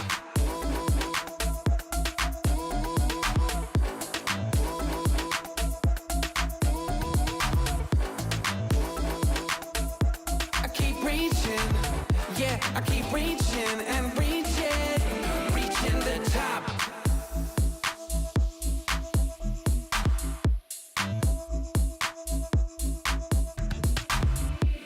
Keep reaching. I keep reaching and reaching.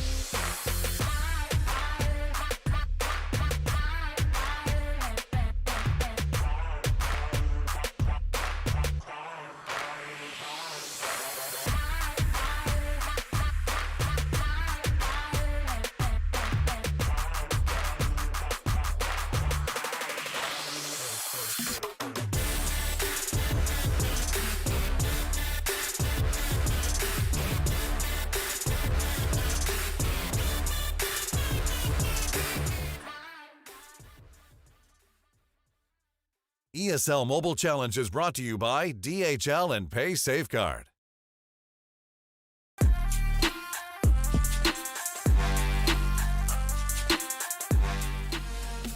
Welcome back, ladies and gentlemen. It is time for the ESL Mobile Challenge to continue on to Clash versus Reply Totem. I'm back. I'm joining Ark for this one. Last week, Ark, this was a very tight 3-2. Went down to that match point, didn't it? Yeah, it really was incredibly close, especially considering that Inso was playing. And I said to him after the games, you did great. You honestly did fantastic. I think many of us thought that as soon as we didn't see, I think it was Mario on the roster, being able to play. And, you know, often you'd expect that, you know, bringing in someone who's not a normal regular on that side of things to come in and have to, you know, pick up the pieces. It's already like playing with one arm behind your back in some respects. But Inso rose to the plate and did wonderful. And I believe he's playing again today, right? It's not quite the 2v3 we saw at the weekend. You know, I mean, Inso did say, like, obviously I spoke to him before this game, and I was asking him, like, are you like hardcore practicing, knowing that Mari probably won't make it today either, which, as far as I'm aware, he's not, because of his hand injury, which does give him problems. It's an injury with the thumb as well, so it's not like you can do anything. I did tell him, he was like, well, you know, Inso, this is your time. You're going to have to either step it up and play bad, like a badass, or you're going to have to go around Mari's and hold that iPad for him and just sort of prop it up and be the full coach that he can. But yeah, I mean, he's coming in, no doubt about it. Obviously, Clash, you know, they're 8-0 at the top of the table now, and looking unstoppable so far in the league. But Reply Totem, they're not without a chance here. I don't think. You know, they've done good turnarounds. They proved it last week that they have the right ideas and the right tactical play. It's just how they work it. And also, it's going to be very interesting how the bans actually are as well. We haven't got them in just yet, because as we just saw in the 3x game, you kind of got to ban that Ash Poco. Yeah, and if you don't ban it, play it, I think is the lesson to be learned from that series. I mean, yeah, like you rightly say, I mean, Reply Totem had a bit of a slow start. They took that loss to FA and then another loss to Navi, and then they started getting a win against Mood, and then play day 3 was where things started to get very interesting for them. Wins against 3x, wins against Blood Diamond, so they haven't picking up their pace. It's that 3-2 from Clash, and it's going to be mentioned as well that they are the only team that have taken Clash through a 3-2 so far. Every other game the Clash have played has been a 3-1 or a 3-0, so they have done more than everyone else so far in terms of that lineup. And, you know, notoriously, Reply Totem do give Clash problems. It's just about maybe the way that they play against each other, and but they always go very close more often than not. Hence my prediction. I've gone with Reply Totem on this one. I think that, you know, they're going to be able to go into this one taking in the experience from last week, and came very, very close. It's either going to be that or Clash are going to sweep it. I'm going to call it one way or another. It's either going to be Reply Totem taking it to quite a fine line and taking the win, or Clash are just going to smash out of the park. Well, you guys just saw there. If you also want to get involved in the discussion, hashtag ESL Twitter, ESL Mobile on the Twitter. There we go. To get yourself involved, as well as obviously keep the chat flowing, because I do see you boys in the chat in both YouTube and Twitch as well. I'm watching you all in there at the same time.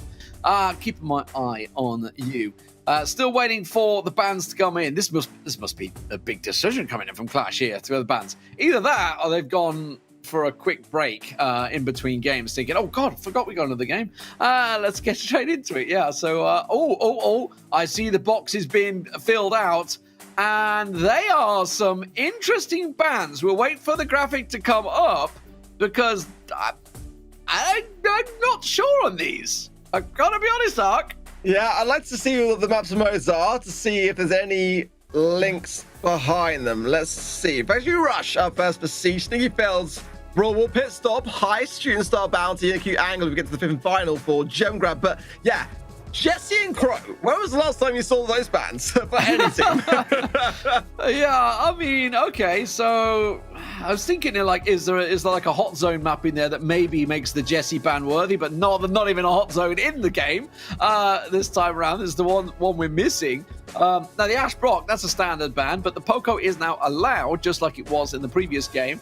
So Clash having some very, very interesting ban selections there. Yeah, Crow could be used in Factory Rush.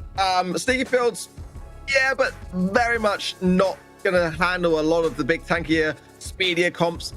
I wouldn't see it being used in Pistol Shooting Star in the Q angle at all. Jesse possibly in Sneaky Fields, but again, we're seeing that kind of, big tank hill plus the max kind of meta forming there, and those brawlers are going to struggle in that eventuality. So I think Clash of, from that very thing, demonstrating their confidence here. And again, looking at their last scoreline last week, when we saw them face up against Reply Totem, it was much closer than we expected. And I don't know, that could be their undoing.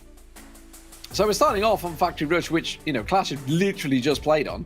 That was their final map that they just played. With the Poco actually allowed, it will be again. So we could see them coming out a similar strategy that they just used against 3X. Yeah, I'd be surprised at all to see, without the Ash being available, maybe the Buzz coming into play a bit more. The Poco, I think, would definitely be a solid shout. But Bell, again, we've seen such a high usage rate for Bell in Siege, and rightly so. It's a brawler that you're going to have, which is going to help out so much in the defensive. Maybe we see some Sprout come out of the mix now for Clash as they, are playing with Yoshi, and unless they've rotated him out of the mix, as again there are the 4 of them, it could have a lot of defensive capabilities and control as well. Maybe throwers as well, like Barley wouldn't be a bad shout either, but we saw a bit of Mortis coming out to play. Not too sure about that one myself. It's still quite early days, but it could be that sort of starter comp to bring out as a way to kind of get your opposition to be on the back foot, and then maybe sort of something else. But yeah, it's gonna be tough. Reply Totem is still gonna have to bring out all the stops today despite these bans. So I think it's just Lenane being Lenane. I think that's how the Mortis tends to work. I'm almost getting the same way with Yoshi on Sprout. I've got to be honest, he's been magnificent on it. Multiple times. We could certainly see him playing it here on Factory Rush. If he's playing, by the way, you should point that out, because obviously the 4-man rotation of Clash does tend to rotate pretty heavily. So we'll see who actually is on the field of battle, as it were, for them. But to go with a normal option on Factory Rush, you're looking at the Ricos, possibly in there's, I don't know, it's a pretty open map. So even the Bells that I was just going to have a quick look at the bans again, just to get my brain in gear, because Jesse and Crow is not your normal bans, but Ash, Brock, so Byron is available actually, is the one I was looking at, the Byron Bell. So there's a possibility for those to be used, certainly in the mid channel. Yeah, Spike as well would be a good shout. We saw that banned out early today, I believe, or again, a brawler which doesn't get banned nearly enough. Stu as well could be an option. Break open one of the side lanes to allow more maneuverability in terms of the shots from the Bell, or maybe take a risk and have Piper. That couldn't be a bad idea in my opinion. It's a bit riskier for the defense, which is why I prefer Bell myself. But again, I need no excuse to play Piper. It's a product I know and love so well. And it can get very good results. You get that early aggression in, and again, not be afraid to use any of those homemade recipe gadgets, and then get an early break. With again the Brock ban in play by Reply Totem, you kind of would like to have something that can break through that mid channel when you're trying to redirect the bot through. Having all 3 lanes goes a long way. So again, Stu could be good to have in that eventuality with that breakthrough gadget as well. Definitely a lot of options here, but yeah, I wouldn't have envisioned the Jesse coming out here. Crow is a possibility. It's a bit niche, I would say, in this particular map and mode, but it is an option. But again, a lot of these healers are still available here. So we saw the Frank come out to play in the last series, and that's not the worst of ideas, but it can get shut down very well with the Bell, so there's that to consider as well. It's very interesting with the Brock being, almost on the 100% ban side of things once again. Yeah. When we were shouting for it in the spring, and then it slowly dribbled in, where it was being played all the time in the North America. But Guille on Lenane. Guille on the Mortis there, as what I was about to mention. Interested to see whether he can make this one stick, because I feel he's going to get countered by Soda on the Stew. And interested to see Maru also not playing again, so Inso in there. Yeah, let's see how he fares running the rough. So hopefully going to get some value in for his team to get that supply drop in place, and then effectively make them stronger. But EA lurking. Inso's low, remember, so he's looking to get that quick pickup. But yeah, forced back here, and shots then can go for the left, and this is where I think Barley is going to be a key component. Look at the amount of damage that Yoshi and Chaos are doing on this left-hand side here, trying to make the whole thing just done here. Chaos standing still. We could have used an ice block there. I guess maybe not running it, but yeah, this one's kind of all over. One Barley last call, and that's done. Yeah, yeah. Or the Lou. Don't forget the Lou could do the damage bats, as well. Yeah. Bats for mortars as well. Anything realistically here can do the job. Yeah, absolutely. So, pressure on Reply Totem early on.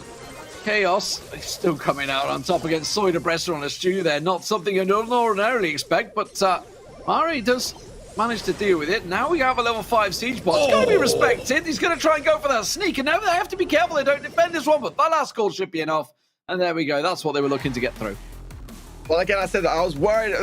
When I put this prediction down, I'm thinking they're either going to come out and really go the distance, or Clash are going to get this very easily. And it maybe is the opposite of what I put down. I'm not trying to backpedal here, team. I'm not trying to backpedal, I promise you. but well, that was convincing.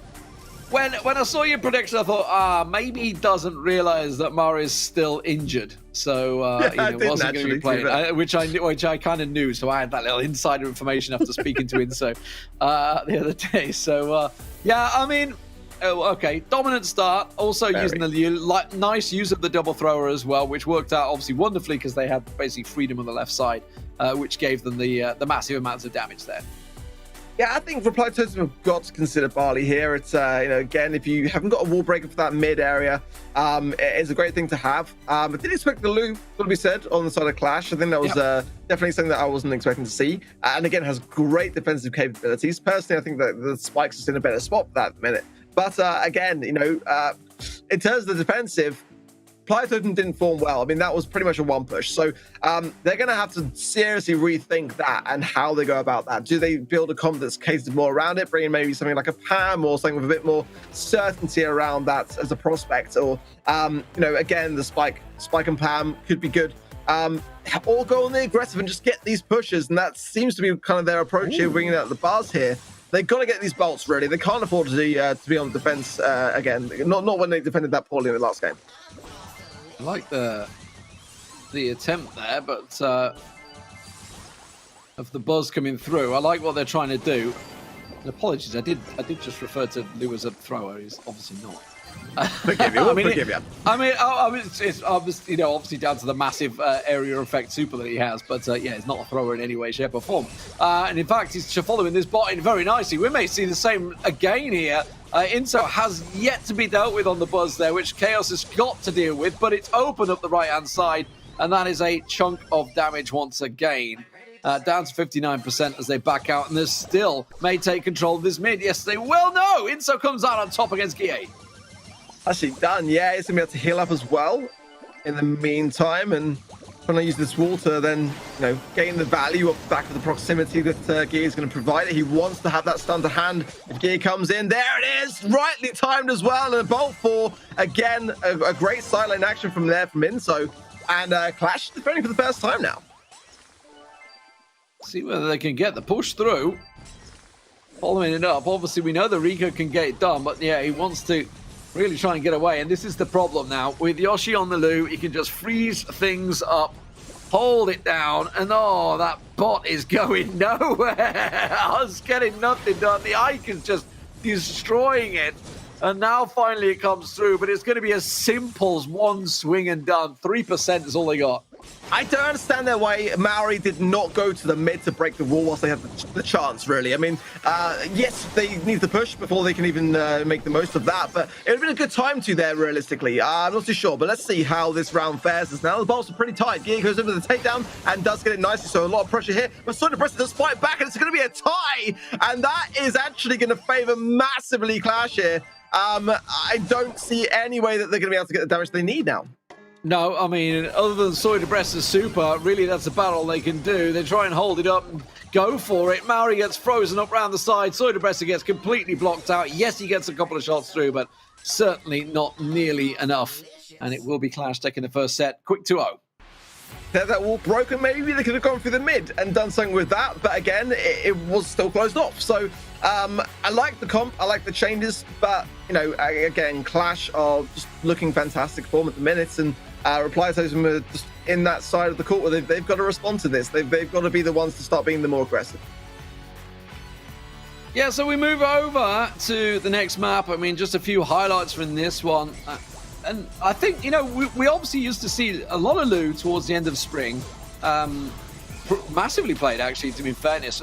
More on hot zones than on Siege itself, but was strongly picked out there. But as you can see, a pretty controlled performance overall. It was all done with that second push, getting themselves then 10 kills overall, shy of 100k damage, and also the healing to come in to boot with it. So Clash swiftly through onto the next map, which is Sneaky Fields. And now we know Clash are normally very good on Brawl, and you know they kind of proved that against 3x, just how very, very fast that game was against 3x on Brawl Ball. I mean, that was 2 games in 1, really, in terms of, I mean, and even that was a close game, a fast game if it was. I mean, that we went through that first set quicker than I could blink. Yeah, this is not going to be great for me for Reply Totem. They're going to have to consider the fact that you know, Clash could come out with the Rose and Max, and that's a scary prospect in itself. Or, you know, they go with a strong counter comp and really smash it out of the park, and we're all tied up. But again, I feel like Clash are leading this one right now in terms of not just the way they're playing in the scoreline, but just the way that they've approached this one. Reply Totem have got a lot of work to do here. And again, when you're not playing with your full team roster and you're playing with a coach as well, it's a tough thing to go up against. You know, you're kind of having to almost relearn that kind of synergy that you have as a team. So it's going to go with the M's here, which I quite like, actually. But look, yeah, Yoshi bringing out the Shelly. That should ban Shelly. And I think that the reason was because of this particular map. So I wonder how they're fair against it. Oh, nice takedown from Mari. That's what Reply Totem needs to be doing more. Yeah, straight down the middle, got themselves the double kill. Guille was picked off. Yoshi went down, and Reply Totem with the early lead here. I don't like their comp. I don't like it. I don't like the Rico on here. I don't see the value of it, honestly, in Sneaky Fields. Get some angles, but you got to make those moments count, and you've got to realistically keep that pressure on.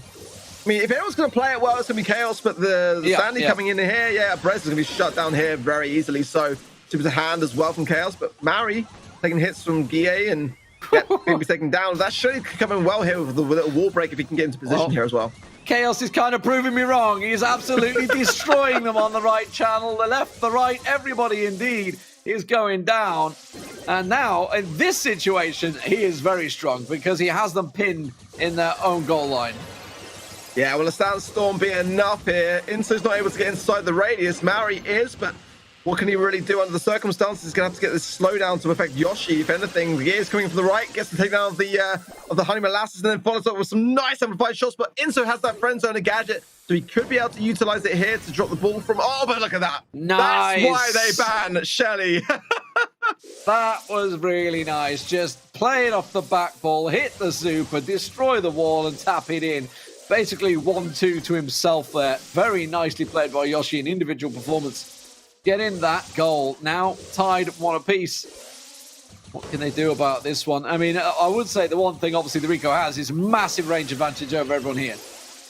Yoshi utilizing as well that play pigeon there just to keep the shots going in at long range. And yeah, Inso's just struggling up against it. That's gonna be another goal, but Yoshi's, yeah, I was gonna say it took a while to get it. He could have done it on the first tap, but I guess thumb slip there, and Bash again turn it around despite that early goal from Reply Totem, which is a big sign of promise that we've yet to see really, except for that last matchup. Still struggle towards the end. Absolutely. Massive struggle, no doubt about it, but I mean, Yoshi here, this is it. The 1-2, off the wall, super, bam, knocks them both away and taps it in. You love to see it. Yeah, he knew the friend zone gadget was a threat. He knew that he was one shot away from it. It was very calculated there, massively so, and great observation from him. Yeah, fantastic. So, moving on, obviously we're still in Sneaky Fields. What adjustments will they make? Will they go with the Bruiser comp? Because Bruisers can work here. Remember, Poco is allowed as well. Wasn't banned out. So certainly could be something they pick up. Just to quick remind you guys of the bans, because they are quite unusual this time out. Jesse Crow, Ash, and Brock. Obviously, Ash and Brock is pretty standard, but the Jesse Crow ban out, not going to have any effect here. But as I say, it does leave Poco open. Which is a massive possibility to be used with the Bruiser comp. Here or the next map. Yeah. This is where the mind games are going to take into full effect, because ultimately Clash are showing that they want They want to play Shelly. So do they kind of take the gamble on the reply totem side to bring in tanks and a max to to kind of hope that Clash don't play it twice? Because obviously if they bring that in and the Shelly's still in play, then Clash are going to have a field day on that. So it's a really, really tough one to call. You're kind of 50-50 as to whether they're going to bring it in twice. I think they will. They are going to bring it in twice, yeah. And yeah, I think that's the wise call. Go with the B and the throws and some control and things to be able to have, in all eventualities here. It worked out last time, at least in the early game, was concerned. But they've got to be very careful on that Yoshi side of things because he was let run loose there. Yeah, really nice. Really nice. Gets himself the double down. Tries to get the shot through, but Yoshi gets the respawn back in time and puts that ball in the corner just to settle things out. Last call's going to pin Yoshi very much in the corner, but he's still alive there. Don't think there's a lot he can do about it now as they have them in that horrible, horrible spawn cycle. Chaos pinned in the corner there. He's going to get barleyed, I feel, here, but Inso still not able to get it done. Barley pick here is very smart. It is, because ultimately they're trying to give them so many problems. So they're bringing it in just in the eventuality that it came back. And look at that. That's going to be an early goal here. Surely, yeah, nicely done. But it's just what happened in the last game. So Reply Totem have got to stay more composed this time round. I like the Barley, and I like the Tara coming out from Soydebressa, just getting in the face of Yoshi, gets it done again. Nothing Yoshi can do about that. And this could be 2 quick goals here that put in the pressure. Soydebressa, look at him just pinning Guille into the corner, but he couldn't finish the job. And that's a problem because Chaos absolutely did. He gets Inso down. Oh no, Soydebressa falls. And look at this pass through. Mari has to hold them off. Yeah, and he's very low now. He's actually going to get some taps and somehow stay alive. I don't even know how he managed that, but it's still a 2 versus 2. And Yoshi again, if he gets that super, that's a miss. That's a very badly placed super from Soydebressa because they need that on defense now. But luckily they're able to get the pickup. But you really want to have those Tara supers when you're on the back foot. So they hold on, they survive. Chaos, I like the switch from Chaos, by the way, trying to get the pressure onto Insu. That super's going to completely miss. He does manage to find out Yoshi, though. Yoshi with that super to wall break, but goes down. And now Guille, the only one there. But the problem is the ball is in the corner. That's an issue. But at the moment, of course, with that goal lead, all they need to do is defend. Exactly this, and Mari with the taps, and again, I really think that Barley pick went a long, long way, especially in scoring that goal. We saw how well Inso shot the idea down. Clash have got no time here. They're gonna, I think Gears has kind of come to the conclusion that it's gonna be not enough time to get the other side of the field, not with any kind of additional speed and no river retreat style power on the Rico side or anything at all. So I really like the response from Reply Totem there. It was very, very smart. So Reply Totem get themselves a game on the field. We are squared, set point both ways. Let's see if they can make the adjustments. I like the Barley adjustment, but how is that going to get countered out by Clash this time around? For me, Guille loves to play Barley here, and I think that maybe the Shelly has passed its sell-by date. It's kind of quite apparent that Reply Totem are not running tanks, and don't seem to show any sign of wanting to. So the Shelly kind of becomes a little redundant because we saw the value which it had in the first game. But with that Barley in play now, things have changed. The circumstances are now different. So I think Clash have got to mix something up and come with a Tara of their own. I think Tara's a really solid pick to have here. We saw the pressure that had on the field. So yeah, I think Clash have got to make a change. I'm calling it. I'm calling Mortis coming out from Clash here. Yeah, I think Gears going to be back on it. I think that's what may well happen. We'll see whether they keep the Shelly in there as well. You're talking about it before, it has been banned out a few times actually by Clash themselves because of the style. We saw obviously how strong it can be. Yoshi scoring a super goal in that first matchup, but they were unable to break the deadlock and they were kind of pinned in the whole way through. So they want something to counter out against that Barley. Inso, doing it again, maybe. Doing it again. He's playing a great game. Let's see if he can keep it up. Not just a great tactical coach, a great player as well to keep himself in there. Let's get the game on your screens and see whether Clash will take it 2-0 or is it going to be Reply Totem squaring up the series. It is a dynamite for Chaos. There is also a Mortis, which I was expecting. Didn't expect the dynamite or the Frank. Yeah, I think that, I think Totem were thinking the same thing as me. They won't bring in the Shelly again, but they have, and this could spell disaster fit in. So yeah, Yoshi is going to eat that for breakfast. Nice dash there from Mari. Couldn't get the ball though, and that super shot through is a very early goal for Clash very quickly. That's about 23 seconds in. And that's a problem because you can see the wall break came through as well. They just removed all that coverage. That's going to be Guille going down, though. We know the max combo can do with the Frank there. He can speed it through, but that's a great stun onto Maori to stop that combo dead. Chaos looking to try and get that ball through onto Maori. We'll have to back away and respect them. Now, if Maori stays on Yoshi here, there is a chance that this can be brought back here. They've got to eradicate the Shelly from the Frank. At the moment, Yoshi just wants to have that for himself. And look at Guille here, cycling with such aggression. Another super going down there. Enzo's going to struggle to land these shots. He's trying his best, again? but oh my word, Guille. Oh, disgusting. That was just dirty from Guille. Some sexy Brawl Stars right there. Just cycling, I have 3-4 times, I think, there. Oh, maybe a little hot under the collar. Yeah. I think it was unfortunate timing, really, for Reply to them because they were getting some very good momentum there, but they just didn't expect the Shelly to come back for a third and final time and just brought out the tanks. And to be that fair, I thought the exact same thing. I thought that was going to be the time the clash would change. They didn't, and yeah, it's very unfortunate for Reply to them because they were starting to look like they could bring this back to be tied set. Yeah, absolutely. But you know what? Brawl Ball is always Clash's map. There's no doubt about it. It means we move over to Pit Stop, the Heist map. And, well, we know what's going to happen here. Well, I say we know what's going to happen here. Last time out, we saw a lot of Hot Edgar action out on Pit Stop. But we didn't have it earlier on today. That was on... It wasn't Pit Stop, was it? It was on... I think it was. Hot Potato, yes, you're right. Yeah. Yes, that's where we were discussing it. But Pit Stop was where we saw the double edgar. We saw the insane game last time from SKBD. I mean, I was surprised as well watching that from the sidelines earlier that we didn't see any of Edgar in Hot Potato. Very surprised to see it. And we saw the sort of Reply Totem special coming out to play because they like to bring out the Dynamite on Hot Potato. But yeah, in Pit Stop for me, I mean, I always love to have Stu, Ems, and Edgar, which are all available here. We have the bands being Ash, Brock, Jesse, and Crow. Jesse and Crow on the AC Milan Clash side, of course. You know, Ash and Byron could work here, but obviously with that ban in play, not going to happen. So I think you've got to go in with that. But then again, AC Milan Clash could well bring up the Rico pick, as Chaos does love to have it on that side lanes, and that could also be a pick for Reply to consider. It's just that when you've got the Stu, you can use the breakthrough to eradicate some of that. And having Edgar just continuously jump in makes a big difference. But I wouldn't put it past Clash here to bring out Dynamite, being honest. I think that they could make that work. Let's see what... Yeah, I told you, I called it. Called it. It can work it, especially with the Rico and the Stu. I think that that's not as crazy as you might think. Yeah, okay. All right. I like. I go with the normal barley myself, but, you know, Dynamite, if you can make it work, you can make it work. Enzo doing a good job of forcing Yoshi back here. Slowly but surely, he is landing the shots. He needs a little bit of support from Maori to push in, but you can see Enzo just creeping closer and closer. Doesn't want to risk it. Backs away, buys the time for Maori to come in. Now, can he get that wall break through? He's looking to try and set it up. Buys the time for Enzo to come in and get the damage down. Nicely played.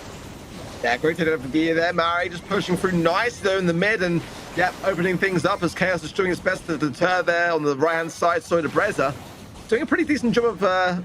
with Pop's bouncy castle, he's going to stay alive as well. So Enzo now able to come in and try to help out. But Guille Belm going down. Oh, Guille! Absolutely disgusting with the big bomb. Double takedown for him. And now we're placing damage down on the safe.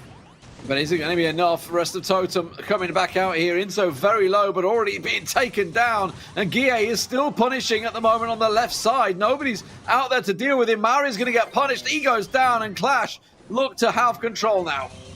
I think Guille's doing more work than anyone right now with these shots going down. He's got a big bomb still ready to hand. He's actually going to go down in the process, but he's going to pass the mantle over then to Yoshi to then continue the aggression chaos with Super as well. I think this one's all over here, to be completely honest, because Clash have not skipped a beat so far, and Reply Totem are looking like they are struggling big time. Yeah, they're not dealing with Guille at all, are they? They're just ignoring that Dynamite on the left-hand side. Guille is continuing to just keep going. You got to deal with him, man. You can't just ignore him. And job done there for Clash. And the comp pays off. It was under pressure to start with. I'll give it that. Like, Reply Totem put him under pressure at the start. Yeah, they did. I mean, the barley pick is still phenomenally good here. I feel like it just can struggle against the stew sometimes, and but having the choice of being able to choose to break or not, if he wants to, have chaos, be able to go at a different angle that can break, whereas the barley you can't really do that. So both can work fine, but I just think that, without the Edgar being seen there, Edgar would have loved that kind of 1v1. Barley's a tasty treat for an Edgar, as is a Dynamite as well. But EA, well, no matter what way you look at it, the value that he got in that game was unreal. I mean, the problem is, do they have anyone that can play it? Like, are they going to switch it around? Like, who do they switch? At the moment, they're happy to keep Inso on the barley, and I think that's a decent choice overall. A thrower on here is certainly a wise option, but if they were to switch the Edgar, what do they sacrifice? Does Inso even go on it? Who knows? Let's see what they do switch to. It is going to be a total turnaround. The Darryl coming out. That's the ball, isn't it, up the front there? There is the Edgar, actually, in there as well. Oh, wow. It's the Primo. It's the triple bruiser combo. I wasn't expecting that.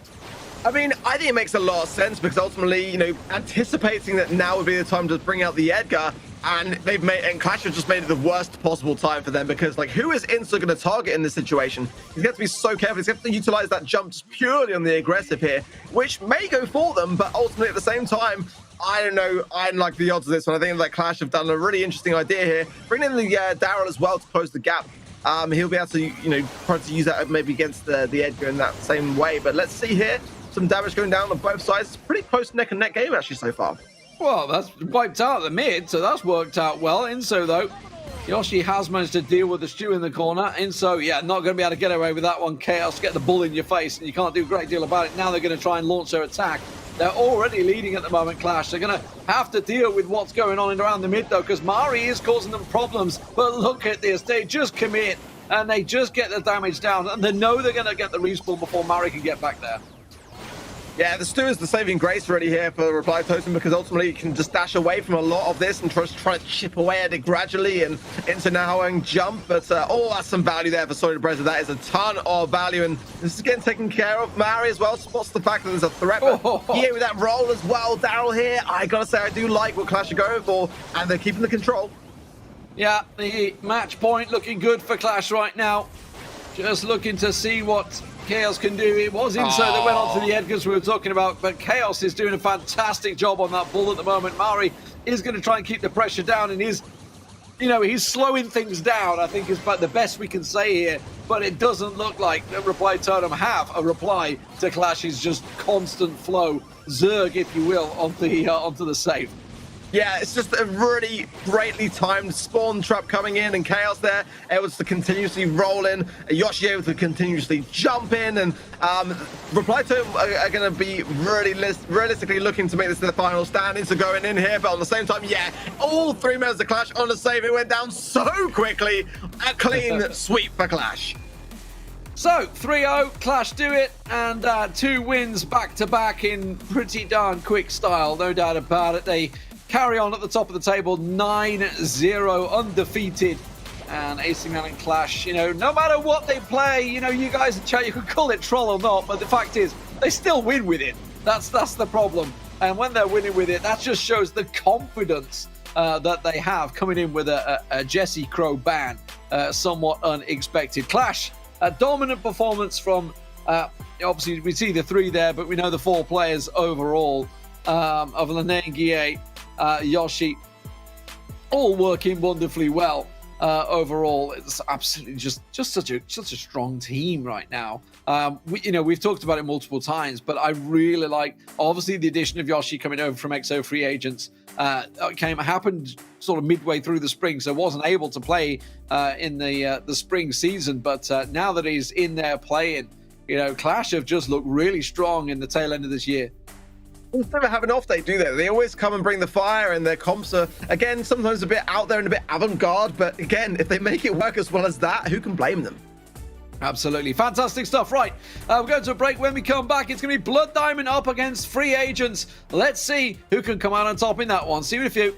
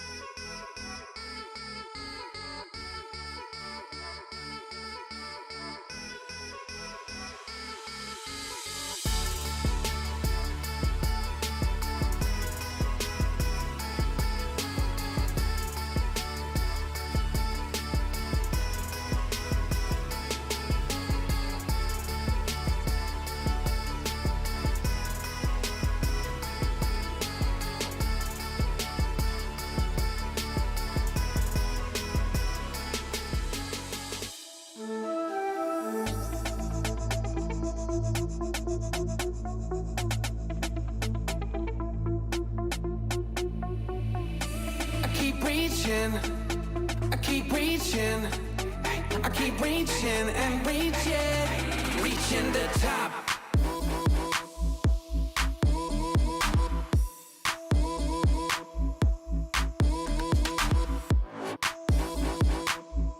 I keep reaching, yeah, I keep reaching and reaching, reaching the top.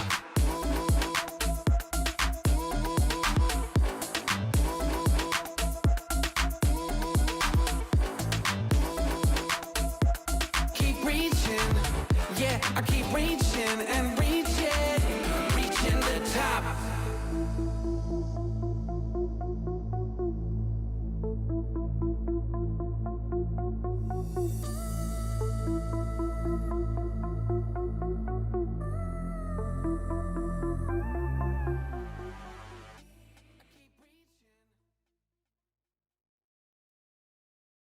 ESL Mobile Challenge is brought to you by DHL and Pay Safeguard.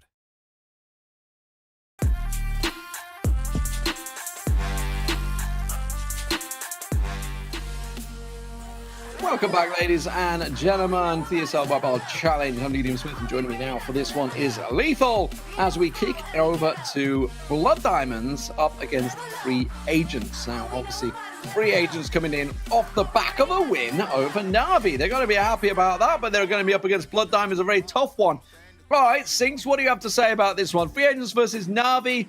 AKA the game with 100% heart attack rate from watching, nail biting stuff. It was an absolute cracking finish, wasn't it, Lethal? Yeah, I mean, it was. Well, I say finish, it almost wasn't a finish. Do you know what? It's very few times I'll watch certain segments back, but I'm hoping someone clipped it so I can just speed run through it straight away any percent, because yeah, it was mental, wasn't it? It was absolutely crazy what we saw. And he's right though, because we were both, we're at that age where we could have had a cardiac arrest considering what we saw in a lot of those circumstances in the last match. It was ridiculous, but it was just spectacular all at the same time. And we still got 3 more crazy matches to go. Like you said, Blood Diamond versus FA. I think like Blood Diamond will continue. Probably will be the favourites in this matchup anyway, but FA are looking a lot better this time round compared to their last matchup on Wednesday.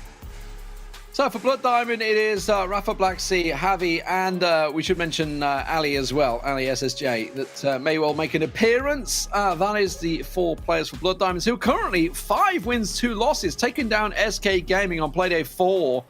Looking very good so far for certainly the finals. But could go even further, who knows, because at the moment they are a challenger. But, of course, they are up against Free Agents, who picked themselves up a win, a much-needed win. They are currently 4-4 in the league.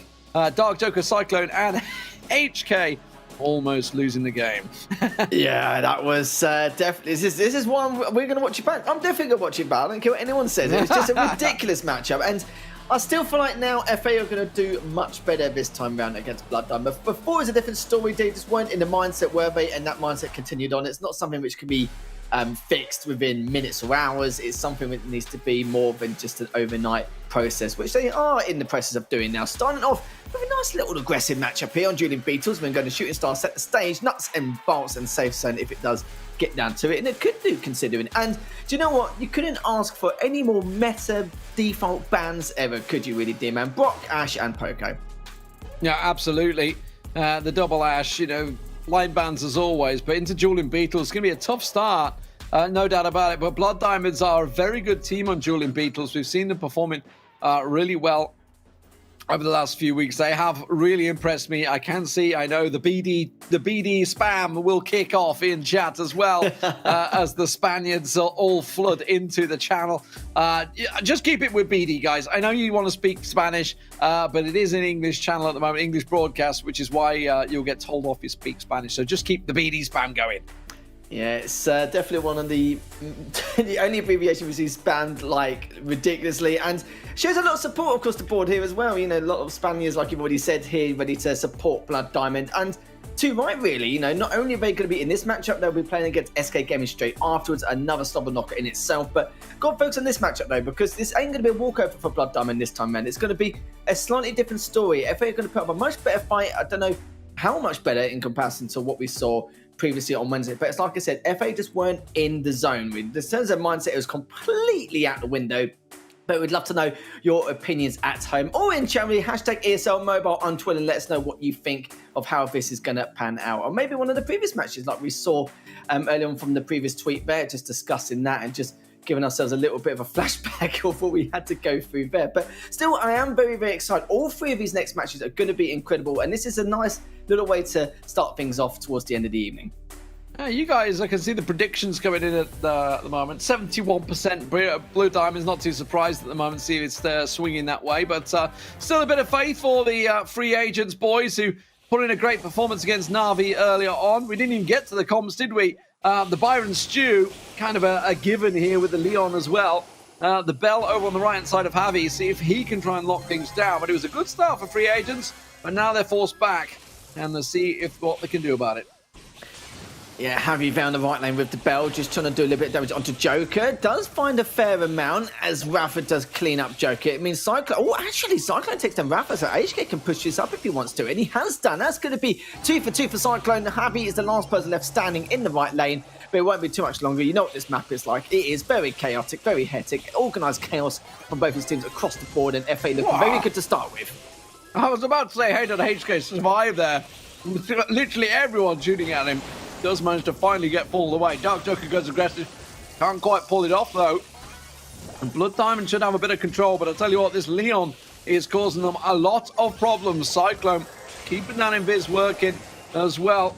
And now comes the Sandstorm. This is a really nice comp from HK, and it's causing a lot of problems for Blood Diamonds. Yeah, Blood Diamond are trading, but it's not an efficient trade. If they've got the objective, then I suppose it doesn't really matter for FA. They'll trade day in, day out, won't they? But it depends on the circumstances here, though. They've still got a little bit more HP and still going to be 1v2. And that was a clean statement there from FA. What a way to start off this series. Absolutely. So 100% goes their way.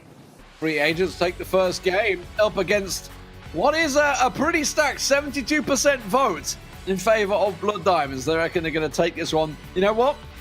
We all had this down as Blood Diamonds on the predictions as well, didn't we? Yeah. At the moment, though, but it's going to have to be some changes. The Bell Byron just couldn't compete with the power and the prowess in your face, yes, that the Leon and Sandy were offering. It's just interesting, isn't it? I'm just wondering how much... The question I'm looking for. We know that the starting strat there was very good, but the problem is mechanically FA were better, but this is the sort of thing I normally see from Blood Diamond, which is a little bit weird, and it's now we're going to see what changes are going to be made. We have seen the 8-bit on the odd occasion here and there, haven't we? I think the Leon's also a good pick. We maybe see a Stu to try and combat in that range. So it depends if Blood Diamond may want to switch things up and go for more far rate rather than range, just to continue that aggression, because I felt like they couldn't with the Bell. Don't get me wrong, Javi was getting some good damage there in that right lane, but the problem is, did he get enough value to stick with the Bell, or does he want to go things a little bit more differently here? Yeah, I mean, they just have to figure out a control over the Leon. It may even be the case if they go with the mirror. As much as I hate it, that may be where we end up going here.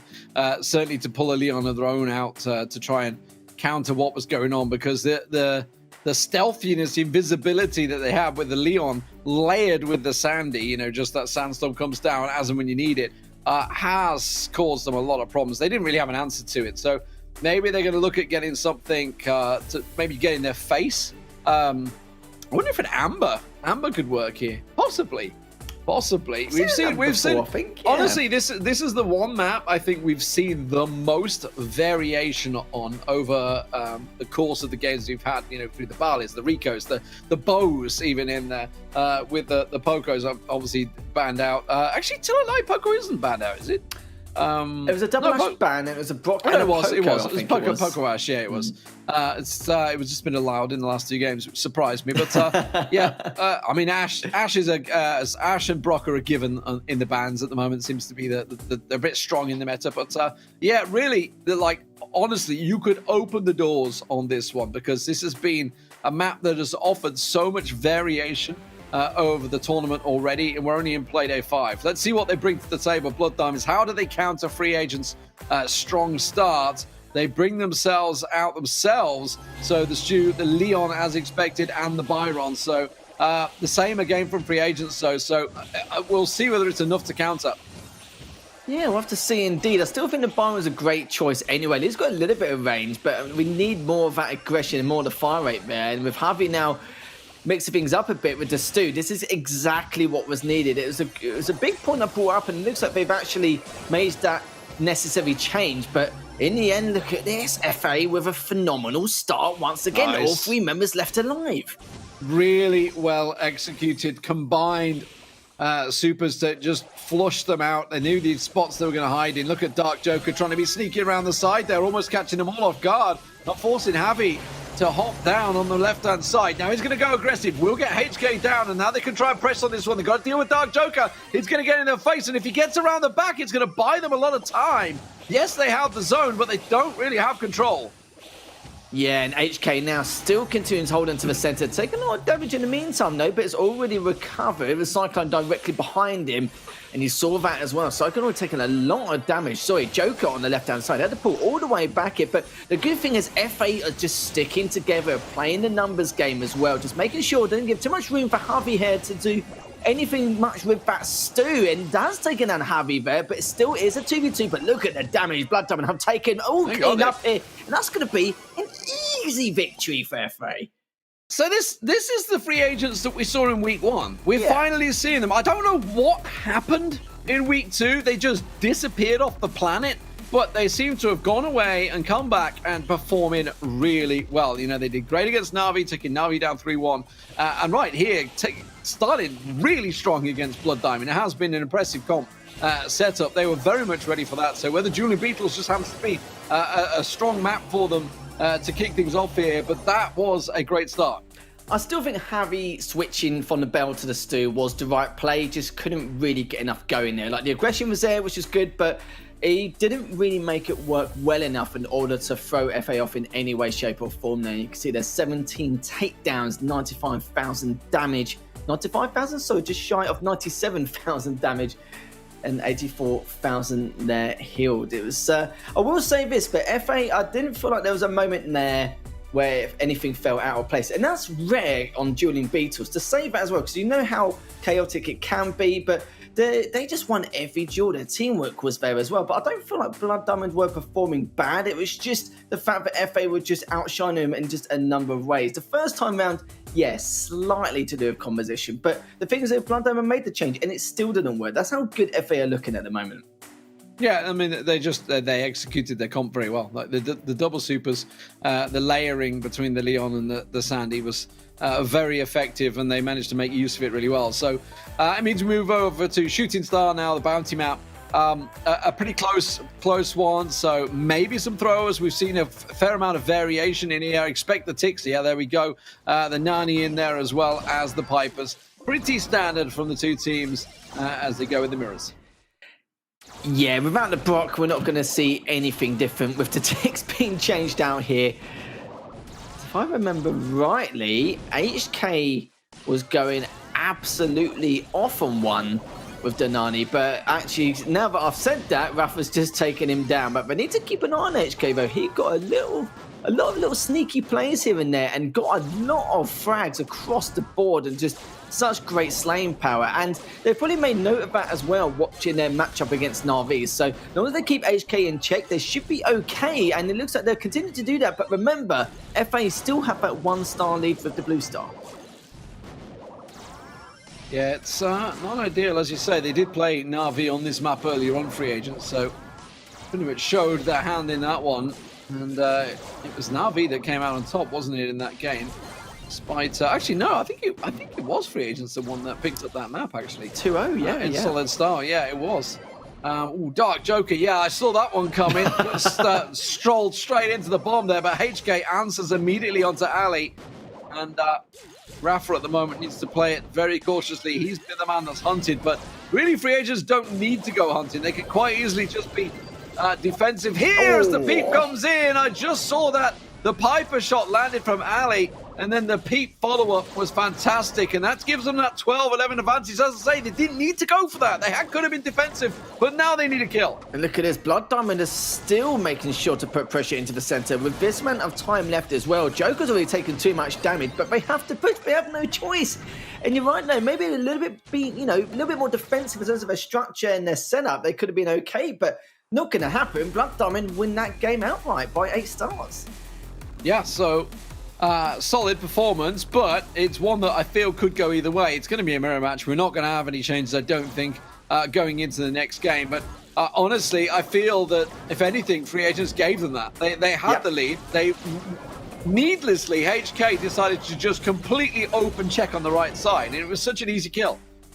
It certainly was. I'm not too sure what was going in their minds at the time. Maybe trying to feed themselves some info if there was a push coming in early, or maybe it could have been the fact that they weren't happy with the lead they had. They wanted to extend it further.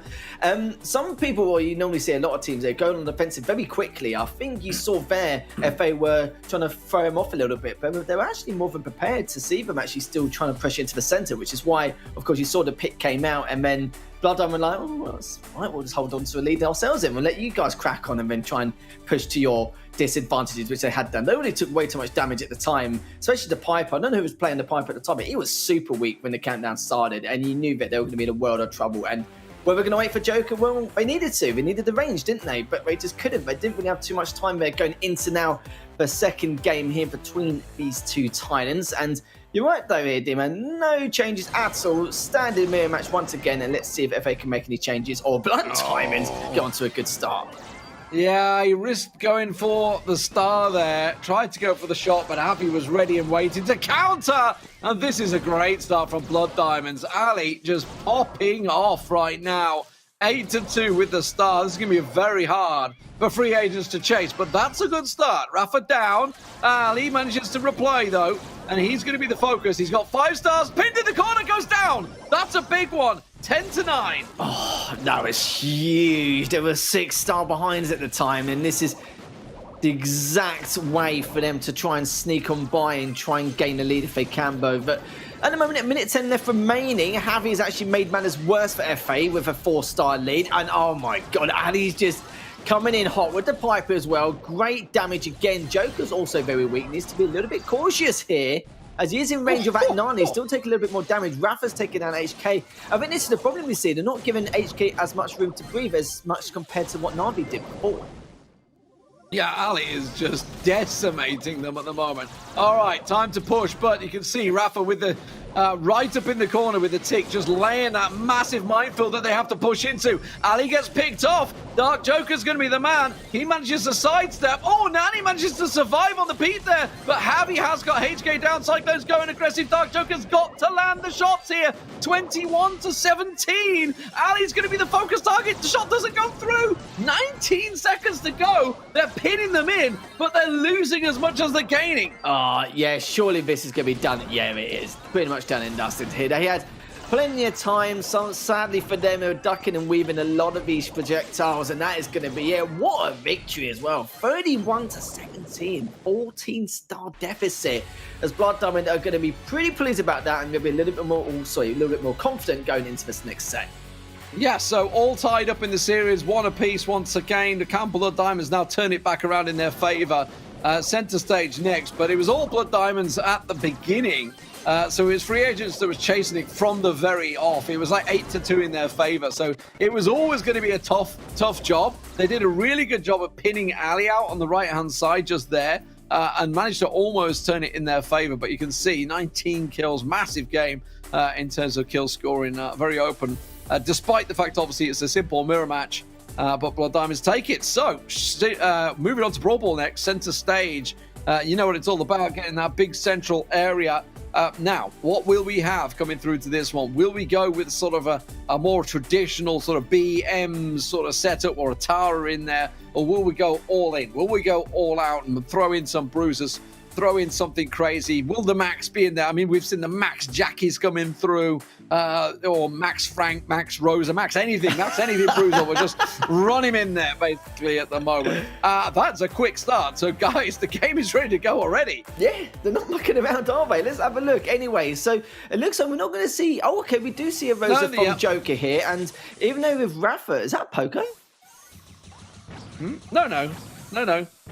No, it's not. Okay, never mind. I was going to say, I was got a little bit worried then. I was got a bit worried. Sandy So I was Genius. Sorry, Spike, sorry. Oh, okay, we haven't seen Spike all night long from Avi, have we?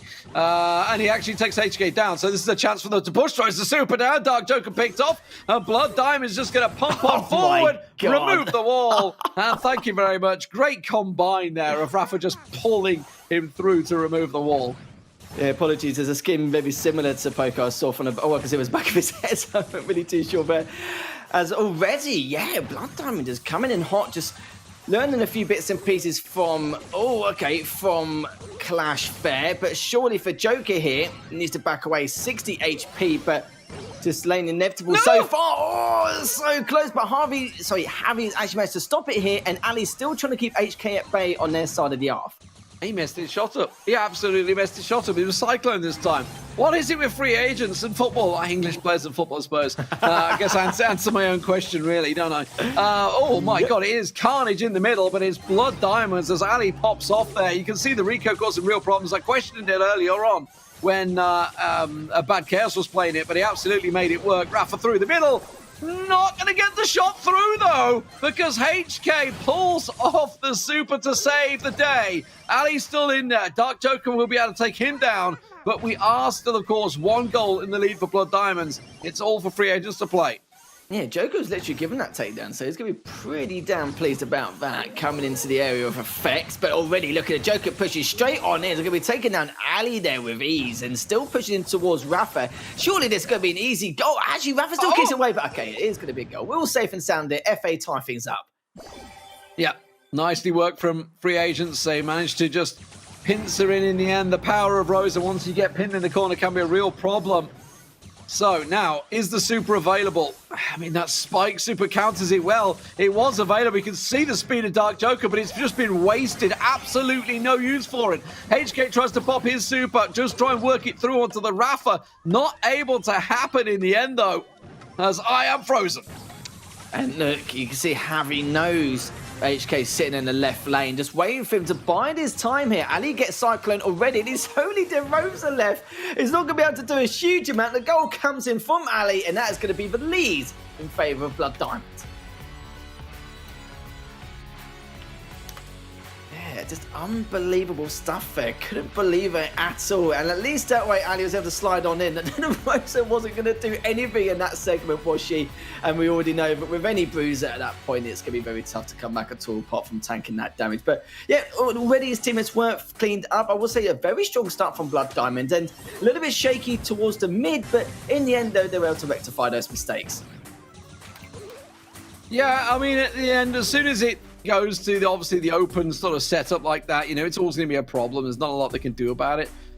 So Blood Diamonds up in the lead now. Great start from them, and a good answer to, you know, a comp that we've seen a lot of in terms of the Rosa M's combined. It was Sandy, wasn't it?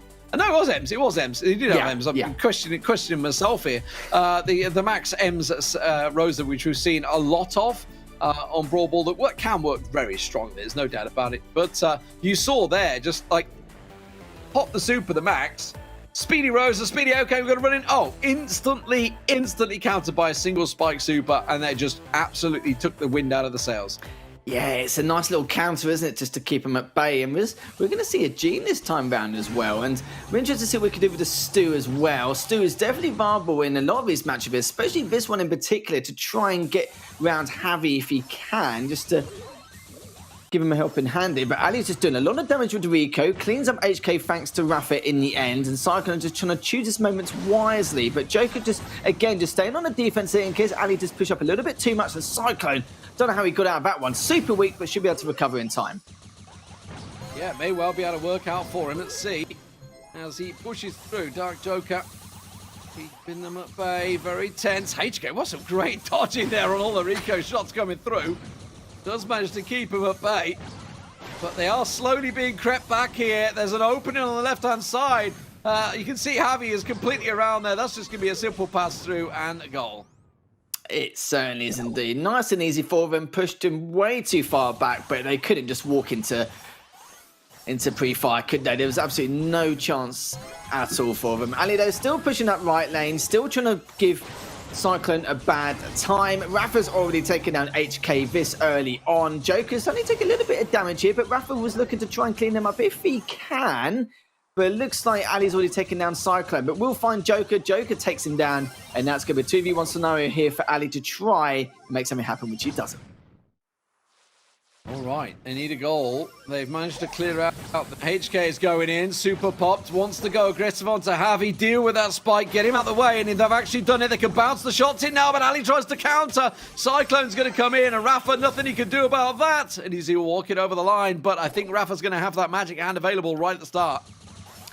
I think he might do, yeah. It depends if he wants to use it now or use it later on when he's closer to the goal line. But Javi taking a lot of damage early on. But so is HK, actually. He's still trying to keep Ali at bay here. But the only problem is that Rico can be a real nuisance, especially with the amount of damage done across the board. And already one of the players already taken now. That's going to be 2 here. Surely it's going to be a clear opener for Blood Diamond to push on up. But luckily for them, at least FA managed to kick the ball way into their corner to bide enough time here. But how much time do they need? Rafa's taken HK spike again. And Joker does manage to get away with the ball in the end. But actually give himself enough time, more time now, to help himself just a little bit. They're going to defend. Never Oh, mind. the magic hand from Never Rafa. mind. Shot it to the side and pulled HK through. Nothing he could do about that goal.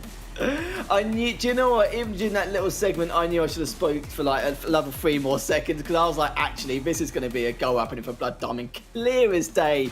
Even though Cyclone was trying to get the ball away, which is fair enough. At that point, when it's an overtime, it's kind of like delaying inevitable, really, isn't it? Especially with no structures being around. But also, it is good job from Blood Diamond. Good response once again. Looking to try and clean out this series 3-1 if they can. All depends on how this next set will go. 26 takedowns there.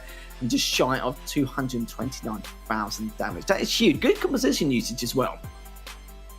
Yeah, absolutely. But now they're 2-1 up in this series. It's Blood Diamonds back as were, right? You know, they were caught off guard on Julian Beetles, but it seems that since then they've just found their stride back into it, and a lot of kills to go with it. Really nice really, honestly, you know, we were talking about the lack of spike earlier on.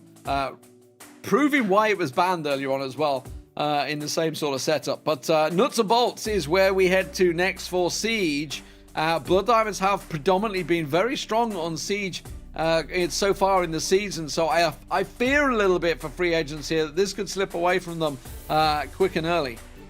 Yeah, it certainly could be. And it wouldn't be surprising in all fairness. I kind of feel like both these teams have very similar styles, but Blood Diamond just edging them on just a number of occasions here. I think with the spike as well, even in that last set, it was very good because normally when you see a spike or a sprout, yeah, it can make the composition a little bit too passive sometimes. But the Rico just changed that entirely. He was keeping like a couple of players back for the majority in that right lane. It's just a real pain in the back. So I think that was Ali, I believe, actually. And just doing a good job with the Rico just shows how much of an effect it can be across the board, especially in that series and that set rather. But we're going to go to the next set now. We're going to see if Blood Diamond can finally close this out, or FA still have some fuel left in the tank to try and progress into the 5th set. We'll see though, and what surprise, we see a couple of buzzers coming out, D-Man.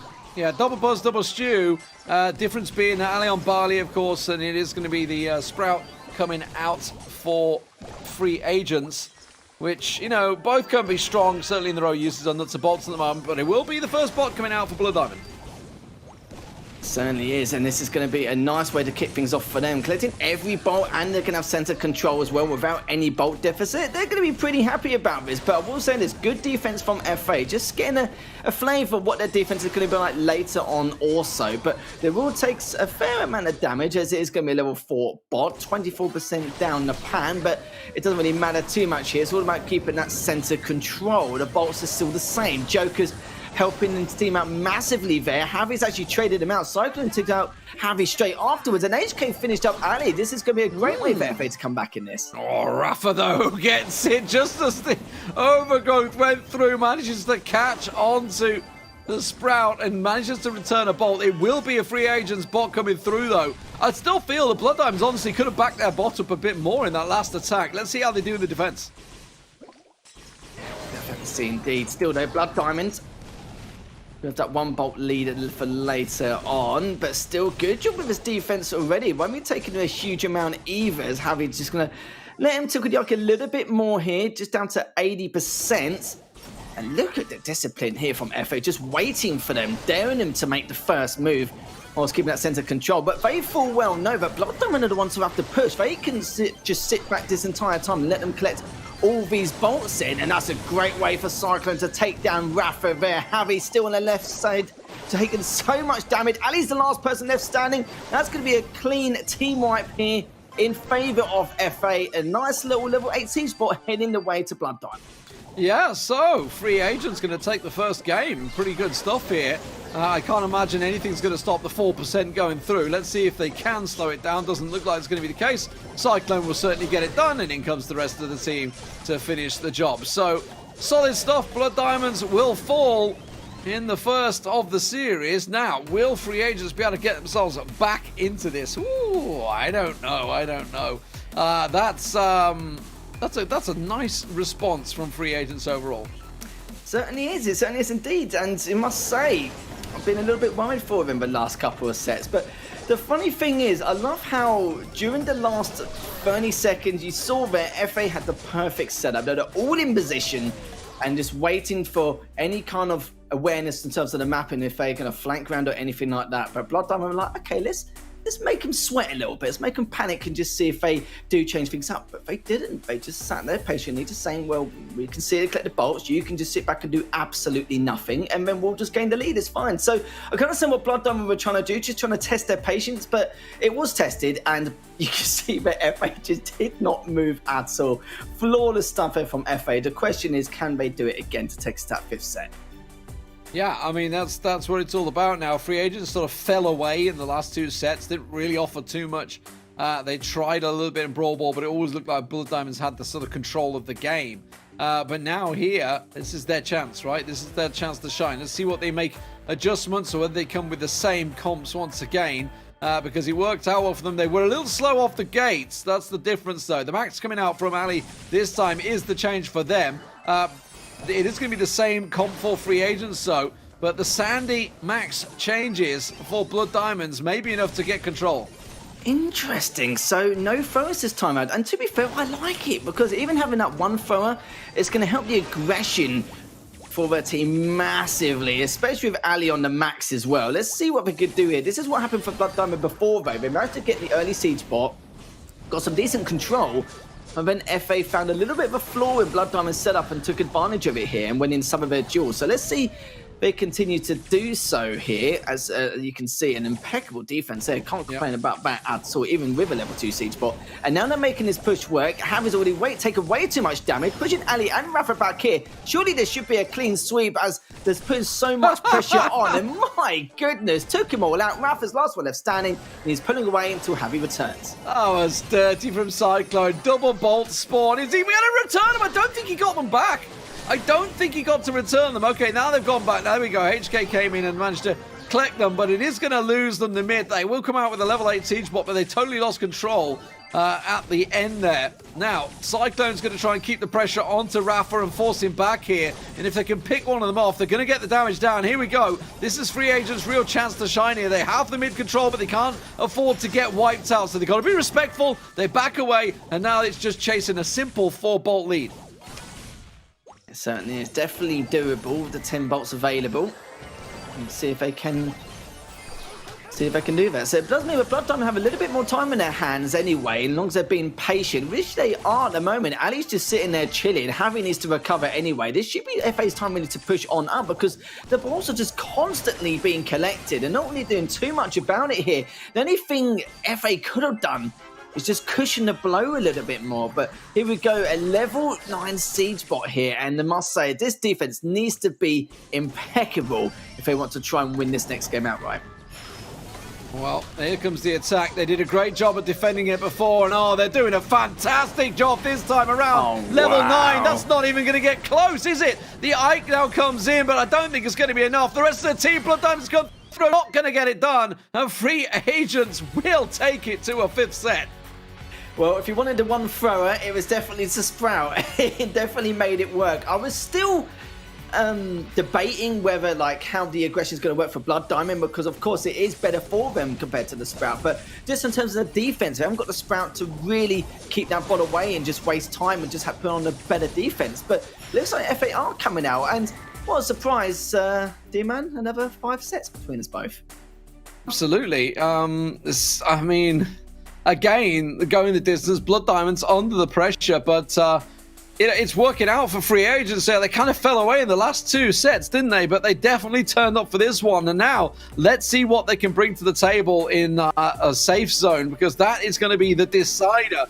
For Blood Diamonds, this is undoing the work they did in taking SK Gaming down last playday. So they have to come out on top here to confirm it, because if they can get another win here, that'll put them on 6 wins. They're almost sort of nailed in then to just pick up a couple of wins here and there to get through to that finals. They're sort of just that one little step away from the hurdle, but they're on 5-2.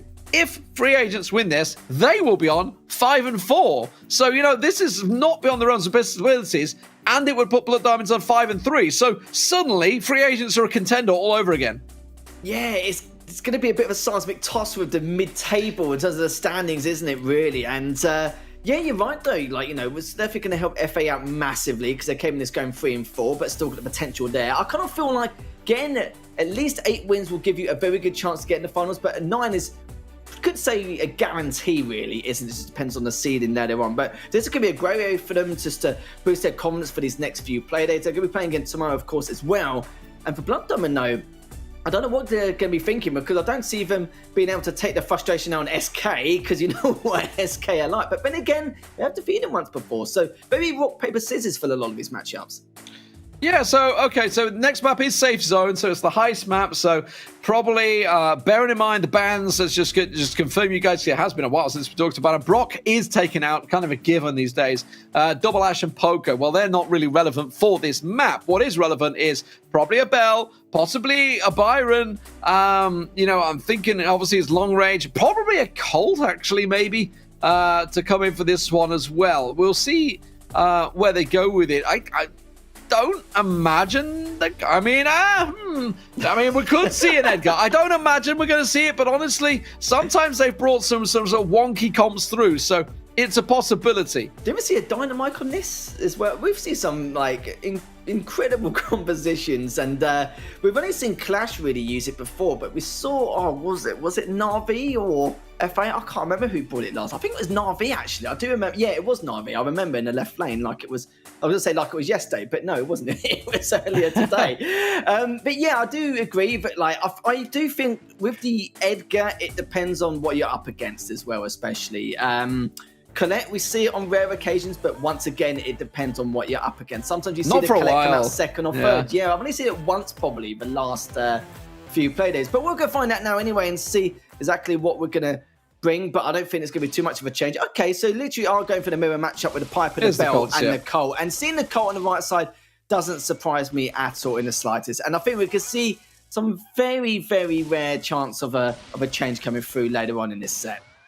Yeah, mirror match, mirror set, mirror tactics, mirror everything, both going for that wall break. Cyclone, though, actually allowed to get a couple of shots through because Rafa was sent packing there. Didn't get killed, but taken very low, as is Rafa. So it's given Free Agents the smallest of advantages. Oh, dearie me. Just keeping an eye on Javi at the moment here. He's having a little bit of an issue there. He's had to back away, but Harry's after blood. You saw just wanted to push up a little bit further to go for the takedown, but still just doing a lot of damage onto HK. It's just a matter of how and when he wants to try and approach it here. The problem is, it's all fine that he's winning his duel, but the others are kind of struggling a tad here and there. Cyclone's doing the same thing with the Bell, just trying to look for the opening there to try and push on Ali, but Harry's been waiting for this opportunity for such a long time, and now he can finally do a sprinkle of damage onto the safe and pull the way back. It is just a sprinkle. It's still not enough, is it? That's the problem. Because Under pressure already. Rafa's going to get pinned here. Actually survives somehow. Ali back on his feet as well. So he managed to survive. Just 1% difference between the two. This is going to be a case of one shot may well decide something here. It certainly could be, as HK still trying to keep Javi back, still struggling a little bit with that Cole, and it's been definitely a question mark for him here, as maybe not a brawler change has been made, but just maybe switching out the lanes outright. We'll see. As already now Cyclones is already pushing quite far into the centres, brought all the way back anyway, just in case. But you remember though, FA are the ones with the lead here, so it's not like they have to push by enemies. But of course, if they can tickle the damage a little bit, tickle the safe a little bit more, then yeah, they should be okay and at least extend the lead a little bit further. 30 seconds remaining.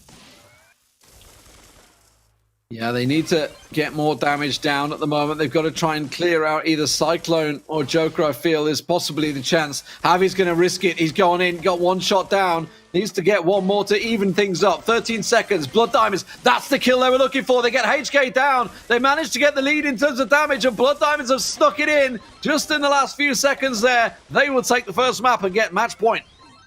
Oh, as if that happened as well. That's such a shame. They held that setup for such a long time, and there was the odd occasion where they could have slipped by into the centre, done a bit more damage onto the side of Blood Diamond save, but they just chose not to. They decided to have a defensive posture all round, which is fair enough, but you know, these are the kind of circumstances that happen, which becomes out of your control if you do let that happen here. But you're right, no, it is going to be match point for Blood Diamond, but I still feel like I have a lot of faith here for FA to make some kind of comeback. But in terms of baller changes, though, I don't know. A lane switch, I would definitely have to say, because you saw there Harry was having a field day in the left lane against HK, and it's not normally HK who has normally an issue with the duels. Normally he wins the duels outright, but with the range of the bell, what can you do? Yeah, I mean, I think that's more the case, right? Because it was the same on the reverse side, right? Obviously, the bell on the other side was out winning. I mean, the fact is the bell versus the Colt has that smallest of margins, but more importantly, I would say it was actually the mid battle, the Piper battle, because as soon as, say, Rafa was taking damage, he'd have to back away, and that bought the time for the bell to be able to sneak in, get that 1-2 shot off, and then quickly back away. And that's all it was. It was the smallest of percentages, and you knew towards the end there, it was going to be a case of if somebody dies, that is going to give a huge advantage. It was a very tight game. Let's see if they come back with the mirrors. I think we may well see the mirrors once again here. Yes, I believe so, judging by immediately what I've seen here. And they are going to stay exactly the same lanes as well. Yeah, makes perfect sense from what we've seen so far. Just prioritising the range. It's very, very... I think there was actually one time on this map we saw a very weird but very aggressive comp, but that's like a one-trick pony you normally see from that. I think that was from Clash. I can't really remember. But already, though, Blood Diamond with a very healthy start here, already taking the safe down to 87%. Ali's looking to see if he can do any more damage onto Cyclone. Cyclone's actually double-backed. And Rafa, again, just trying to put on a little bit of pressure once again. Javi still just holding center control, but it's pulled back into his own lane. And HK and Javi going to have that little bout once again. No, Rafa's already taken way too much damage, so he's just going to sit back and look pretty for the time being until he can recover and re-engage against Joker. Match point for Blood Diamonds, and they have the smallest of leads right now, which they're going to certainly be happy about. Javi is doing a fantastic job on this left side on the bell. He's going to go aggressive onto HK. Can't quite finish the job, though, but he has done enough to force him back. Ali, meanwhile, takes down Cyclone. Rafa will get dropped. The Dark Joker tries to go aggressive, but he can't. You can't risk it. You can't allow two players to get loose on your safe, but the problem is his team will spawn, but the damage may well have been done. Cyclone does chase down Ali, but I don't think they've got enough to push down. 1 minute to go. Yeah, down to 71% already. They've got enough time left to make a difference, but we need to see a lot more flair coming from FA here. Just stop hesitating and just get in onto the safe as soon as possible, because if you do risk your lives later on, then you won't be able to even get back to the safe on the respawn here. So as long as they get a couple of takedowns now, then they should be okay to be able to risk that. But they're missing some of their shots so far. HK's doing a bit better in this fight in the left lane against Javi. Cyclone still looking to try and put more pressure onto Rafa, but keeping on Ali at the same time. But again, just pulling back and having a good setup so far with 20 seconds left. Yeah, they're really struggling to deal with Javi, aren't they? He's been keeping that pressure down, but they've got a couple of shots in now. It's only 4% difference with 14 seconds. This is Blood Diamonds on the back. Now, if Blood Diamonds were to get picked off, but they get one down, Cyclone tries to sneak a shot through, gets another and another. Now they just need to be defensive. It's going to be a base race. They're going to try and push for this one, but I think free agents have got it done. They have! Oh my word, we are tied at double match point. Blood Diamonds chose wrong. They just chose wrong. They were being backed up. They got the kill. They went for 2v3, but free agents just said, sod it, we're going in. That was literally my thought process as well. I was just like, do you know what? They just thought, I can't be asked anymore. We're just going to let you two slide. We're just going to prioritise the safe and get... But did you see what they did, though? They did it so that if they did prioritise the safe, there wouldn't be enough time to use the Piper Super to even get across the other side of the map and inflict even enough damage to capitalise. I love that. It's such a little minor play which made such a huge difference.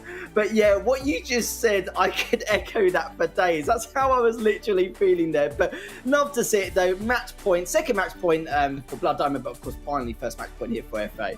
I mean, did we expect anything else, Lethal? No. We've already had a double match point earlier on with free agents versus Na'Vi, and here we are. It is the curse of us two casting together. It is common as muck, and it is going to be down to this game right now. No changes from either side. It doesn't look like it's going to be the same again. And this time out, Blood Diamonds have got to make sure that they get caught napping like that.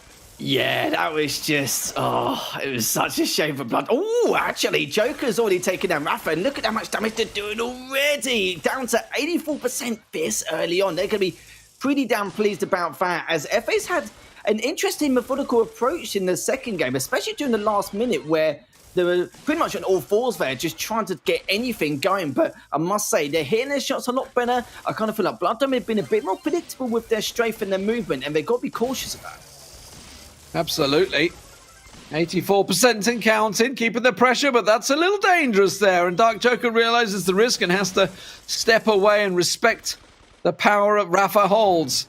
Cyclone, just a quick sidestep from him as he keeps the pressure back onto Ali, getting doubled up on. Oh, but that's a great takedown. Rafa gets picked off. They have to deal with Javi still, but Cyclone is forcing them back. Now the spawns come through and they can get a couple of shots off perhaps before Rafa gets up. No, he's back. Oh, I almost took down Ali as well, but it's fine though. Even if it's a 2v3, FA have the numbers just to keep their side on the map secure until Cyclone has returned, which he has done with the bell. Just trying to keep Ali back. Javi's looking for the aggression though, as HK is already trying to recover from that last engagement. Cyclone still realising that Ali's actually pushed quite far into the centre, but Ali doesn't outstay his welcome too much, as he's just taking a little bit more from Cyclone, but Cyclone just wants a little bit more, doesn't he? He's only on 112 HP. He needs to back off, but it's a little bit too late. Rafa is just in range to do that, but they need to keep it secure. Joker, huge there from him. So now he's got to try and keep Ali back, but look at the percentages so far. FA is still up by 8%. The pressure. They got to deal with Ali around the back here. That's how you do it. That's how they do it. They just remove the wall, but Rafa still snuck a shot in while it was happening and gives Blood Diamonds just that 2% lead. Now, hold on. Hold strong. Oh, that's not what they needed. HK with the super picks Javi off and it puts them on the back foot immediately. And that's going to get a couple of shots through. Oh, the body block came in, but no, they managed to get the shots through. 10 seconds of counting. Blood Diamonds are up against it. They're going to lose this game. It's going to be free agents that come out on top. Incredible performance today from free agents. What a showing. Taking down Na'Vi and Blood Diamonds. They put themselves onto 5 wins, 4 losses. And it is a loss for Blood Diamonds that they may well rue towards the end of the season. Yeah, FA definitely giving us the entertainment value here, taking both their matches to match point on the final game of the final set. And yeah, they're not making it easy for themselves, are they? Definitely make it hard work for us and for themselves here. But like I said, in terms of the entertainment value, especially for the chat at home, they're going to be loving how FA have performed so far. Constantly on the back foot every single time and making these incredible comebacks. Nothing short of spectacular. 17 takedowns, 177,500 damage. They should be extremely pleased with themselves taking down such titans such as Na'Vi and BD. Yeah, fantastic performance from them for a group of guys that turned up and said, okay, let's have a crack. Obviously, they came through the open ladder. They are free agents, guys. They're looking for a team out there, and they're in a chance now to qualify for the finals. Meanwhile, on the back foot, Blood Diamonds, you know, they took down SK Gaming last week, but they've got to face them again after the break, and it is going to be a tough old task after a loss like that. We'll see you in a few.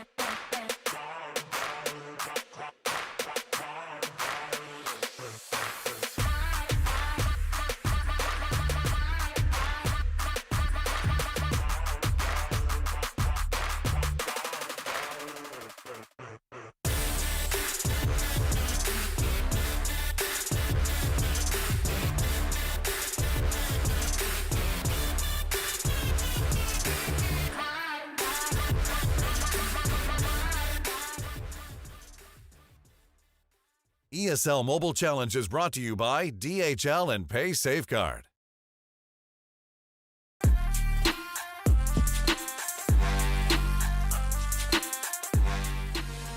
Hello everyone and welcome back to the ESL Brawl Challenge. Still got 2 more matches left to go and it's going to be double dosage of SK. If you're a fan of SK, of course, playing against Blood Diamond now and reply to them later on. Joining with me is the lovely once again. Hello mate, good to be joined with you once again.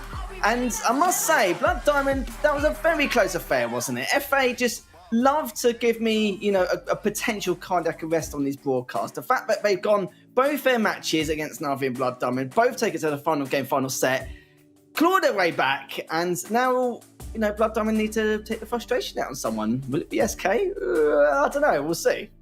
I mean, I was spamming BD in the chat so hard, and it clearly wasn't hard enough. But I was trying to do my bit. But yeah, you're right. You know, ScarX, Chess, and Semantic.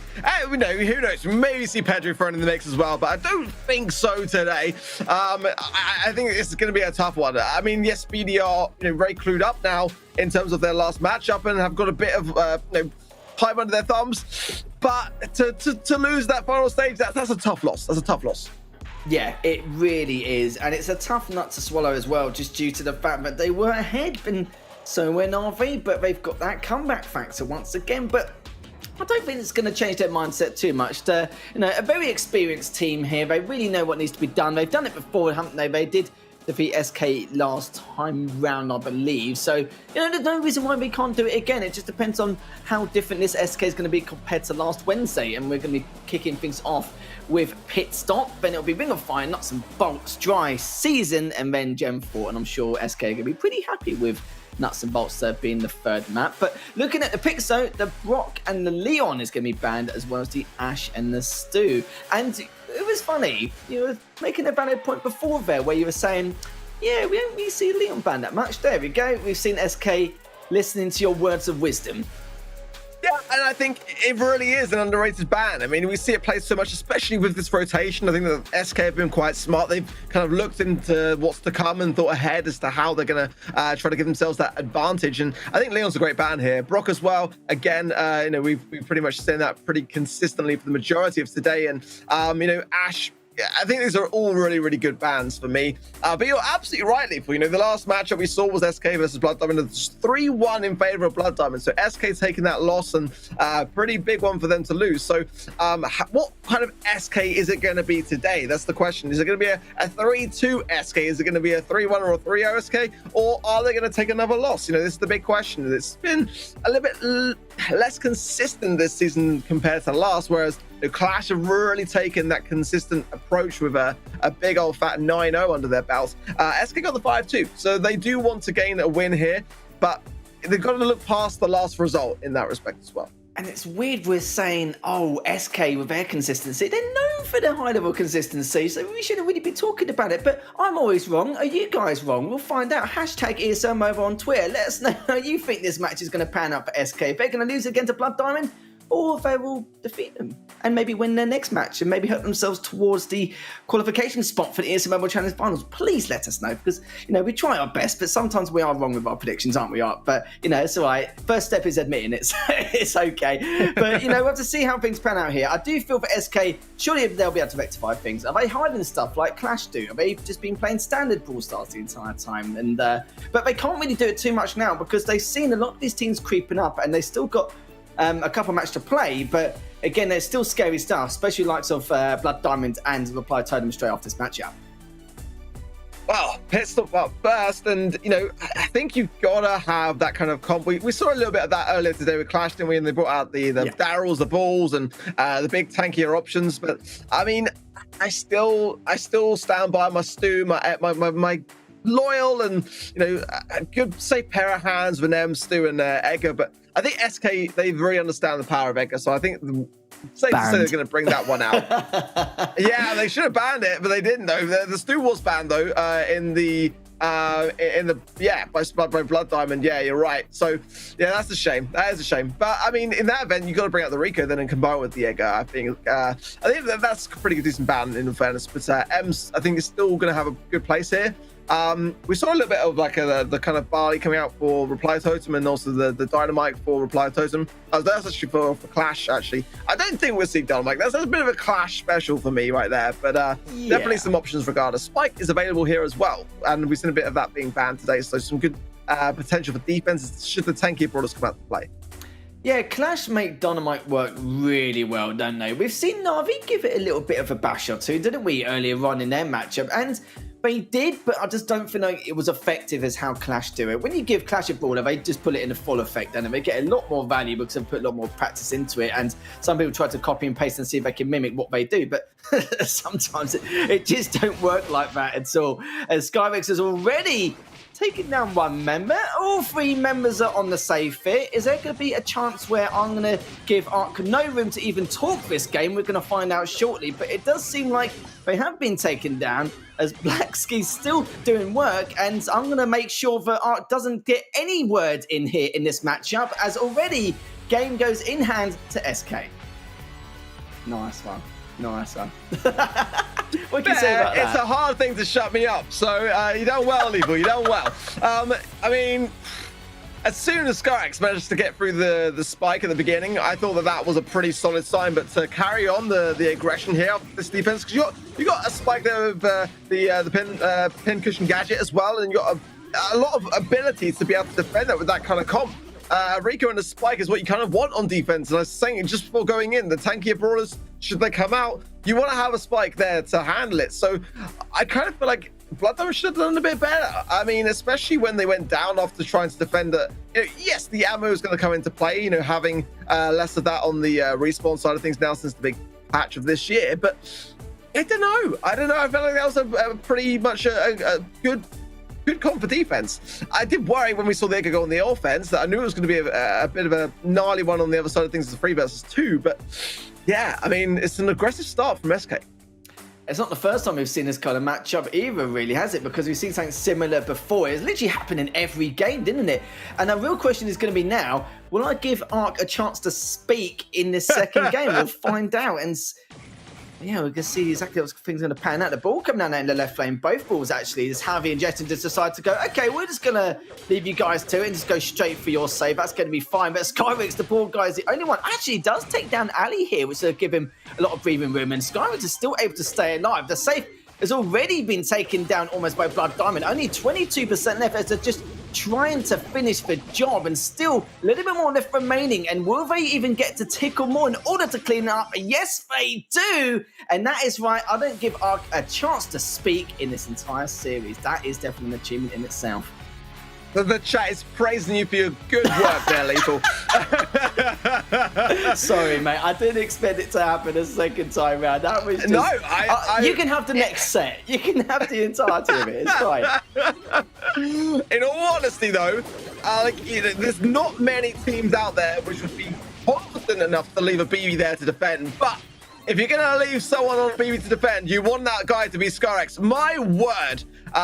He did a great job, and we fully expect it because he's one of the best BBs in Europe. In my opinion, you don't get many opportunities to see him play it these days because of where the meta currently is, but you can see why he's been itching to get back on that brawler because, I mean, the spitballs were flying in their spawn, and, a 3 versus 1, he went straight and isolated the player, which was the best target, and then started to cycle super off the back of that, utilizing the walls so well. I mean, it was a delight to watch. It really was. I just can't believe Skyrex was able to do so much in that 1v3 right at the very beginning. You saw he was just playing out of his mind, wasn't he? We're not seeing him do that much damage or just being able to stay alive. I was talking about value in your life, and not only that, he didn't have any structure to cover by, and they just let him get away with way too much, didn't they? I was just so surprised, and at the same time I was like, okay, I'm sure they're gonna do some damage, but at least prioritize Skyrex at some point, and they just didn't, and you saw there pretty much cost them. So we are going to go to the second set, if you can even call that a first set, because that was definitely one of the fastest I've seen in an absolute long time, especially for a heist matchup anyway. And we'll be going to Ring of Fire. So what I'm going to do here, Ark, is at some stage when this matchup starts, I'm going to let you kick things off because... straight away. Get in there early. This is also have a little bit more room to pass on to you this time around. I mean, it seems to be the way, doesn't it, Lethal? You cast with D-Man, it goes to a 3-2. Every time my first set has been over quickly than you... I mean, what the Brawl Ball match we had earlier was over in about the same amount of time. It just seems to be something, and you say, superstitious, but I don't know. I'm just going out there to say it. There's definitely a pattern emerging here. What's that about? Maybe. Like I said, I don't believe in all that. Everything happens for a reason, and the reason being that SK just absolutely smashed it, didn't they? It was just ridiculous. I just didn't expect it against someone the likes of Blood Diamond. But then again, we've seen a very similar performance in the past, didn't we? So it's not surprising that Yeah, I don't know. Very strange. But let's get into the second set shortly anyway and to see if what's going to happen for SK, because they're going to be pretty pleased for themselves here. And I'm sure they will be finishing a set off against one of the top teams here in the EU region and just wiping the floor within a minute flat in 2 games. That's definitely no complaints at all. And we're questioning to see what sort of SK we're going to see. And yeah, pretty good one. Pretty good one. Yeah, one that's in a hurry, I think, I've come to the table today. Yeah, yeah. Ring of Fire, I mean, much more based around control. No chance for much of a base race going on here, but just kind of a base mess in the middle, really. I think the long-range brawlers coming out to play. You know, Bell not being banned here is a good solid pair of hands for the mid again. You know, we've seen a little bit of Tara coming out. And again, I'm still on the fence, but FA made it work a little bit. In this season, maybe we'll see it considered. Let's see, Ruffs and Bell and Rico for Alias. Is Jay going on the Rico on the right hand side. Jetson going to go with the Byron. I like the Byron here, I've got to say. Samantha's going to go with the Sprout as well to get that element of control going in here. So I think overall personally I prefer the SK comp here, but if Blacksy can get some value in, get that supply drop over to his teammates and get them all buffed up, then in the later part of the game, Blood Diamond might be able to gain this one in terms of control. I'd like to congratulate Ark for being able to speak on the server the first time in 2 sets, which is nice. Skyrix now just in the center does get taken down. Finally, it was there for quite a while actually. Some good objective efficiency there. With Jetta now having to deal with Blacksy on the left lane. Skyrix still had to deal with Javi at the same time though. And this is what I mean. This part of the map is very difficult to try and take out your opponent on, where Blacksy actually was. And still, Skyrix is just waving to push on forward. Doesn't take him down, but Jetta may be able to finish him up. But you can see as well, he just knows that Jetta's going to be pushing him. Still playing Ring Around the Rosies. Blacksy once again just having to be on standby. But look at this though, he's distracting 2 of the players enough in order to cause a bit of a ruckus. But I will say this though, Blacksy is still able to stay alive after all this time. Yeah, I wasn't too sure on the Rust pick when it came out, but look at just how well Blacksy's playing this. I mean, he goes down eventually, but nonetheless, all that time has been well served. We're saying that, though, the scoreline is still incredibly close, and I'm trying to work out where SK were on the zone as much as they were, to be completely honest, because they can very much bring this back under control now, especially since the death there of, I think, Javi went down. They've had to reapply the supply drop to him, I think, in the mid. Alice is doing work on the right, but mainly just to kind of keep Jetson suppressed, as now Blacksy coming around again, but under much more observation, it seems. Semantic does tend to tap quite nicely in that position. Also again, but at the minute, it's back to Javi in the mid. Yeah, we know how good Ali is with this Rico as well, and Jetson once again having to play Ring Around the Rosie with him to try and clean him up, but just can't at the moment. Ali just making sure to be full use here and does get the flank on, but Jetson and Javi got a little fight in the middle, but the problem is Blacksy's already there, ready and waiting for him. But look at the damage difference as well. Look at the percentage as well. Blood Diamond should be able to take this, but SK are forced to push into the center. Not going to happen. Mainly skims the objective, and there we have it. Blood Diamond with a little comeback there. Yeah, they looked much better, and most importantly, they seem to have shaked off the previous set. I think it's a difficult thing to do, especially when it goes so quickly and so dominantly against your favor. To come back and just kind of play it like just another day at the office, and just very much from the outset with Ruffs again. Bro, which is not necessarily the strongest, but with that Leon being banned, it kind of has a bit more of a place, especially when you're able to get that Bell in the mid buffed up. It can do a lot of work, and yeah, SK didn't struggle. It was a very close game, but I was surprised that Blood Diamond made it work in the way that they did, in all honesty. Yeah, we said some early objective there from SK when they were holding to the center, whereas Jetson was there, wasn't he, for the majority of that. Literally got away with so much, but Blacksy, I must say to him, like, he shouldn't have even been able to pull back. The position he was in, don't get me wrong, it was great. He distracted 2 of the members of SK. But you know SK, like, they don't really fall for that kind of mischief, do they? It's like, they know he's there. It's like, oh, we'll just crack on a little bit. Did distract him enough at some stage, but the main thing is Blacksy was able to stay alive, distract him a little bit of time, gave him map control just a tad, but then came in at the right moment, just abusing that map geometry in that left lane. It did quite a lot from there. Ali with the Rico was just an absolute joke, wasn't it? The stuff he was doing there, just keep it on their toes. And yeah, just definitely an incredibly and just a very strong Rico in general. And I want to see, you know, just a little bit more than that. And I'll be interested to see if we any switches. We've seen the Crow being played on a few occasions on this map today and previously in the past. We'll see if there's any switches to that. But no reason why these teams won't stick to what they've got already. I mean, I would say that, no, I'm not a fan of the Sprout massively myself. I felt like sometimes those walls went down in the mid and it just kind of only served to actually kind of protect both sides whilst they continued to cap at the same time. And with the scoreline being quite close, just made it a bit of a situation that didn't favor SK. Put the Sprout, put Jetton on the Rico, bring in the crew like you say. That would be my way to go keep the bell in the mid. They can actually bring out the Ruffs, go with the pipe of a Semantic. Okay, SK sort of feeling like they actually want to take on the Sprout. I think that SK might have a bit of an advantage now. Yeah, I care to agree. I think I like the Rico from Jetton as well. Semantic, let's see if we could do with the Piper. Skyrex is going to be on the Ruff. We know that Semantic was playing the Sprout, I believe, last time, wasn't he? And he was doing a good job keeping him at bay on most of the occasions, but wanted more damage in all fairness. And look at that, he's already showing it already. Is dodging and weaving here, taking a fair amount, but considering the amount of ammo used down the side of Blood Diamond, he's going to be pleased about that anyway. He's just going to have to pull all the way back though. So again, a good early start for SK, and Blood Diamond now just trying to correct some of their mistakes along the way, which they haven't. 1v1 between Jetton and Ari.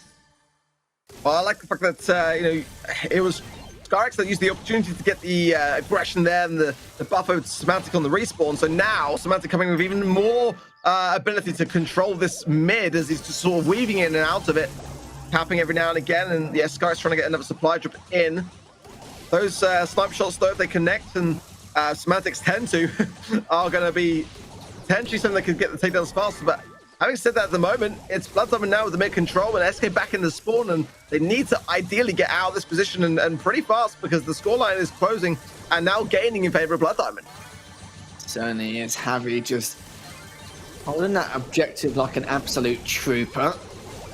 And I must say, Blacksea, just he's the kind of person you just do not want as an opponent, isn't he? He's just caused so much trouble on that side. Finally taken down whilst Harry just been sitting there chilling with the bell in the objective. Jetton, though, still in the left lane, was looking to make the push, but it was also stopped there by their own Rico. And like this from Skyrex, he's thinking, right, I need to make something happen. I need to make a change of pace and try and dictate the pace if he can, though. But good trade came out considering how weak he was. Oh, Semantic back in the mid where he likes to be and is buffed up again. Jetton is marked, though, and uses the bounce castle down the left-hand side to heal up quickly. Not much time left, and SK know it. That's why they're trying to make it all count as much as they can. These rough sandbags were a nuisance, even though they couldn't finalize the kill earlier, and they're still sitting there now. Good shots onto Alias. As Jay Blacksea, though, is able to finish it off, and that's going to be Blood Diamond tying things up. Okay, so maybe the first set just wasn't Blood Diamond's cup of tea, really. Or maybe it's just more of a... there's a lot of luck involved when you go for these base trades on top of that, but...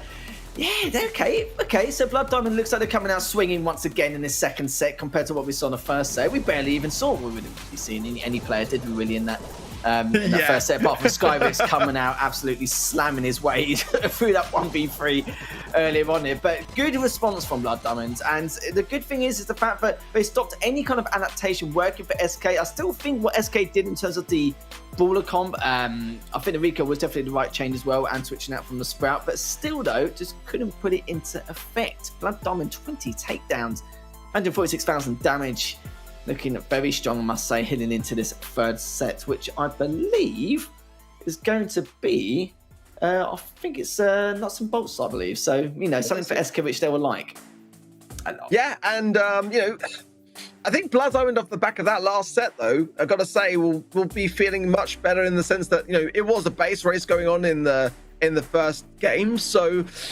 they're not going to be taking it as harshly upon themselves. When it came back down to the control, they've just reaffirmed to themselves that, we've got it, what it takes. We've beaten these guys before, we gained back the control, and we're able to use that in hot zone. So going into Siege now, I think they're going to have a much better outlook, as if they struggled and it was a big walkover in the hot zone, then maybe those kind of morales would have been at a bit of a low. Now going in, I think it's going to be a much closer matchup, and Siege nuts and bolts again, much more about control than we saw in the game of pit stop. So I think it's going to be a lot closer. Could well be sort of itching back my prediction. I did go for Blood Diamond against everyone else going with SK here, so I'm kind of rooting for them and having my fingers crossed under the desk right now. It's all right. Our predictions are pretty bad at the moment anyway, so I've kind of forgot the predictions is even a thing anymore. It's all in the past. I've thrown mine under the rug. It's fine. Mine have been absolutely awful. absolutely awful, which is fine. We're going to go to this next matchup anyway. It is, of course, one of SK's favourite modes. What we're going to see in terms of brawlers, we're going to see we've seen a lot of buzz today, I must say. I know we see a fair amount of buzz anyway, sometimes with 2 throws, sometimes with 1. Sometimes people change it and go for none completely, just due to the fact that they like to fool their opponents into thinking they're going to have throwers and then having a more aggressive approach, especially towards the centre. So depends what we're going to see this time around. One thing I've got to say that I love coming out for Nuts and Bolts recently is the kind of like the Griff B and something else idea. You know, having the ability to break open everything, and you know, it can make so much of a difference. I mean, you know, with Brock being banned as well, a lot of teams don't see it coming. If Brock's in play, then a lot of teams kind of see it coming anyway. But you know, again, I think you're right. I think Buzz is a really, really solid brawler to have. Maybe SK would bring out Mortis really early on, just to kind of like, you know, get that one done and you know, sort of then adopt something else. I think this early approach is going to be quite crucial in terms of what teams do go on to pick. I think Spike is a good one to have for me as well here. And of course, Stu being banned is quite an important factor to consider also. Again, that lack of Brock and lack of breakthrough on the gadget side for Stu, it's going to mean that, again, I think the Griffin B is a good, solid approach here. Let's see what they're going with either way. And, yep, Buzz coming quickly out here. Max and Ems and Frank on the side of Blood Diamond. I like the Barley pick as well there from Jetton, and that's going to be a great thing to have, especially with this control. They stop the bolt being banked there in the mid, but Blacksea will pick up quite quickly, falls straight into the arms of Semantic, but he gets taken down as well.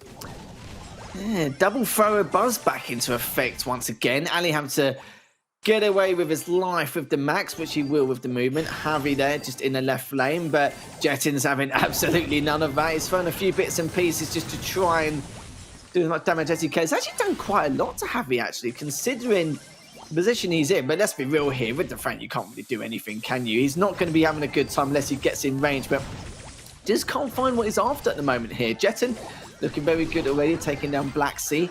Ali on the right-hand side trying to do what he can, but not really much. He's the last person left standing once again. This is really good so far, but then again, look at the bolt count for Blood Diamond. Yeah, this is the thing now, and Samantha's got 2 there, which would make 8, and I think Blood Diamond will get the push, but that might be, in all honesty, exactly what SK want here in this position here. Let's see as the final moments close, and they got 9, that's a 10 there as well, so they get a good solid push, and of course Scarex holding on to that super. Jetson can actually put some early damage down. May have been better off maybe considering to put that behind this push coming in, but obviously some confidence then behind the might of Scarex here. He's going to suckle nicely at the back of that gadget, and look at now Javi and Alice on the right hand side stunning the Ike in the process. I think this could be a pretty decent defense in all honesty. Yeah, do you know what? Only taking... Okay, hold on a second. This is going to be a little bit out of hand now. I was going to say the same thing, but look at that of percentage. He's done 8. Okay, we're fine. I think we're fine so far. Still a few more bolts left to go, but I must say, once SK go in with this, it is going to be one beefy lad coming into the side of Blood Diamond. But the only problem is, if one of them sneaks by and they don't have as much map awareness, then there's potential chance Blood Diamond could sneak by here. I assume that SK are just trying to get this little bit of chip damage because they want to try to make this final push have a little bit of an easier way forwards. But again, you know, Max face shifter in and Ems behind it, and Blood Diamond could potentially finish this. But let's see now as Jetson gets into position. The bot is getting quickly taken down, but I don't think they've got enough time in all honesty. Scarex so low in HP now. Is this going to be enough? I don't know. This is the final gadget a bit lately popped, and there's going to be 3% remaining on the save, and Blood Diamond have done enough to take it. Yeah, take it. It's by the narrowest of margins. 3% was it literally in the end? Yeah, gosh, that was just incredible. But we've seen a lot of very close sieges recently, haven't we? No matter what the circumstance these teams put themselves in, it was absolutely crazy. Feel sorry for SK though. They really were super close to really bring that back with the final bite. It just wasn't going in their favour in the end. But I will say this here, Blood Diamonds, they're going to have a huge stride of momentum going in their favour if they win this set just outright. Knowing that they're being one of the better team's favourite modes on top of that, that's going to be huge for them. I'm just a bit surprised that the healing tonic didn't come down a bit earlier on that push towards the end, because we saw it was there. I don't know whether Jetson thought they had used them all up, but there was a bit more survivability left in the tank, and there was only 3% in it at the end. And that would have been enough to keep everyone alive long enough to get like one more shot onto the Ike. So, slight bit of a miss for me. Gotta be honest, on the side of SK there. Just, I would like to have also seen those supers that Semantic was using in that match used a bit more in terms of the control, because that's what Blood Diamond were really having a lot of the time. They were trying to get so much damage on the safe, whereas if they'd maybe try to get more of a beefy push for the round, you know, throwing that behind as the bot's approaching is a great thing, because then you can't really defend it with as much ease, and you get team wipe, and then everyone's able to fully commit on those pushes. But again, it was a very, very close game. I mean, 3% is 3%, and I think Blood Diamond as well could probably finish that in that first push. You saw how hectic that got. It was looking like a great defense for SK, and it quickly turned into a bad day on Siege for them. But yeah, I like the way that Blood Diamond are approaching this. They've got a really good chance now of going 2 sets up, or 1 set up over them. Yeah, I'm just still wondering if they'll stick with the buzz and the 2 throwers, because there were some points to it where it didn't break the setup, but at least it's pushing him back. But I felt like they could have wanted a little bit more than that. But I don't think even just 1 throw is going to help. I wonder if they're just going to go with full aggro comp. I feel like Harry might switch around from the Frank to something else, because even after all that, even though Harry didn't get a lot done with the Frank, they still managed to come out on top. So they're probably thinking, well, if we switch to a Stu or something else in particular just to give a bit more aggression, and we'll probably take it even further here and to stop them from getting these bolts after some of the bots they receive. It's very difficult to try and comprehend here, but I wonder if they'll just stick with the composition or not there. It's going to be definitely a very tough question. I still like the idea of bringing a B and something and a Griff just to make it. You love the B, don't you? Turning on his head, turning it on his head. I've got no excuse to bring a B. For sure. I mean, yeah, mixing things up. I think the Frank was working really well, so they may keep it because of that reason. Let's see. The M's coming out for Semantic. Well, they're going to keep the Frank, yep, and bring in the Buzz and the Bell as well. Bell, great, of course, being able to shred the bot down quickly, so no Sprout here. And I personally prefer watching defenses without the Sprout. Jetson there with a nice phase shifter through to keep that invincibility going, and healing pass from Scarix, hitting that bolt nicely, safely banked. Should be a push coming in for SK, I think, here. Or let's see what happens here. No, it's going to be defense. And that's a good takedown and timing for it. A nice bait out of the super, but it's going to connect nonetheless. And Javi will get some value off the back of that. Have a super as well for this push. I think this is a good opportunity for Blood Diamond here, really. Yeah, certainly is. Javi had a bit of a bad start with the Frank, but doing a lot better this time round. He's already just going straight in. He doesn't care at all in the sliders. Look at the damage done already. This is just one of the first siege bot. Javi's still alive, and the bot is still going at it on the eye. There's literally 13% left. There's only been 1. And yeah, SK Gaming do have a 2-volt lead. The only problem is, though, Blood Diamond, well, they were looking okay until that happened. Jetson took him down in the end. Javi's been put in a bad spot, just out of range. Can he take him down? Yes, he can. Does get the trade on Semantic before getting cleaned up. The thing is now they're feeding a lot of speed over to Jetson, and of course that's going to go a long way into terms of banking these bolts. With a push coming in as well, BD can't really push forwards to get this final blow. Blacksea would love to be able to gain his super here, but Semantic's a bit savvy to it. Let's see if he pushes through now. He's going to go straight into the aggressive, and he'd like to have used that to go onto the Ike, really, but despite that, there's no one there to go with this push, so SK have kind of sacrificed trying to defend their last shred of damage for what could have been a good offense. Certainly could have been there. Javi's looking to try and get a little bit more map presence, and is actually able to push up whilst at the same time. Oh, missed a shot there, but looks like Semantic should be able to take him down. It is going to be a 2v1 here. Ali's going to try and help in some way. 10 seconds left as Blacksea is just trying to pull himself through to help himself out a tad, just to keep this blow cushioned as much as possible, because it is going to be a bot for SK. Just depends on the defense now from Blood Diamond. And to be fair, we did see a very good defense only a few moments ago. Javi's got the super, so that's going to be very crucial, and Blacksea's going to be looking to get a takedown. Scarix has got Magic Hand as well. He's going to use it now, and Blacksea's spamming there for his life. He connects with the bot. I'm not sure whether he wants to go for Scarix or the bot, but either way, there's a lot of support here as Scarix joins Jetson. Let's see, though. I think it should be enough from BD, and that is going to be BD taking 2 sets up and to 1 of the SK Gaming side of things. What a great turnaround. Yeah, on one of their better maps, better modes, and now Blood Diamond coming out 2-1. It's weird how the course has changed entirely, hasn't it? The first set finishing in a minute, and Blood Diamond responding with a, incredible attitude and incredible force here as well. And to win 2 games straight into one of their better maps and better modes as well, I'm very much surprised here. And I love how Blood Diamond are just, keeping their minds calm and patient, and just knowing that it doesn't matter, it's nowhere near the end. And sometimes a first set in a lot of series can really give you a flavour of what's to come later on, if it's going to be an absolute smashing, if it's going to be a very close affair between these teams. But no, Blood Diamond have done a great job bringing this comeback along. SK, they're the ones calling back once again, and we could see a replica of what we saw last Wednesday, where Blood Diamond, as you mentioned and reminded me as well, that they did defeat SK 3-1 last Wednesday, and it could happen once again here. It could cause a little bit of trouble. The same scoreline, yeah, or it could go all the way. And we've seen crazy things of you, Lethal Carson. So, I mean, I've got to say, I was a bit worried. I was actually a bit worried in that game because Blood Diamond obviously were trying to not hide the fact that they wanted to finalize the game before the bot even came in. They were going so like overly aggressive. Like normally in those instances, you want to just try to get the takedowns, try to then place the pressure on, continue to get those, taken care of before going on for the final push. But they were just going in so direct.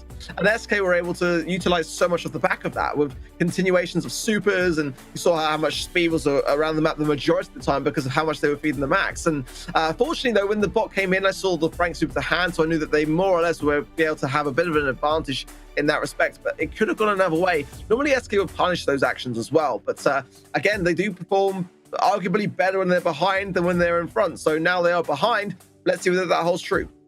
Yeah, it will be, just to remind everyone at home, it's going to be dry season for Bounty coming up next. And if it goes to it, which it probably will, gem grabs. So nice way to finish things up towards the very end. I'm sure blood pressure could be rising once more.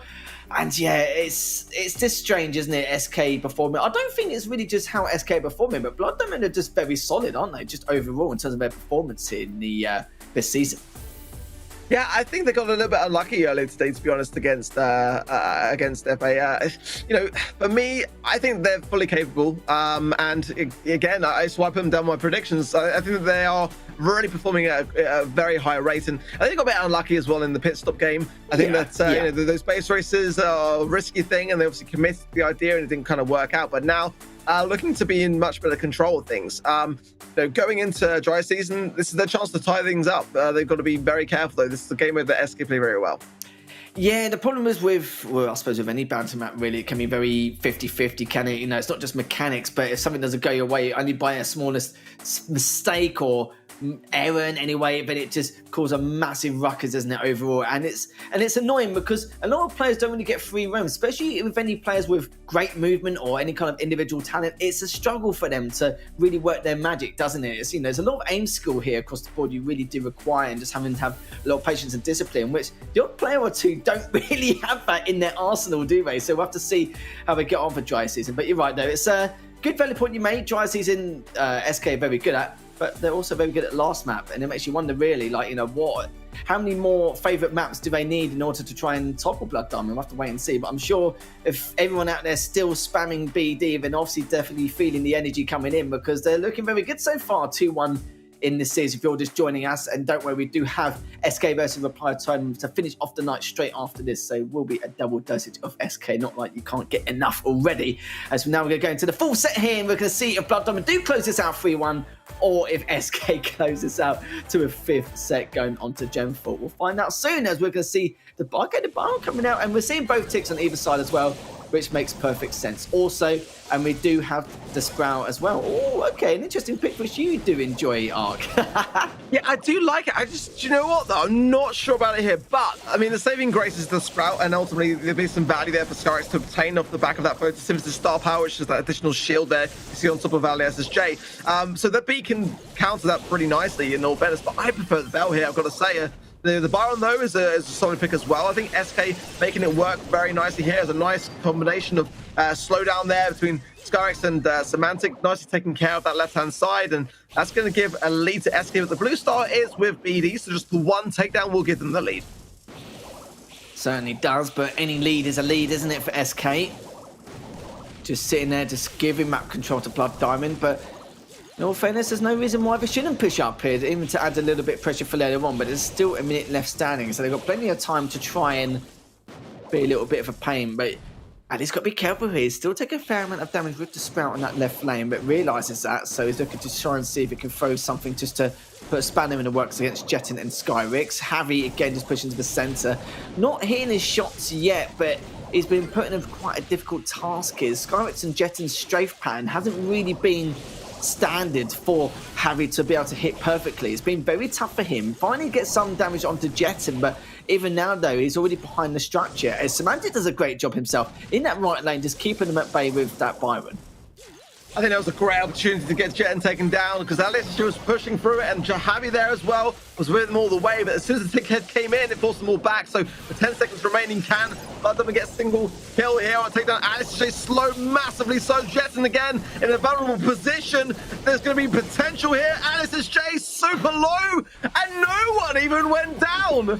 How did everyone survive that pure and utter carnage and chaos towards the end? I have no idea. See, this is why I call it a coin flip, because that shouldn't have happened when it should have done, and the amount of damage inflicted there towards the end, I'm surprised. Yeah, no deaths occurred, no takedowns, which is a little bit of a shock to the system there, but it does mean that SK do have a lead in this set, and tempting fate with the set 5, which I don't see why they can't now. They've got 2 opportunities now to be able to take us to a 5th and final set. But even then, though, Blood Diamond, it was very tough for them. They kept it into a corner, but they just couldn't snipe any of them out or just do a lot of that damage, could they? Harry with the bell, we know he's a very good bell player across the board. He normally does hit his shots, but it's like I said, their movement and their strafe pattern for SK just wasn't normal. They were just Ferrari peeking a lot away from those structures and just not making their movement predictable in the sliders. So really not giving them any kind of room for error at all in the sliders, and that's how good SK have been. I can see why you're saying they're very strong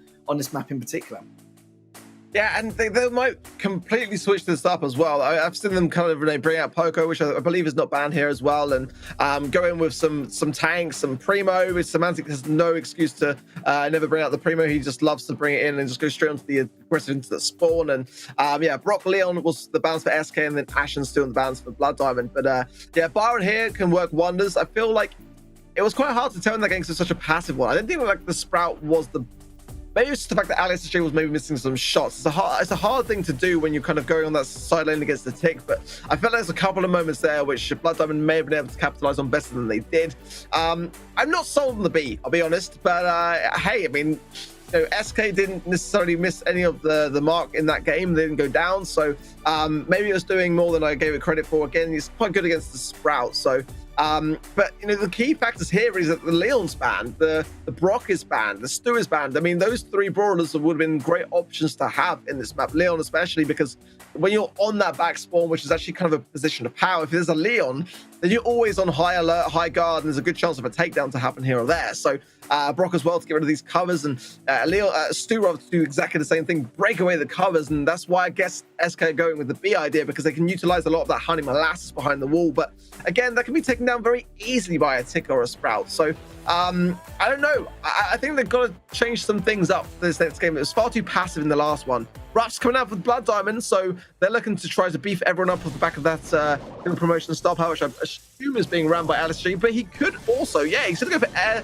superiority. No, that is the air. Sorry, that is the field promotion. You could run air superiority to break up in some of the map, so it could have been a choice that he could have considered for either or. But let's see how this one plays out.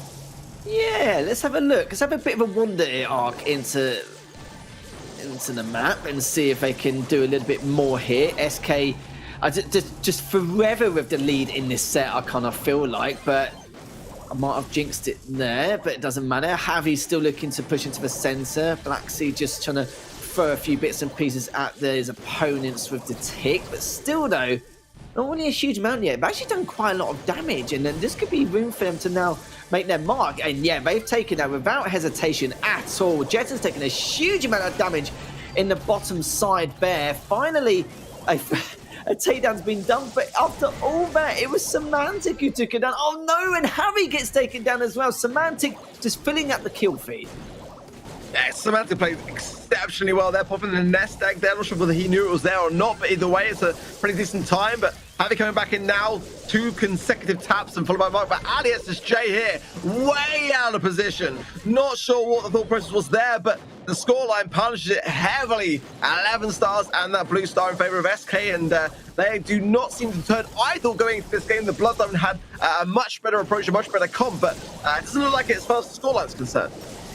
No, not at all. Semantic, though, still trying to keep these players at bay. He's doing a good job so far, but look at this. Blood Diamond even had one takedown yet. This is how strong the force has been, but they need to get a full-on team wipe here. No deaths. They're going to try and win this, and it's just not going to happen, is it, Ark? What an absolute feat there from SK. They win by 7 stars. Barely took any takedowns in the process, and we are going to a 5th and final set on Jump 4. Time today for you, people. Yeah, I know. Every time. It's fine. I love Brawl Stars, mate. The more games, the merrier. I'm good, mate. I'm good. I just, seeing these close matches, I think I've been very lucky with getting a lot of these 5-set matchups, really. I've been very, very fortunate so far. And, yeah, can't complain, really. Can't complain. It's not looking at the schedule more when I do my predictions to tell which ones are going to be the close games of the day at this rate, in all honesty. 6 takedowns was all it took for SK and Bounty, and just shy of 100,000 damage, 56,000 on the healing side as well. But again, they play such a patient game. I was worried in that last one, but Samantha came in very clutch at the moments where everyone was low and weary, and it definitely picked up the team to see it through to the end. But yeah, we are all tied up going into Gem 4 and Gem Grab. That's where this one's going to be decided no matter what way you look at it.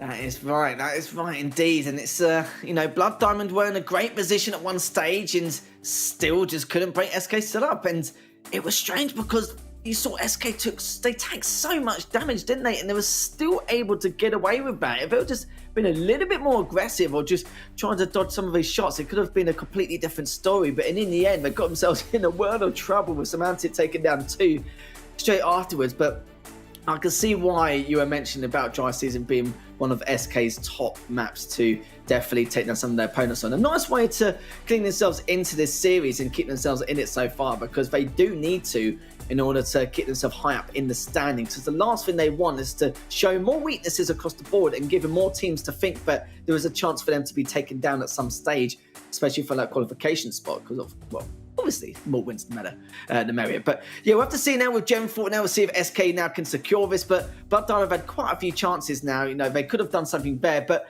it was kind of not really any exploits or weaknesses or leeway for them. They couldn't really get any dents in the armor. It was just kind of felt like it was an impossible matchup for them, which is not something we expected considering how well they performed in the last 2 sets.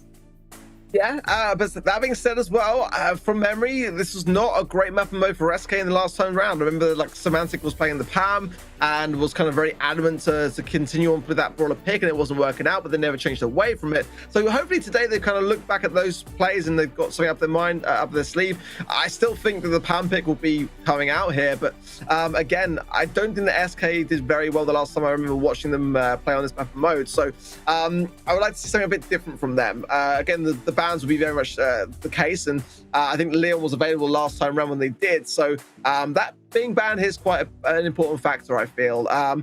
Tara lanes, I still always think that is one of the strongest things in this map to have, or a Rico as well, to be able to have that super bouncy star power, get some additional range onto those side lanes on that front as well.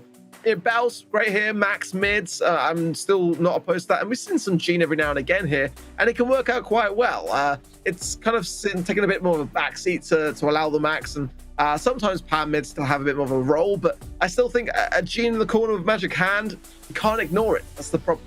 Yeah, it wouldn't be a bad shout, would it? And I will feel sorry for Blood Diamond if, just putting ballers aside, you've got to think about what they've been through so far today. The fact that, this is the second set 5, they surely can't lose out again. It's just been ridiculous for them. We had a very long day. A lot of stamina has definitely come out in terms of their mental fortitude coming into this matchup, but it's not like they're playing against FA this time. This is against SK. They've been here time and time again. So much wealth of experience, wealth of knowledge, of course, across the board.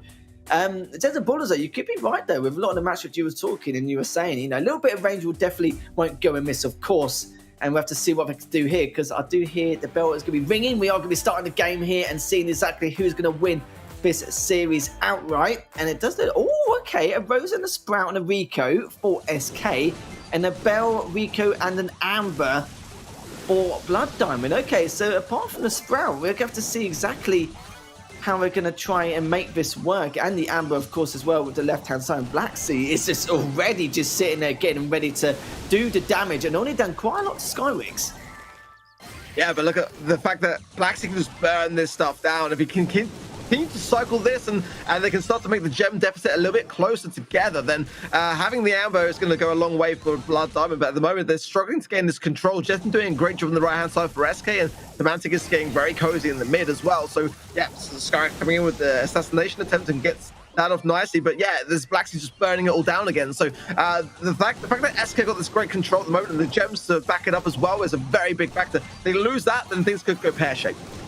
It certainly could, but look at this. 9 gems to... Oh, okay. Threaten them all, but if it takes them Skyrex as well and gets the next gem, surely it should be it, but it doesn't matter. Skyrex has already taken... Oh, actually, it's been cleaned up as well. So, man, but literally just coming in single file, but luckily, at least 2 of them are there ready. They're just trying to wait for Skyrex to rejoin the rest of the pack, and it's important he does, because with the Rosa taking all that damage, it will be huge. And look at that Black Sea. Oh, my goodness. He's done so much to Skyrex there in that left lane. Ali is still able to take down Jetton as well, but the thing is, though, he's stuck. He can't get back.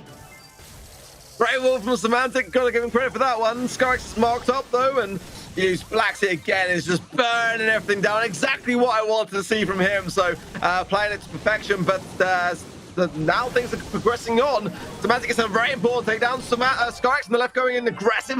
Takedown of ESL as well, and everyone now down for Blood Diamond. The snatch is inbound. I don't think Javi's going to get able to get a shot off here either, and that is a quick and rapid turnaround for SK. Oh, that certainly was. Had an incredible start. It's a little bit of a juggle in the bottom center, but he's going to try and take him down, but it doesn't matter in the end, because as you can see, they've still got 11 gems to their name. My goodness. Okay, so SK with match points, still continue with their streak in terms of the wins so far. It's 3 in a row for them. And it's just can't believe how this has been occurring so far. Absolute madness. I will say this though, like, there was only a amount of time it could take, because I love how they did open up the left-hand side of the map to give Rosa less room to make any swift moves or try and sneak around or anything like that, which was the game plan, but Black Sea couldn't do any more damage with the Rosa super straight away. That was it. It was pretty much curtains for him. He was in range of the Rosa. Nothing more he could have done, and Jetton was just being a nuisance in the center, just trying to delay the inevitable as much as possible. I think Blood Diamond did very, very well. I thought they had it, honestly. I think they were playing against that comp perfectly, and just a small mistake. It just so happened that every player on the team happened to make a mistake at the same time for the team wipe, but they had a great comp to go in with. They may have anticipated the Rosa potentially, because again, that Amber was a real saving grace to that situation, and they got the gems, they had sort of control. But then SK started to turn it around. Great rule from Skyrex, as we saw on that right-hand side, locking out SSJ. But when the push came in, I just didn't think that Blood Diamond were ready for that. And as soon as the team wipe was there, despite the fact that I think Skyrex was quite low in that retreat, it just wasn't a possibility there for Javi to be able to do much about it. So I think that Blood Diamond will feel hard done by on that game. I would like to see us go to the match point, actually, to decide it in that way. Because I think SK, I would. Sorry, Liv, I'm going to call it. I wanted to this go will be all the my way, third one out of 4 today. We were going to have like a double match point on the 5th set, but I don't mind that. I'm happy to finish the day on that as well. We've got one more match to go, but yeah, I'm happy with that. And I want to see what ballers we're going to have as well. Are they going to stick with the Rosa, which Rosa, to be fair, did play her part to a certain extent.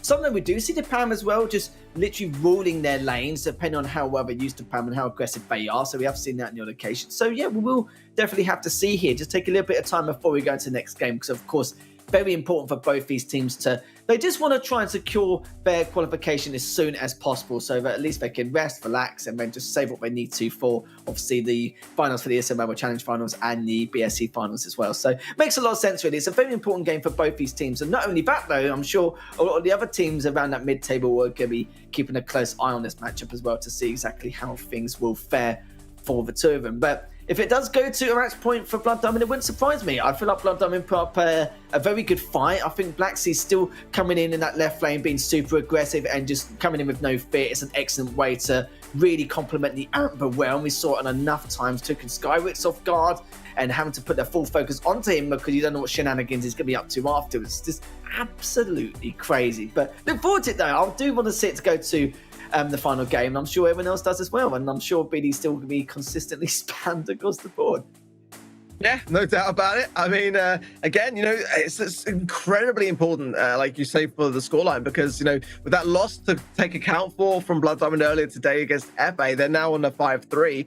SKS currently still in their 5-2. This is their first matchup today. So for Blood Diamond, ideally, they need to get out in front of this. They need to start to throw the ball back into the court of SK to continue their sort of dominance in the leaderboards. And if they go behind here, then that's going to potentially give a bit more of a lead in favor of SK if they have a good day today. Going with the bars. Okay, the bars, the Sprout, as well as the Rico for SK, the Max, the Rosa, and the Rico for Blood Diamond. So okay, this is big changes on all sides here. Yeah, this is huge. I'm not really too sure how this is going to go about. We'll find out anyways. Javi's actually coming in with the Rosa and actually pinned Skyrix down. That is beautiful stuff already. Semantic backing away with the Sprout and the Max. You can see Blacksea just does not care. Absolutely no fear in him. And he just literally just goes in willy-nilly just to try and cause as much havoc as possible, and still just goes through to Semantic. Javi's been super aggressive as well in the left lane. And look at that, Blacksea having a great job from Lynn, and Ali just keeping his distance, but also just keeping Jetton busy at the same time. Well, I like the Max because ultimately it's going to make Semantic's life a lot more difficult when everyone's speedy and hitting those shots a lot harder to do. Skyrex, though, looking to get that shot off on the gem carry, but does manage to not find it. Ultimately going to go in now on Javi instead, and good popping of the shield in that timing there and staying alive as a result of it. Now picked up by Semantic, though. But look at this, like the whole entire mid is a maze of mystery. Those Rosa's bushes now coming into play, but it's actually going to be Eski that are utilizing them with that Sprout star power now. It's going to be feeding Semantic some leverage here. I think the one player you'd want to have the gems as well is definitely Blacksea. With the speed on the Max as well, he can get away from any situation, has the countdown as well, but the problem is he's not the one with the 10 gems here. And look at this, Jetton actually takes on Javi in the end, which does mean the countdown will be reset. And look at that, Blacksea just able to stay alive once again. Coming in with the Rosa Super, Javi just diving straight in here so far. This is the perfect opportunity for Blood Diamond now to try and secure this, and they might have just done that here. Semantic earlier there, they just tried to block out with the wall. But the max speed coming in mid that, by the time Javi reached the wall, he was still invincible off the spawn. It was such an amazing strategy. But Blacksea goes down over cracking super by Jetton. It's not going to be enough to be able to get the gems out of the spawn, but a reset nonetheless. Semantic's so low forced back, and I don't know whether there's going to be enough gems from the mid here. It's going to be 8 to 11, so they need to go on the aggressive, but that bit of time there saves might be enough to do it, actually. Yeah, they should be able to tie this up, no problem. And I think, yeah, Blood Diamond have already known that. They're pushing straight in and actually try and collect additional diamonds, but they're not able to here. So Gem Story, but still trying to push on in. Skyrich does take him down in the left lane, but Javi knows he's there. He's trying to sneak around if he can. Will he be able to find him? Get some damage across. Realize that Skyrich is still pushing him again. Wins that little scuffle, and now it's going to be SK with the lead. And now we can see if it's going to reset once again. He goes down, but Alias Shay can't get the gems out. He's outnumbered massively. Blacksea comes in with the speed. Oh my word, Blacksea with the snatcher now. Oh my days. SK have got to take him out, or this one is going to go to match point. It is. It's literally, it's going to happen. Blacksea is the one with the gems as well.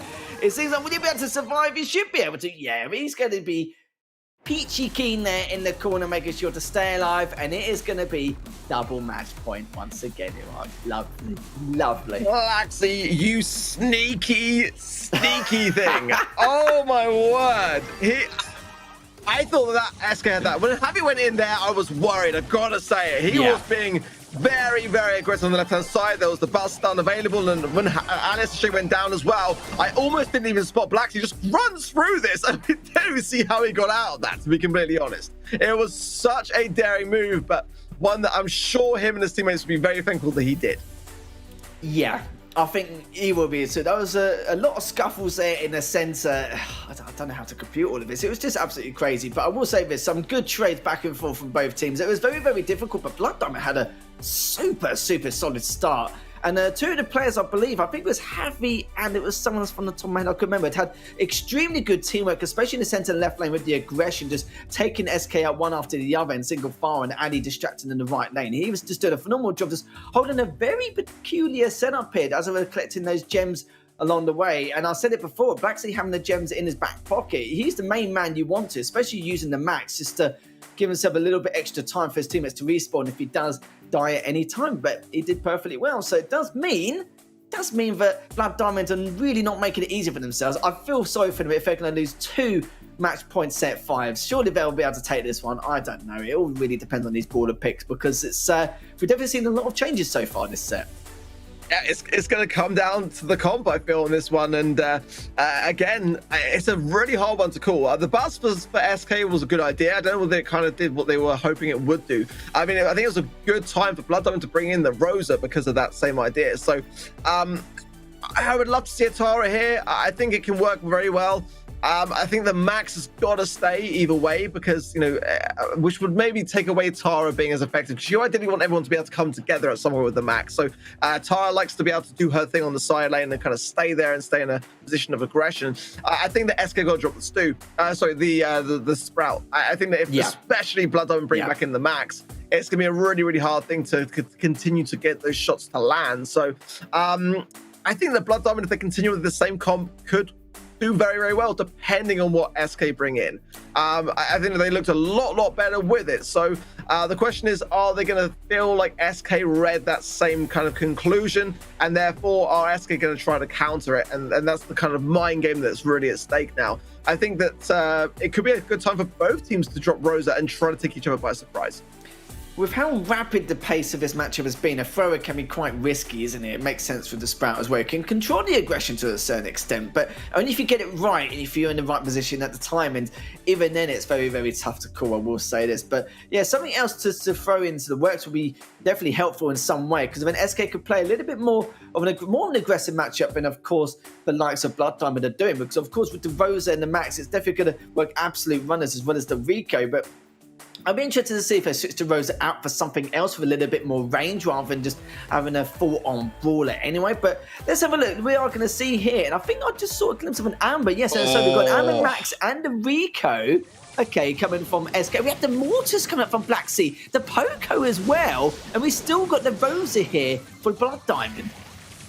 Good value from Braxy. He'll have a super off the back of that, and it's not a bad thing to get early on, but the Amber is going to be a problem for Hammy, and I thought they should have probably drawn that Rosa pick, yeah. And I think SK played it perfect by bringing back in the Amber because it was so good against them. But let's see now. Braxy has got his super, but I don't know whether he's going to be able to get the cycle off now. Everyone's quite savvy to it on the SK side, but let's see the speed coming in as well, giving them good control. Braxy's lurking and thinking about it. See those heals coming from Alias Shades to try to give the advantage here. If Beady can take this mid back, it might give them the advantage. Yeah, Blacksy hasn't done much yet, but just showing his map presence there has been good enough as it is. But he's coming in straight in the bottom left. Semantic takes it down. Harry takes down Skyrix as well. Ali's still there, but has to be very, very careful as he's trying to stay alive. Skyrix does get the trade on his spawn. And I must say this, though, Blacksy's been very patient, but patient no more as he needs to make this push. And they're so aware, SK know they're coming from the right-hand side, but they need to make the push here, Mark. That one-tiler push there really did not do well for Blacksy. He's going to try to get a takedown and goes down massively. Beady took the gamble. I don't think it's going to pay off. Alice the Street tries his best, but that is going to be it. SK Gaming are going to take it. Yeah, I think it's just a composition, wasn't it? It just did not work out at all. Blacksy with the Mortis. I've just watched him in that left lane and just getting Rico'd back every single time and just really not phase it. It's all about map awareness, but just awareness of your surroundings as well. Just keeping a close eye, especially on that Mortis and Javi with the Rosa as well. And they just saw it coming. They just kept them on their toes, kept their distance, and it was just as simple as that. So SK will eventually, after quite a long series here, quite a lot of the series have been so far today, it finally SK do take it. 31 takedowns. They're going to be pretty pleased about that. Oh, yeah, I mean, to get to that point again, but it's another 3-2 for SK. How many times are we going to see them have a 3-2 this season? It's Their scoreline, I've got to say, they are lucky to have what they have at the moment. With the amount of 3-2s that we've seen with them this season. Not lucky, because of course it all comes down to skill and it all comes down to the brawler picks and the day and all that kind of stuff. But I would say that still, it's they're fortunate to be in such a good place. Yeah, they're the ones closing out the series end of the day, isn't it? Not us, I suppose. But you're right, though. You know, definitely clutching at straws here, being super, super close. I feel super bad dumb more though. That's 2 victories they easily could have had, and literally just lost it by 1 game in each one, which is a little bit of a shame. But I still have got confidence in them to be able to qualify for the finals. But that's one SK matchup done. Still got one more left to go here. Now we're playing against Reply Totem in just a few minutes.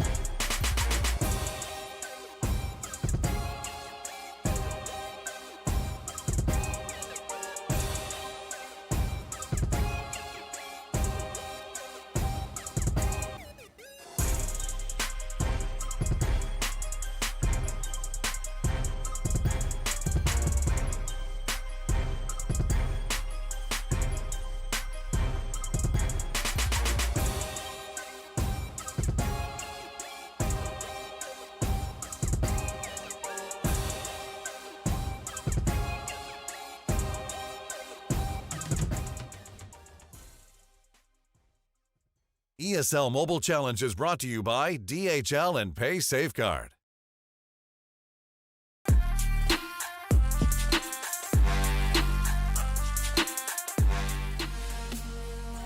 Welcome back, ladies and gentlemen. It is the final game of the night. Ready and waiting to go. I'm Lee Demon Smith and joining ARC for this final game. SK versus Reply Totem.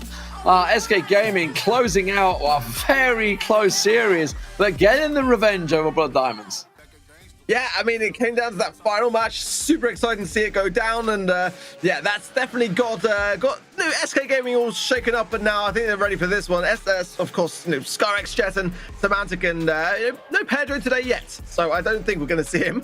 But when we do, he does tend to do pretty well, so definitely worthy of his pitch there on the roster for sure. Soderbrest, of course, Maru is not going to be playing today again, I don't think. I think Inso is still in as a result of that hand injury, so going to be Soderbrest and Maori and Inso taking this one on. A bit of a rough day so far for Reply Totem in that last matchup, and weren't able to get the victory over Ace Milan Clash earlier, but looking to try and best themselves this time around against SK Gaming. So the band's coming through, the Max and the Brock being taken out. That's an interesting one. And the Stu and the Ash. I actually like that. The Max band coming through. We'll see whether it pays dividends. I mean, we just saw, SK just saw how close a Max can take things after stealing away all the gems and running off into the distance. It's like one of the little cartoon smoke clouds, but sort of being left there as he ran away with the gems. But double swoosh is where we start things off into a Summon 70 required Purple Paradise. It's back. And then into center stage and parallel plays if we need it. I mean, I like the Max band, but I just don't know how relevant it is to the maps and modes. I mean, The maps at the moment, yeah. I guess, in regards to Brawl Ball, yes. They definitely didn't work well against Blood Diamond. So I don't know whether it's coming off the back of that and wanting to eradicate the possibility of it as being a potential team weakness, or that they know something about the way that reply totes were going into this one from the analytics side of things. Not too sure, but I think everything else kind of adds up pretty well. We're going to see Leon back. I don't see how we can't see Leon back, because ultimately, in that last matchup we had it banned. So, but I think the Brock, the Stu, and the Ash for me all make perfect sense. Yeah, double swoosh obviously being the first map setup for them, and it's an interesting one. It's obviously got a pretty close area of brush, etc. in there. We did just see an amber being used in the previous game on the gem grab side of things. Actually could be relevant on this one, as you mentioned with Leon in there. Also think maybe a Gene. Maybe a Gene, possibly. Obviously, no bans coming through for that. This is one where a magic hand could pay off. I think SK going to bring in Bo here. It's like Bo? it's a weird one. Okay. It's a weird one, but they seem to be adamant to stick to. I feel like you're right. I always vouch for Amber here. I think that it's a great thing to be able to eradicate a lot of what you can in this map. It can really go against teams that go in with the strategy of wanting to maintain it. So, or Ems is a great choice here as well, but one that I'm not too sure that we'll see. Spike, I think, is a safer bet. I think that's also having Stu out the mix is quite important here. Poker's still available. Sandy's quite a big one, I would say, as being a mid. But I feel like, I think SK can bring out Bo. They seem to love it. They just seem to absolutely love it. Yeah, it's been something that they used to use it on Dueling Beetles quite a bit. I never quite agreed with it because the Leon generally dominated it, but definitely something that they've worked on. If memory serves, double swoosh, we've seen a few Mortises on here. I'm not too sure. I can't remember if that's just a case of OP trying to force it for Mood Gaming. Could be. or whether it was actually a relevant pick at the time. But I do remember seeing it. Yeah, or actually, Griff's not a bad shout. I think watched Big player. Obviously, they're not in the league this time around, but seeing them play that a little bit here as well and combining it with Mortis, actually, I think. There's, I think, definitely Spike's a safe pair of hands here. I can't see both teams not running it as it's not banned. I still think Tara here is fantastic and can do a ton of work. There's a lot of choice. I think we've gone through most of the brawlers. Yeah, we're going to close to naming just every brawler. Just name everything. Just keep going. Keep going. Let's start talking bruises. Let's start getting them out there. Yeah, I mean that's a credit to obviously the game at the moment. The fact that we've gone through so many brawlers. It's a credit to the setup, and also I would say to the bans themselves. The fact that you're taking away obviously Stu being banned out, can't be used in there along with the Ash and the Max, so it removes those two fast what would ordinarily be the gem carriers in there. Something we haven't really ticked on is possibility of a bell in and around that mid. I mean, obviously there was a lot of brush, so which is why I wasn't sort of leaning towards it early on. Bell lane is probably better for me here, and definitely one of the spy, but especially just in the event that you do see a Rosa come out of the woodworks, then having that mark, really, really good to have. And one of the reasons again why Tara is a great thing as well, because if you have those close range brawlers, those support from beyond shadows can go and do their thing, and you can quickly isolate where someone's going to be laying. And I think you're right. I think Bell lane would be a great choice here, to be honest. So many options. We're just waiting to see what the players decide. This is the final game of the night, so welcome, ladies and gentlemen. If you just joined us, where the heck you been? It's 11:30. It's a pretty late one, as is always the case when we have so many games going the distance, which we have had tonight. The best of fives have been giving out strongly in favor of Lethal. He's managed to catch all 3 of them tonight.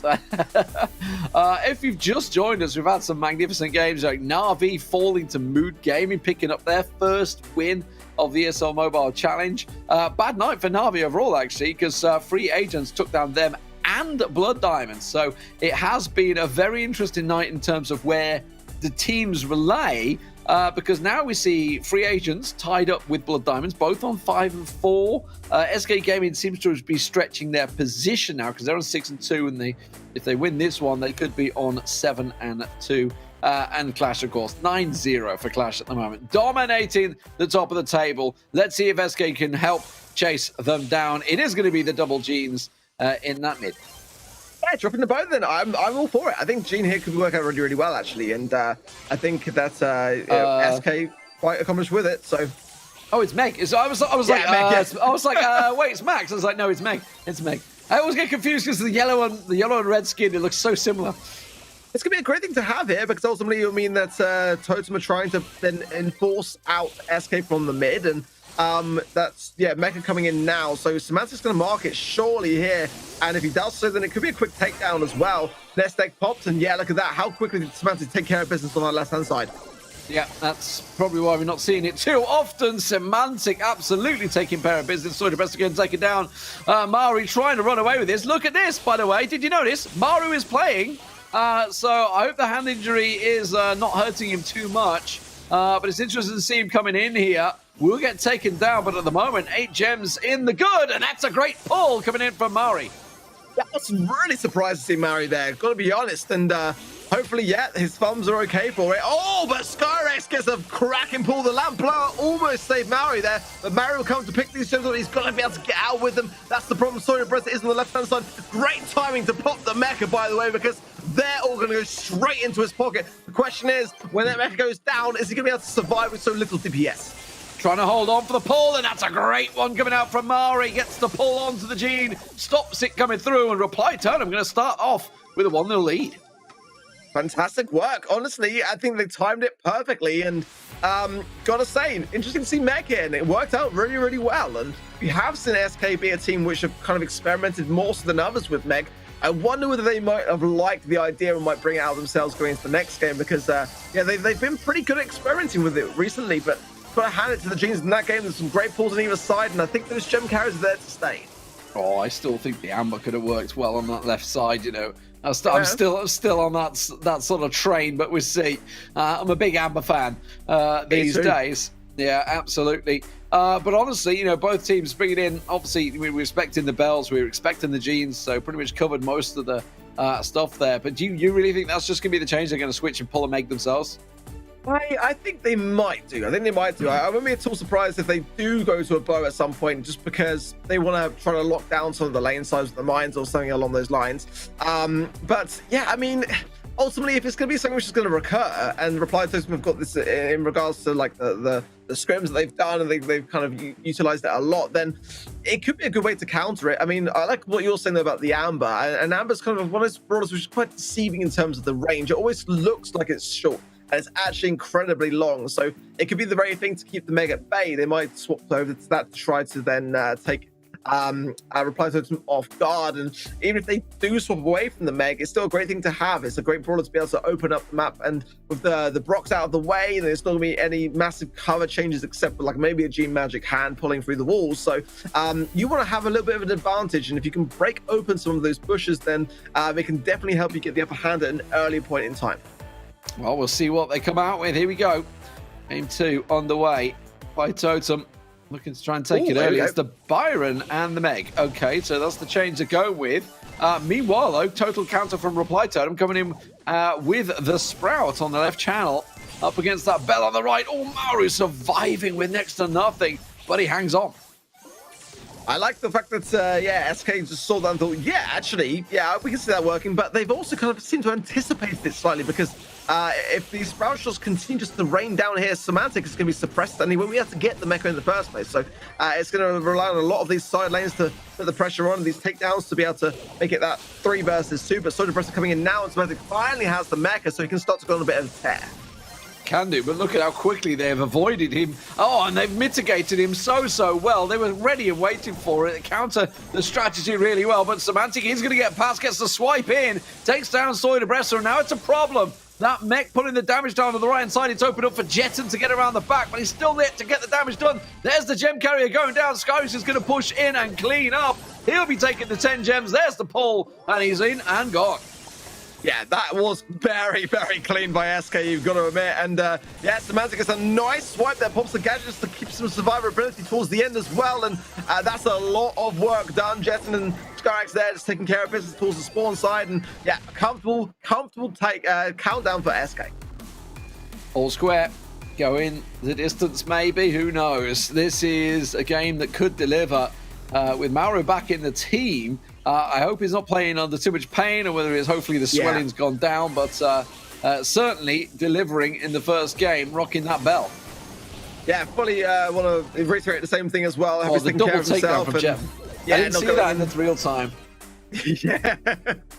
Great synergy. SK always have very good communications. They're actually quite public about it as well. They put out videos on YouTube, and you can go and listen to how the pros communicate, and very few other teams do that. A lot of the teams are very, like, you know, very secretive around kind of like what they say when they're in a game. Shouting. And, yeah. So SK, like, yeah, we just snap it on social media and you can hear for yourself. So it's quite an interesting insight, and something that you don't tend to often get the chance to hear as well.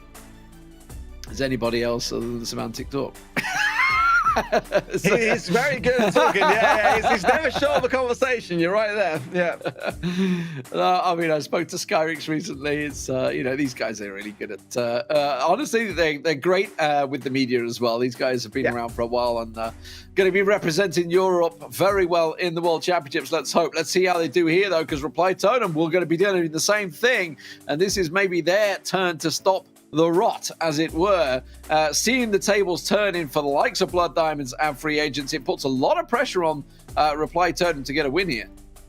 It does, yeah, it absolutely does. And I've got to say that if they are managing or able to manage rather the next game as a win for Reply Totem, that's a good start. That's the sort of thing which will hopefully give them a bit of a boost going into the second set.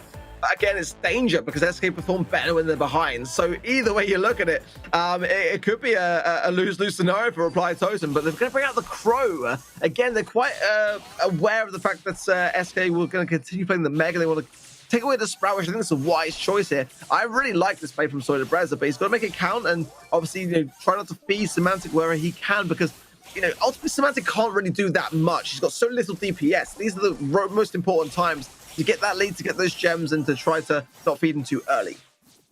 And you can see Mari trying to help out as well. There is the mech coming straight out, and Soyderbresser just about gets away from it. The slow on Semantic will be enough to delay him for now, but immediately turns the pressure. Look at that, just a swipe on Soyderbresser and just keeps the punishment down. I feel like it's a brawler that absolutely fits Semantic well. You know, if he's not put on the surge, he gets into the mech. It's absolutely works wonders. Exactly. Oh, a last swipe as well before going back to his normal state. Fantastic side lane work from him, and 7 gems, or 8 now with SK. Gotta say though as well that you know, great to bring in the Byron with that mech, because ultimately when you got the mecha and you're pushing him onto the right hand side, you're also in position to be able to pinch it. That's what Jetton did so well. Countdown for SK, the mech coming up against the Semantic, and this is looking smooth. Yeah, he's just got Soyderbresser in his sights at the moment. They're all really low, so it's going to be tough to chase. It's going to be down to a hook maybe from Maru. No, the swipe comes through, so Semantic takes Soyderbresser down. There's the pull. That takes Maru down, and that's going to secure things for SK Gaming. Nicely done, gotta say, and it was kind of ironic because it was Reply Totem that left the idea of Meg and then left that idea of Semantic to run riot, and they never brought it back, and it was kind of like, oh, have you just fed them the key to the win here, maybe? Just gave them the strategy and then let them have it. Yeah, absolutely. Yeah. So SK Gaming definitely hot on the turnaround there. So they take the first set 1-0, which means we move over to Siege next. Some assembly required. You can see 19 kills, 160k almost damage, and a lot of healing to come through there as well because the Byron being used. Yeah, I mean, again, a lot of that damage I feel went in the way of Semantic there on the mech because he's had it so frequently. Again, you know, you've got to be so careful around that. I feel like that was maybe where Reply Totem slipped up a bit. If they just kept the distance, again, like there's not really much that he can do except try to hit you. So, you know, how's he really going to aggress the mid? He can only really try to earn his mecha. So if you're a bit more aware of that fact and trying to go less than the aggressive, then it wouldn't have fed SK as much. When they had that mecha, you could see how much he was dealing out with it. So they're going to have to be much more careful, especially if SK bring that one back out again. So moving on, sub-assembly required next up. SK Gaming, we saw them struggling against Blood Diamonds on the Siege map earlier on. They were on Nuts and Bolts. They played on that one. It was a bit of a tight struggle for them. How do we see this one swinging between the two? Because obviously, well, you know what? The game's already signed. So let's see exactly on the screen how this is going to work out. We are going to see the Buzz in there, sorry. The Buzz, the Barley, and the Rico for SK. Meanwhile, the Dynamite coming out from Maru. We saw Dynamite earlier on. The Rico, of course, also. But Skyrix, that was a great takedown on the Rico.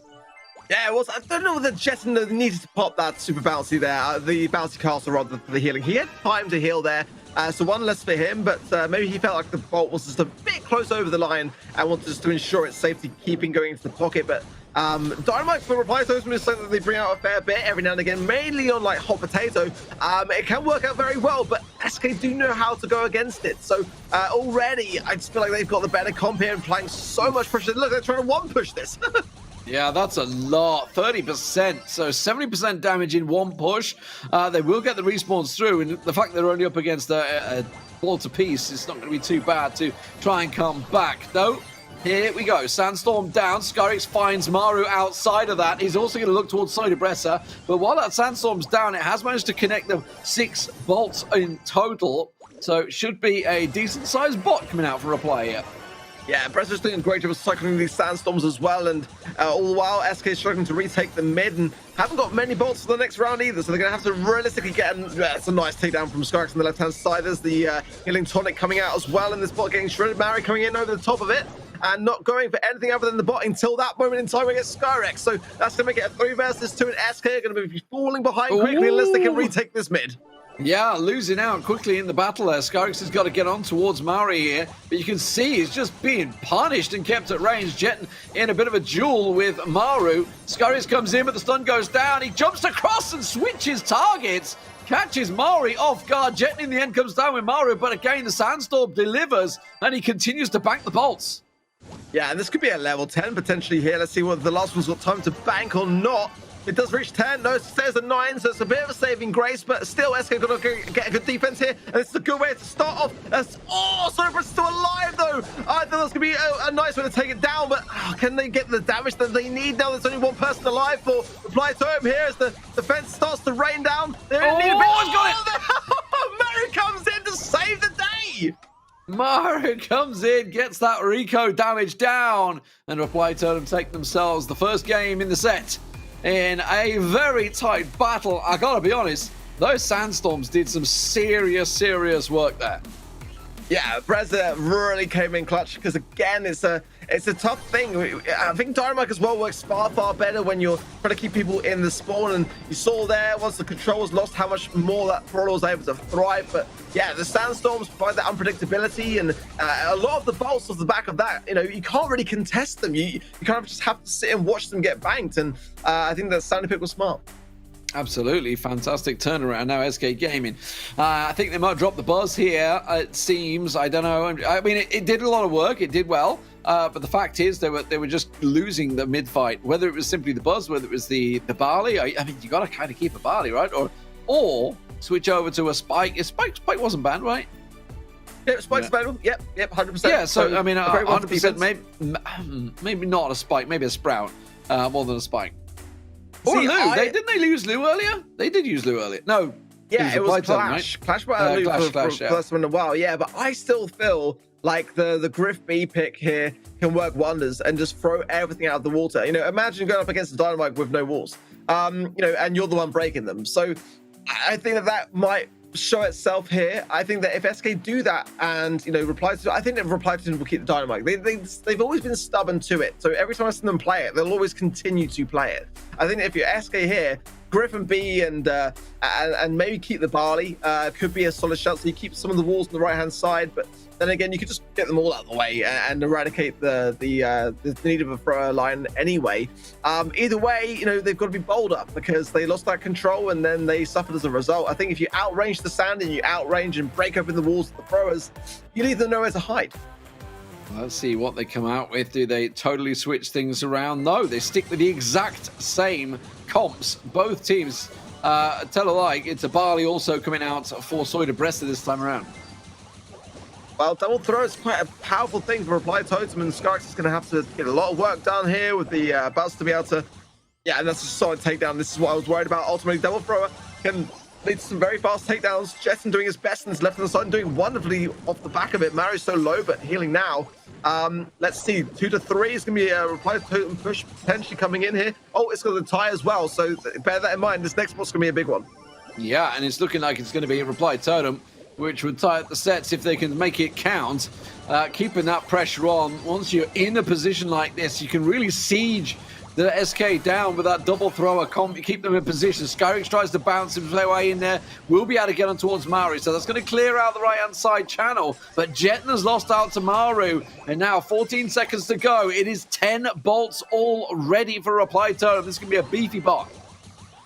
So it's just going to be able to stay alive. And yes, Samantha went down whilst popping the healing tonic as well. That's not a good way to go. And duking wonderfully in the mid. There's going to be a bot to defend, but ultimately not the worst thing imaginable. But oh, that's a good tap from Maru. Continuing on as well onto Skarx. Oh, Maru doing so well here. And this is going to be surely a done dusted. Yeah, There's too many bodies around this. Too many throwers, too much everything, too much damage. Reply Totem type series 1 apiece. Ah, wow, here we go. This is the Reply Totem we know and love, and we get to see them deliver it well. Yeah, and again, considering that Maru's got an injury as well, and like you said earlier, I really hope that he's being careful around that and is not in too much pain while he's playing. Of course, we want him to be as comfortable as possible, but I mean, he doesn't look like it's worrying him at all. And the way he's playing at the minute, that takedown towards the end, that double takedown, oh my goodness me, pretty much responsible to ensure that push was there. Solid stuff. 25 kills and counting loads of damage and the healing. Now, guys, let's just talk about where we're moving on to. You know what? In fairness, it's been a while since we've been here. It is going to be a Purple Paradise next. I've kind of appreciated a bit of the space between seeing that map, but sometimes Yeah. It's nice to bring it back. I mean, you know, it's not really going to affect necessarily any of the bans, I don't think. I mean, you may have had an Ashe potentially if there was no Ashe ban with the Byron, but I think, you know, we tend to see the similar kind of idea on this map. I don't think we're going to see too much deviation away from it considering the bans. The Brock maybe could come out, but that's obviously banned by SK Gaming along with the Max. Stu and Ashe with all 4 bans there, so I think, you know, you've got to have a nanny here. I think that's like a sort of guaranteed kill if you're able to pilot it correctly. So, And Nanny Bell Byron, I think. Yeah. Oh no, nanny. Yeah, or G. Tick. Nanny Bell. That's what we're gonna. Oh, well, actually, no. It could be Bell Piper. Piper, nanny, Jean. I think. Jean, you think? Okay. Yeah. Not a Bell Piper Nanny. Ooh. Yeah, that could be good as well. I see. Now we're actually thinking about it. There are some options, aren't there? I mean, Jean is great to have for the healing paths. That's my thought. But yeah, Byron is pretty more the SK kind of style. So they could have that as well to be able to utilize the healing alongside the long range as well. So yeah, there are some adaptations and potential to mix things up, and kind of personal preference comes into play a little bit. Yeah. I mean, with the Brock, I think the Brock would have been an absolute nailed on. That's obviously why he's been banned out all night long. Yes, absolutely all night long. Yeah, all night long. I think Ashe as well. Other than that one game against Clash, where it was it was let through and Ashe absolutely abused it. Here we go. Let's see what are they going to come with. It is the Genie who pulled out and talked about it, and it's the Byron choice for Reply Totem. I think we covered just about all these different possibilities, and that is the start that SK were looking for. Yeah, it's the healing coming into play though now, and that's a good amount of taps. A nice spotty block as well from Semantic, as Jetson would have gone down here. Homemade recipe popped, but no connection from Semantic, and a takedown from double takedown there from Reply Totem. We take the lead, 2 stars now in their favor over the top of the 3 from SK plus that blue star. So it's on SK to try and push out. They're getting the double tap, and it worked out well onto Maru, but it is still the blue star in favor of Reply Totem, splitting that difference. So SK is still on the back foot to push here. Maru trying to squeeze down there. Is trying to tank stuff out. Where's that peep going to go? Soydebress is going to be able to use his super to get away from that one. Should be able to discount it, and he will. And he also catches Semantic in the meantime. That is nice. And Maru gets Jetson, and suddenly SK are on the back foot. They are, but if they can take down Soydebress and not feed him in the process with a peep along the way, then they will be able to get the lead. It'll be tight score, but the blue star there is on his head, so they want to retain it. Nice healing there from Maru. Return to sender pop from Skyrex, and the healing pops from Jetson coming into play here. But there's the pick up from Semantic. The star, the blue star is now with SK, and but as quickly as that, a takedown as well. Semantic gets the lead back over to Reply Totem. Oh, where's he going to go? 27 seconds on this one. The peeps back and forward. It is Skyrex all tanked the one out. I think it was tanked out on the other side as well by both nannies. So Maru managing to work that one. Jetton's pulls could be huge here if he can land any. That is a question because he can't even get close enough. They got to chase it. 13 seconds to chase down. 3 stars. There's the pull and the blue star. That was the perfect target they were looking for. And now they will just step away from this one and take a victory. Oh, so calculated from SK. And again, I've got to say, when you mentioned it, as it was ready to go, I thought, I just don't see this connecting. I think that Reply has been too savvy to it. They're going to be keeping the distance, but then the mistake was made. But it also meant that Jetson had to ensure that he made it count, and he did just that. And there was a takedown there. And then just great escape. And they knew that they had to go for that person as well, because ultimately the scoreline was what it was. I think Reply Totem will feel a little bit salty after that one, because they were very good at turning the lead back in their favor. Yeah, and I think they're probably going to come with the same comp. I don't know whether SK are going to switch it up, because as you say, like that was about as close and clutch as you could get for SK. You even saw the grab. It was so close to missing. It was actually to the right side, and if it had just been over to the left a little bit more, it would have missed there. But really well played both teams, and you can see obviously how close these are. It's not the dominant SK that we're used to seeing, that we have seen throughout the year. They're being pressured towards the end of the year here, which is, I think, is a worry with the championships, World Championships closing in. Yeah, I mean, definitely got a bit of work to do, but they are starting to come back into full form, shall we say. They're evolving along the way in almost their fully evolved state. Definitely, it's been interesting to watch how close some of these games have been with them being involved in this season, but they are starting to make some progress, in my opinion. I think at the moment, the Clash are still looking to be, the stronger of the El Clasicos at the moment.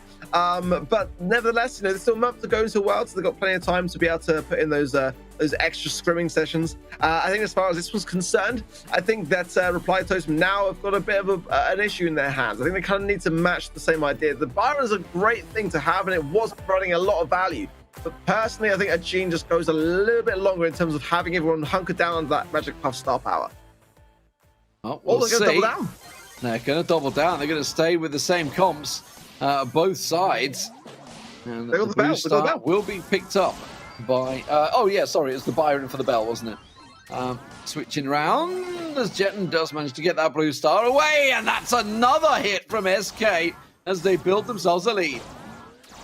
Yeah, they're going to be so cautious now of that Byron out of play, and consider the lack of healing that they've now got to have. And again, that's why I like the fact that Jetton stayed in the Gene, because that will be a bit of a saving grace. If SK get low, they can start to communicate and come together now, and Reply Totem are going to have to be hitting a lot of these shots to apply the pressure that they need. Keep coming in now as well on the left-hand side, and Skyrex goes straight in for it with the return to sender. So a good tank from him. Let's see though, SK still with the lead.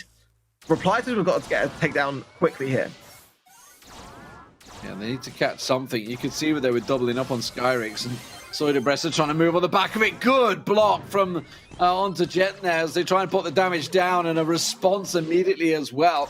Puts another one down. Maru just dodging out the damage from Semantic there, but that's another pick. Skyrex finds Maru, and this is looking to fade away by Reply. Maru goes straight into the mid again. How many times do we see that and have it not work out? I don't know about that play. it's the I think I could say dual bust is probably the best I could say on stream, but yeah, basically going for it, seeing if it can work out. Mario's making the push here. They want to get Skyrix pinned in the corner, but he's savvy enough to turn this around. Even gets himself 1 kill, can he get 2 as well as Jet comes in and seals the deal. 17-0. A absolute perfect score coming out from SK Gaming here. 19-0. That is how you close out a set and take it 2-1.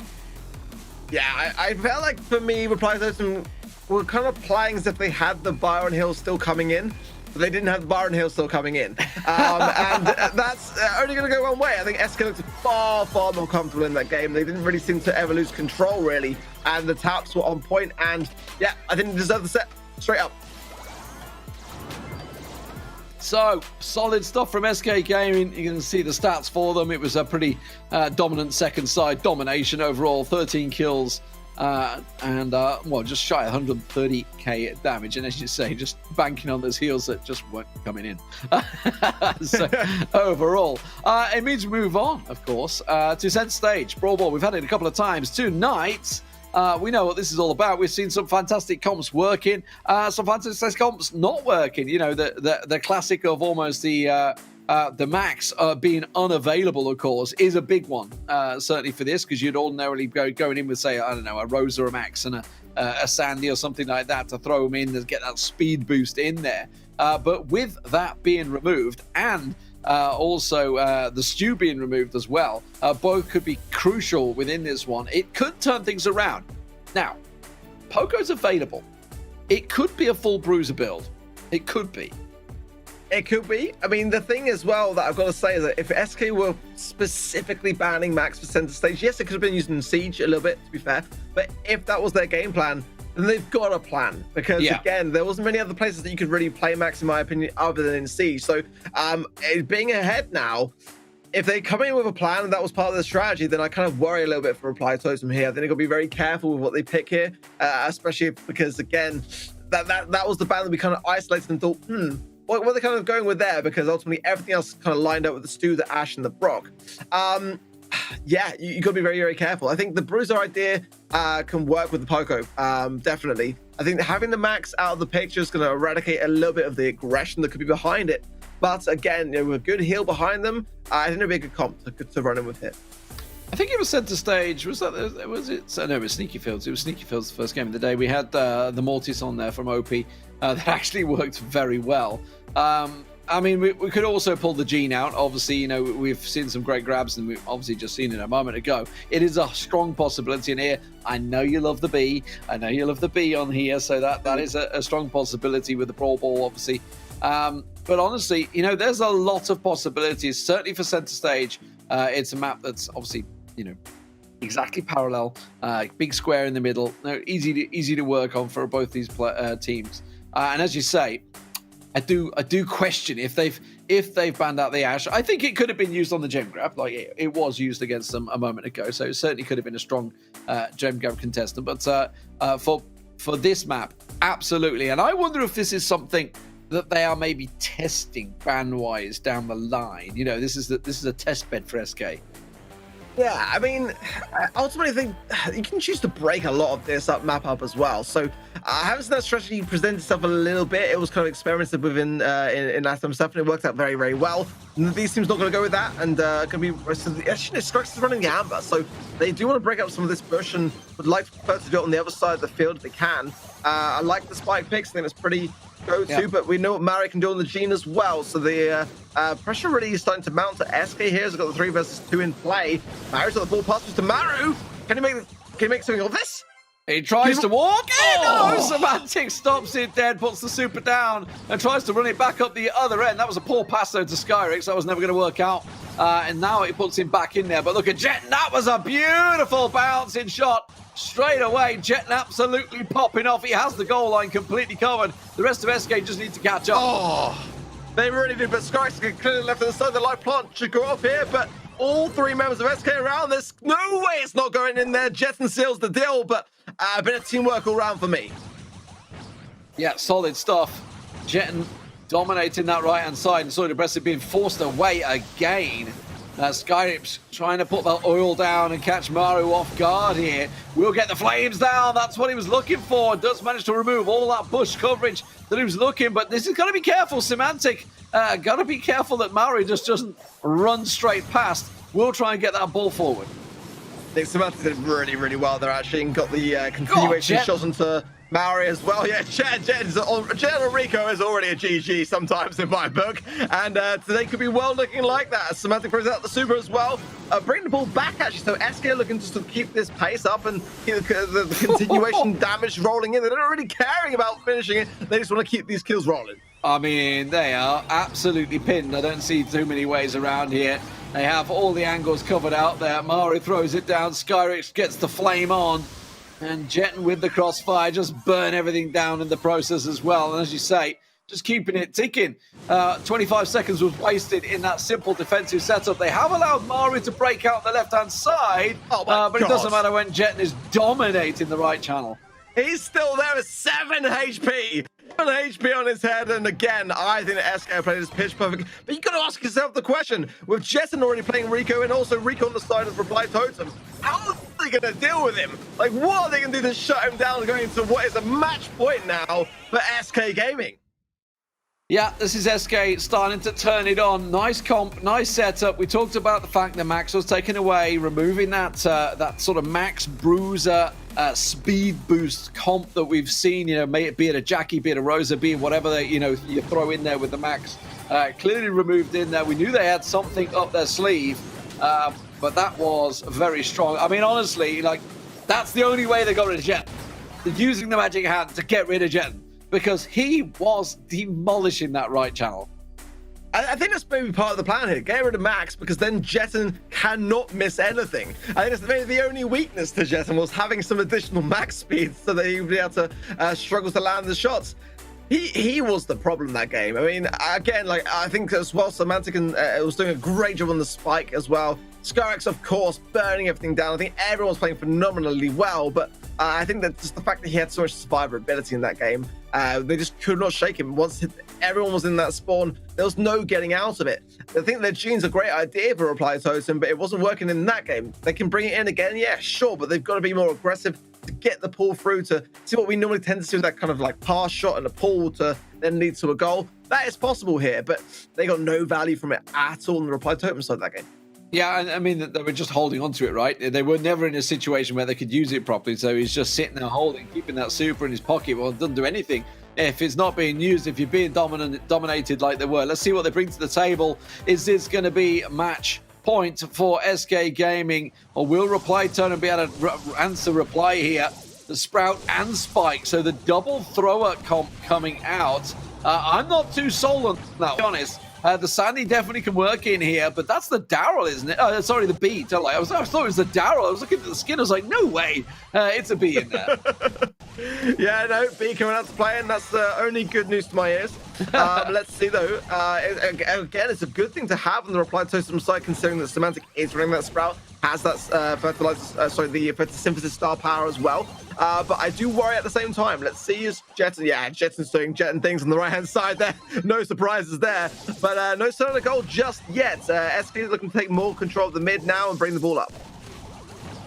Well, Maru trying to sneak around the back. And now a B around the back can be a scary thing, but look at that. Skyrix pops that super, deals with him with ease, and Jetton's continuing to dominate this right-hand side. Maru's trying to escape him. He's switched channels. He's like, I ain't having any of that side. Somebody please deal with him. Mari comes out this time. Let's see what he can do. Oh, the double thrower combo. So depressing. No escape there. Oh, my word. It is absolute demolition as they all pummel in there. You can see Maru trying to push out, but he's against a torrent of grenades effectively coming his way. This is at this point bullying. I'm sorry, this is absolute straight up bullying as SK looking so good. So good. Every angle was shut off by either Semantic or Skyrex, and Jetton just dancing around the whole thing with those ricochet shots off the wall. And I think this is it. I think this is it. They just used the sandstorm and got absolutely nothing. They just had to stay behind it. The second sandstorm went down. It was like a barrage that just came at them.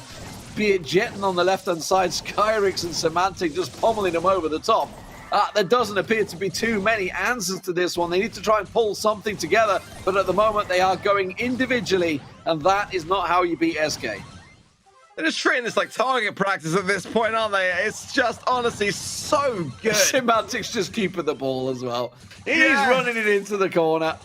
This is like watching Germany play football. They're just running the ball in the corner. You're just like, no, come on, play, please. Semantic is going to get pushed, but there's no time left. 4 seconds on the clock. The overgrowth won't come out. He's just so depressed. He's just like, no, please let it through. SK Gaming will take it 3-1 in the end. It does mean Reply Totem fall to a second loss of the day, but it was great to see Maru back on the field. Absolutely, yeah. I mean, it's going to take a bit of time, of course, when you're out of action. It's going to be a while before he's really filling up to scratch. I mean, he looked very good at the early part of the matchup. I've got to say, in his early games, he was on phenomenal form in Siege as well. I think I remember him having some great moments in Siege, but definitely, though, SK, when it got to that stage, going into that Brawl game, I didn't see how they were going to do it. Look at the damage on that one. 32 kills in a Brawl Ball game. Jeez. I mean, we said SK may have a plan. It does seem that they did. A solid plan overall, really well worked out. The boys back in action, it seems, SK Gaming. Let's see how they can continue on. I spoke to a very happy Skyrix the other day, so it's good to see them sort of delivering on the form, because it didn't work out for them at the weekend either, did it? No, it wasn't a great weekend for them, gotta be honest. And again, the format was exactly the same. So every now and again they struggle. We saw a lot of 3-2 seasons we had today as well, and 3-1. It sort of seems to go between those two, and it's kind of a bit inconsistent this time around. But nonetheless, that was very convincing. I've got to be honest. They didn't seem to miss the mark very often at all. A bit of struggle in Siege, but ultimately, nonetheless, pretty confident for the most part. Yeah, it was tight. I mean, this game especially, the pull here onto Maori. Oh, right there, that's the winner. And I don't think they really looked back since then. I think they won every single game after that one individual play. Yeah, and Brawl was just an absolute massacre, wasn't it? I mean, there's no way to describe it. They just absolutely smashed it. Every angle was covered. Every super thrown just kind of led to another one to cycle. Beautiful plays all round, and yeah, SK finished on a high. Yeah, absolutely, finishing on a high. Let's have a look at how the whole night's gone, because we've had some really solid games throughout the day. Mood Gaming picking up their first win over Na'Vi today, their first win. We'll see how that works out for them. Free Agents also taking down Na'Vi, a night to forget for them, but one to remember for Free Agents, because they got themselves a win over Blood Diamonds later on in the evening. AC Milan Clash, no surprises there, 3-0, getting it done, trying to keep the schedule going. But then, of course, things did slow down, match 5 and 6 with those 2-3 setters. SK Gaming, though, with a back-to-back win over Blood Diamond, Reply Totem sets them up nicely in the table. Speaking of which, let's have a look at that table. It has been a solid night of play. SK Gaming, that's going to put them on 7 wins, 2 losses now, I feel. We can move past that overlay. It's fine. We don't have to see much more of that. That's not a good night. Let's check out the news table. We want to see who's on top of the table. Come on. Hey, I got 4 in the end. It actually didn't look as bad. I got 4 right in there, but yeah, not a good night overall for predictions, has it? Just the 2 for you, I think, tonight. I want to go out there, be bold, take a risk, and I was very close to claiming one back for Blood Diamond there, which no one else would have got. That would have evened it all up, by the way. That one game with Gen 4 really came back to bite me, didn't it? It'd been 3 all over if that had gone over. I will say, I'm going to throw it out there that Ark wants an official count at the end of the season to see how this goes. Every week. I think I'm ahead of him now. I'm pretty sure I'm ahead of him overall. We're still waiting for the scoreboard. I think it's just about ready. But yeah, in terms of prediction scoreboards, we're going to have a final count up on that one.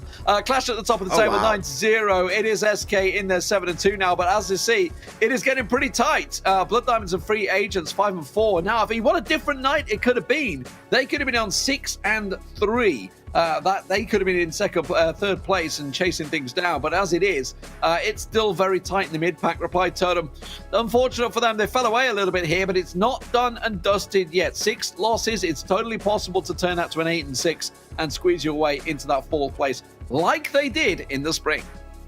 Incredible how much just one day can change everything, and I fully expect that tomorrow will be no different to this. It's an ever-evolving thing. You've got to stay at the top of your game. You've got to make sure that you make every moment count. Those 3-2s can come back to bite, and that's the thing.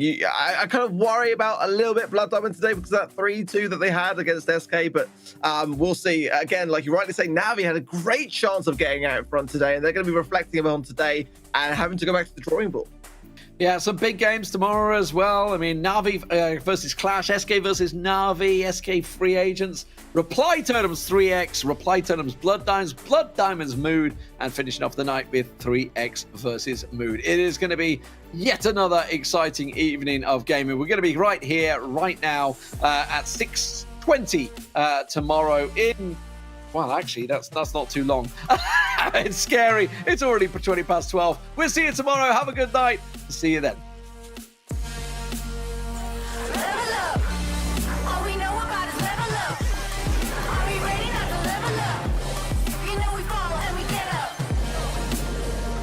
Level up. All we know about is level up. Are we ready not to level up? It's time, get up. Back against the wall, still I'm standing tall. Know about the ball, I got my fan with me. All we know is ball to empty out the mouths. The chosen one they call, I take my fan with me. Know about it if you tell, know you're breaking codes. What your credibility and all fall like dominoes. Can you really take a stance? All I wanna know. Need me real ones when it's time to go. Step it in, elevator. Listen to all the haters. That's all we know when we level up. Yeah, that's all we know when we level up. Level up. All we know about is level up. Are we ready not to level up? You know we fall and we get up. Level up. All we know about is level up. Are we ready not to level up? It's time, get up. I found out I'm not alone. 'Cause I'm just like you. There's no feeling when we fight. We're not afraid to. Level up. All we know about is level up. Are we ready not to level up? You know we fall and we get up.